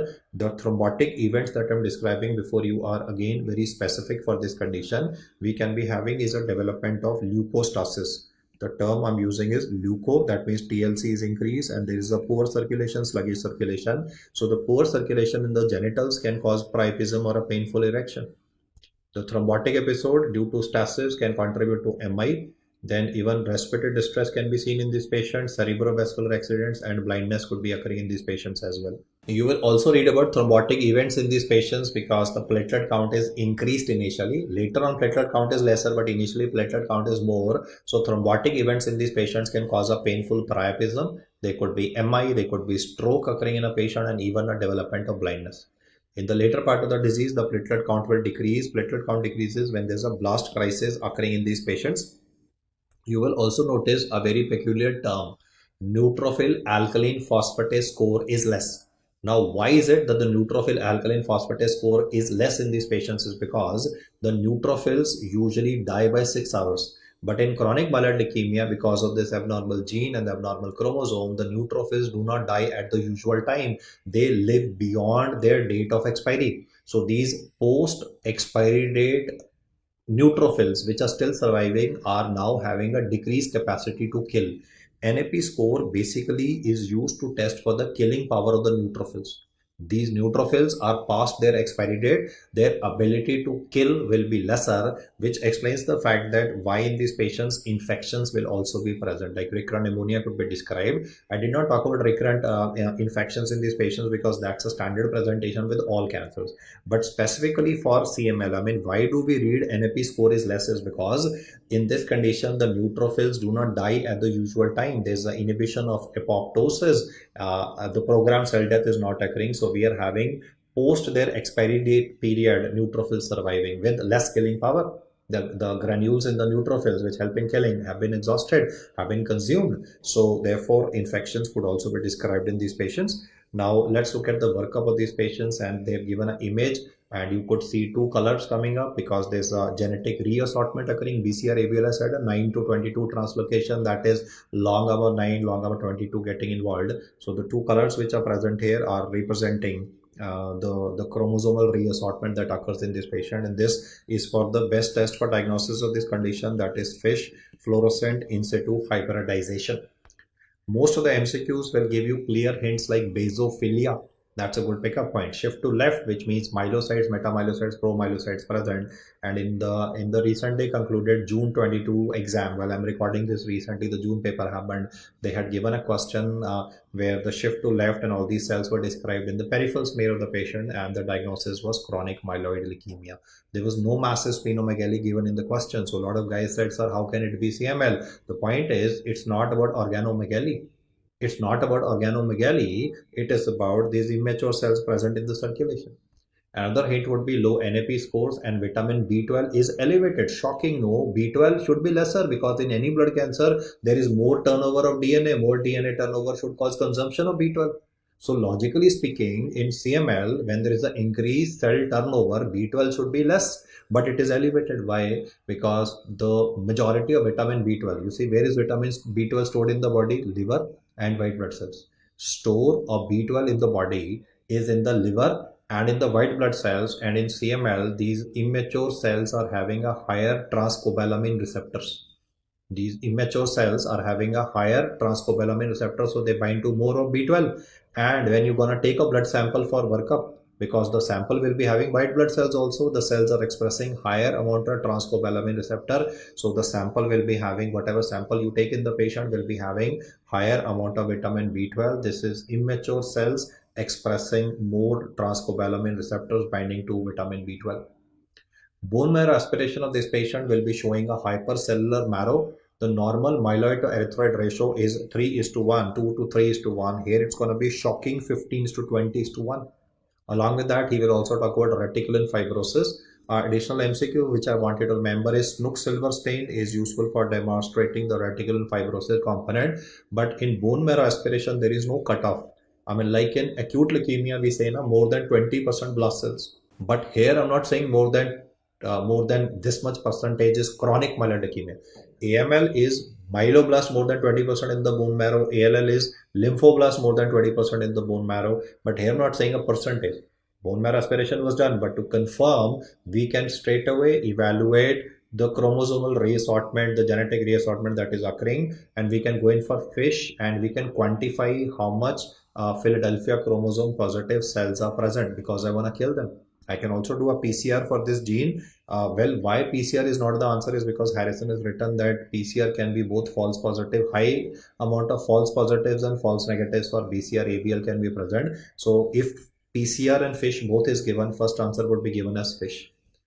Our objective is not only to get a cytogenetic response. My objective is not only to get a clinical remission in the patient, but I want a molecular remission. Molecular remission means that I need a 3-log reduction. 3-log reduction means that technically, mathematically, 99.9% of the cancer cells are killed. When I say molecular remission, it means 99.9% of the cancer cells are killed, and the only ones remaining are less than 0.1% of BCL ABL transcripts. We might read about words like major molecular remission or molecular remission. I mean, molecular remission is the ultimate objective. I want to kill all those cancer cells which are having Philadelphia chromosome and the BCR ABL transcript. Now, the drugs which I have at my disposal are imatinib. Then I have second generation molecules which you can remember as DNB, that is dasatinib, nilotinib and bosutinib. For bosutinib, one of the important MCQs which was asked in the FMG exam said imatinib resistant CML. When this question came first time, no, I had a guy who messaged me. He said, sir, I did not even remember. I mean, he was under so much of stress. He said, sir, I did not even recall imatinib is the drug of choice for CML. Forget about, he asked in the exam resistant. So I told him, okay, no problems. He did clear subsequently with very good marks. But this is what pressure does to you, that you don't even remember the common drugs which are used for common conditions sometimes. The point is imatinib resistant CML, it is bosutinib which should be used. And nowadays we are having, we have another question that is being asked nowadays. I would say the HEP question for CML is that we are having CML which is resistant to both first generation and second generation TKIs. This is because of a special mutation, and this mutation is called as T315I mutation. The T315I mutation is where you would be using two tyrosine kinase inhibitors, 2 generations of it, they're not working, then the answer is ponatinib. Remember, bosutinib for CML, which is going to be resistant to only imatinib. But if you're going to have 2 TKI failure, 2 drugs being used and there's a failure, then due to this name of this mutation is also equally important for the exam, T315I mutation, then ponatinib would be used. In contrast, acute leukemia is relatively easier to understand and comprehend. Acute leukemias will always be having a stormy onset. When you read about ALL, it will mostly be a child. AML will usually be a man more than 65 years of age. Standard features will be the person will turn pale. He might say that, sir, I was a marathon runner, 65 years of age, retired chap from the army. He says, I used to run 5 kilometers daily, sir. But for past 2 months, I don't know, I am turned totally pale, totally white, anemia. There could be petechiae and organomegaly developing. And special findings which are always given in AML are either there could be terms like granulocytic sarcoma. Earlier, we used to read a term chloroma, CHLOROMA, chloroma, but now he's replaced the word chloroma by, okay, let me just write it, I'll erase it then subsequently. In older MCQs, you will read the term chloroma. But now, instead of using chloroma, he's saying granulocytic sarcoma. This is going to cause either proptosis. Imagine the cancer cells are multiplying so fast in the body that they're running out of space. So where are they going? They're going to go to liver, causing hepatomegaly, go to spleen, splenomegaly, go to lymph nodes, lymphadenopathy. Due to lack of space, now they'll go to gingiva, they'll get deposited in the eye extraocular tissue, and therefore you can have a proptosis. This granulocytic sarcoma can even press on the nerves which are originating from the spinal cord. So you could be having a paraplegia. Surprising manifestations. Gingival hyperplasia. Very classical, and you anyway know this question, that the gingival involvement that is seen in these patients, it's a bit of a, I would say, controversial kind of a question, that gingival hyperplasia would be commonly seen with which variety of acute myeloid leukemia. Then in Robbins it is given M4, and in medicine books it is given as M5 variety of acute myeloid leukemia, that would be acute monocytic leukemia. The controversies do happen sometimes, don't get bothered by them. Then you also have high incidence of DIC with P15:17 translocation.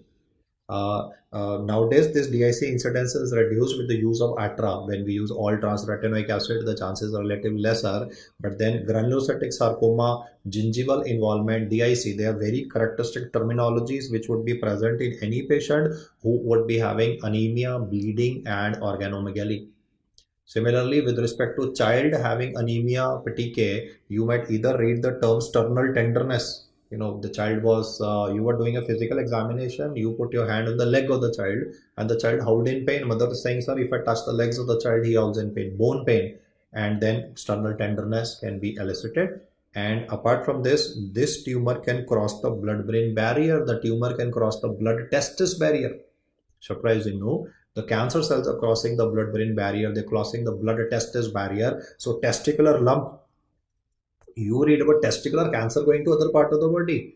But here I'm teaching a blood cancer that goes to the testes. So these special findings would be clinical hints that would help you identify whether it is AML or ALL apart from the age group. And anyway, I need to go in for flow cytometry subsequently to differentiate. The pathologist will not only go in for morphological features of lymphoblast versus myeloblast.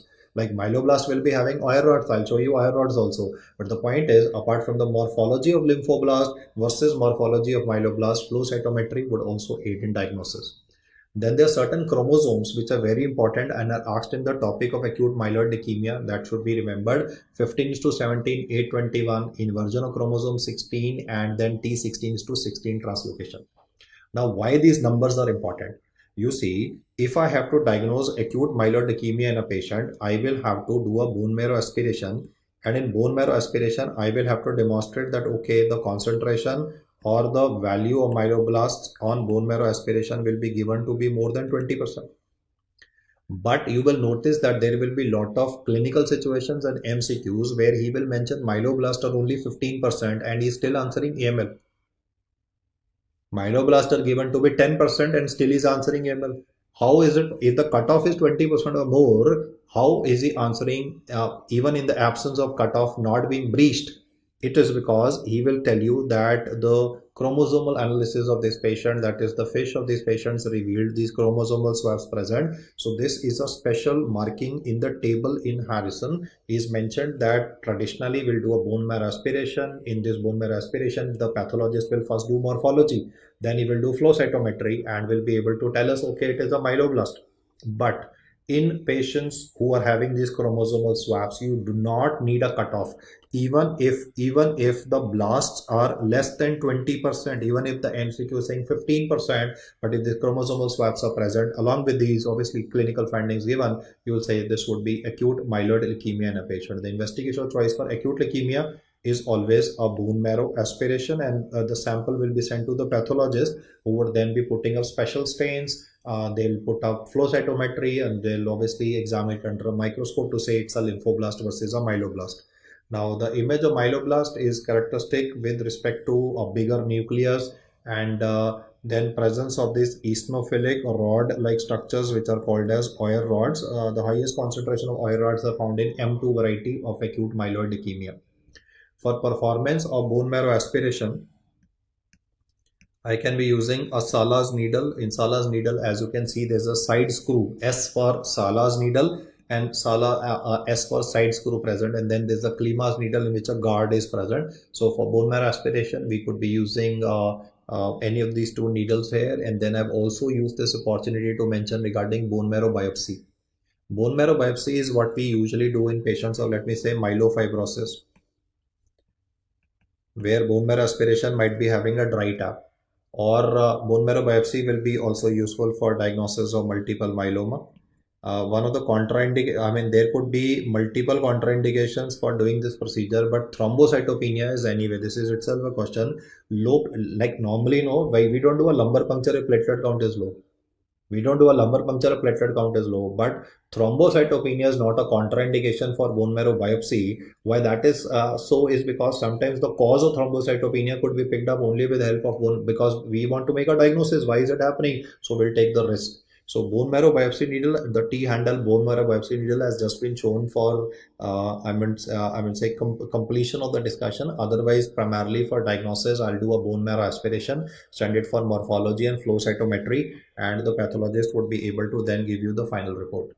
Once the final report comes up, for AML, the drugs which are used are cytarabine and daunorubicin. But for M3 variety, that is acute promyelocytic leukemia, we will have to use ATRA. And how does ATRA work? I mean, it's a vitamin A derivative, no? It works by causing differentiation of cells. See, in acute myeloid leukemia, there is a maturational arrest. In chronic myeloid leukemia, there was no maturational arrest occurring. There was only a clonal proliferation. There was myeloproliferation occurring. But here there's a maturational arrest. So what I am doing is differentiation. And once the cells will differentiate, then they will die also one day. I mean, if there's a maturational arrest, the cells keep on multiplying again and again and again. They live for longer duration. But once you achieve normal maturation, every cell has a destined life due to telomerase activity, and therefore they would be senescence of these neoplastic cells. But when they die, there is a side effect also. The side effect is that these cells, when they're dying, they stick to the pulmonary endothelium and cause a ventilation perfusion imbalance. And because of this ventilation perfusion imbalance, which is caused due to damage to the microcirculation of the lung, the patient after given ATRA will start having respiratory distress. On one hand, I am praising ATRA as a very effective step for management of acute promyelocytic leukemia. On the other hand, I'm telling you, patient is having respiratory distress. This is primarily happening because this is damage to the microcirculation of the lung and is called as differentiation syndrome. Because we know that after administration of ATRA, there is going to be distress. You will have to give steroids to the patient. There was a question in INICET/AIMS which said that a known case of APML was given ATRA and there's a respiratory distress. What could be the reason? Options given were like, one was that the patient is having an opportunistic infection. He developed a pneumonia. Another thing was that this particular chap, he is having a developmental differentiation syndrome. So your answer would be what I've just explained, and we can actually manage it with usage of steroids. There's no need for giving antibiotics for these patients, and the respiratory distress would gradually ease off. At this time, I also want to talk about leukostasis. Leukostasis is more common with acute leukemias. Whenever you read leukostasis, that would mean the TLC of the patient will go up to as much as 1 lakh. All the 4 important blood cancers are the ones which are to be studied from the hematological perspective. And lastly, I'm showing some slides before you which have been asked in the exam. So the first one, all of these are X-ray skulls. I think the first 2 are easily picked up by you guys. You can see the raindrop configuration and lytic lesions which are present here in the skull. So he's talking about in this particular question with respect to multiple myeloma. For diagnosis of multiple myeloma, the count, the plasma cells in the bone marrow should be more than 10%. In pathology, you will also read a cutoff of 60%. That 60% is if clinical features like CRAB, like hypercalcemia, renal failure, anemia, and bleeding is not given, which is called as myeloma defining events. So the cutoff is 10% in the presence of the triad that I'm talking about. That is, you would be able to demonstrate the M component in the plasma. You see, when you do a serum electrophoresis of these patients, the serum electrophoresis will be showing an increase in the gamma globulin component. This is how the recording will be, and you will see a big spike which would be called as a church spire appearance. That's the M component, and it can be quantified also when more than this much per deciliter or more than liter. And the third thing that you will encounter in these patients of multiple myeloma, apart from plasma cells and M component, would be myeloma defining events which could be remembered with a mnemonic CRAB, where you would be having is hypercalcemia. That's because of the lytic lesions that are occurring, but the serum alkaline phosphatase in these patients is not elevated. It is always normal. Then would be renal failure. The renal failure can be explained by the fact that in these patients, there is Bence-Jones proteins which will block the tubules. You know, the light chains of antibodies are getting excreted in large amounts in the urine. They block the tubules. And hypercalcemia will also damage the kidney. So there are 2 reasons why kidney is damaged. One is that the tubules are getting, there's a clogging of the tubules by Bence-Jones proteins, that is incomplete light chains, and hypercalcemia component also contributes to it. Then another feature that would be encountered in these patients is anemia, and then would be bony lytic lesions, and even bleeding can be present in these patients also because the plasma cells will take up all the space in the bone marrow. So megakaryocytes will not be having space to grow, and therefore thrombocytopenia can explain the petechiae, purpura, and the bleeds in these patients. In contrast, in the second image, which is for thalassemia, you can see the characteristic hair on end appearance. This hair on end appearance is what you're going to see with the hemoglobinopathy, that is going to be thalassemia. If he says what is the best way for diagnosis of thalassemia, most of the time in India it's beta thalassemia that would be asked to you. So one is that you can go in for beta globin gene estimation. You can go in for a PCR and evaluate beta globin gene. If beta globin gene estimation is not available in the MCQ, then your next answer would be given as HPLC, that is high performance liquid chromatography. And the third one would be electrophoresis, but first try to answer it in the sequence that I mentioned. For beta thalassemia, packed RBCs would be given for survival, but the treatment of choice for beta thalassemia should be answered as allogenic stem cell transplantation. If he says what is the earliest radiological finding in beta thalassemia, then don't answer here on end. Do not answer here on end. If he says earliest radiological feature that develops in these patients, then there is a extramedullary hematopoiesis occurring in these patients. The earliest radiological finding that develops in thalassemia patients would be answered by you as squaring of the metacarpals. You know, metacarpal bones in the hands would look like dumbbell. So in this patient, because there is a extramedullary hematopoiesis and there is a expansion of the bone marrow, the expansion of the bone marrow will explain the change in the shape of the metacarpal. A very classical term that you read is squaring of the metacarpals is one of the early radiological finding that would be encountered in patients with thalassemia, and subsequently, I mean, that hair on end appearance would be present. And another feature that is also useful for diagnosis of this patient, but I'm not writing, is chipmunk facies. Chipmunk faces would mean that the cheeks of the patient will be very prominent because there's a bone marrow expansion. So maxilla becomes very prominent in these patients. There would be upturned nostril, like in you and me, nostrils are placed downwards. No, the nostrils will be placed a little anteriorly, and the upper lip will also be prominent in these patients. So you will read this term lots of time, chipmunk faces, in patients of thalassemia. Along with this, there would be anemia present and a splenomegaly. You do not have a splenomegaly in sickle cell anemia, obviously, because of the autosplenectomy component. But if you have a kid with progressive anemia, splenomegaly, chipmunk faces, you have to think in terms of thalassemia major. If the age of the child is less than 1 year, after 1 year, it's going to be thalassemia intermedia, and thalassemia trait does not have clinical presentation. Thalassemia trait would be silent. If you look at the third image, when it came in the exam, a lot of guys initially thought that because it's X-ray skull, so they casually marked it as multiple myeloma. But look at the lesions here. No, I mean, if I just try to show the big amount of lesion present here, they are relatively much more bigger circumscribed lesions. And you can also notice that the skull of this patient is looking more hyperdense. So this particular X-ray that are shown here before you is for a patient of Paget's disease. You will say that, sir, in Paget's disease, we have read about cotton wool skull. So, okay, I mean, that manifestation is currently not present, but there is I would say, a bone which looks relatively more hyperdense, and lytic lesions can be present. Lytic lesions can be present even in cases of Paget's disease, in which you will be having a disproportionate rise in the value of serum alkaline phosphatase. In multiple myeloma, SAP is always normal.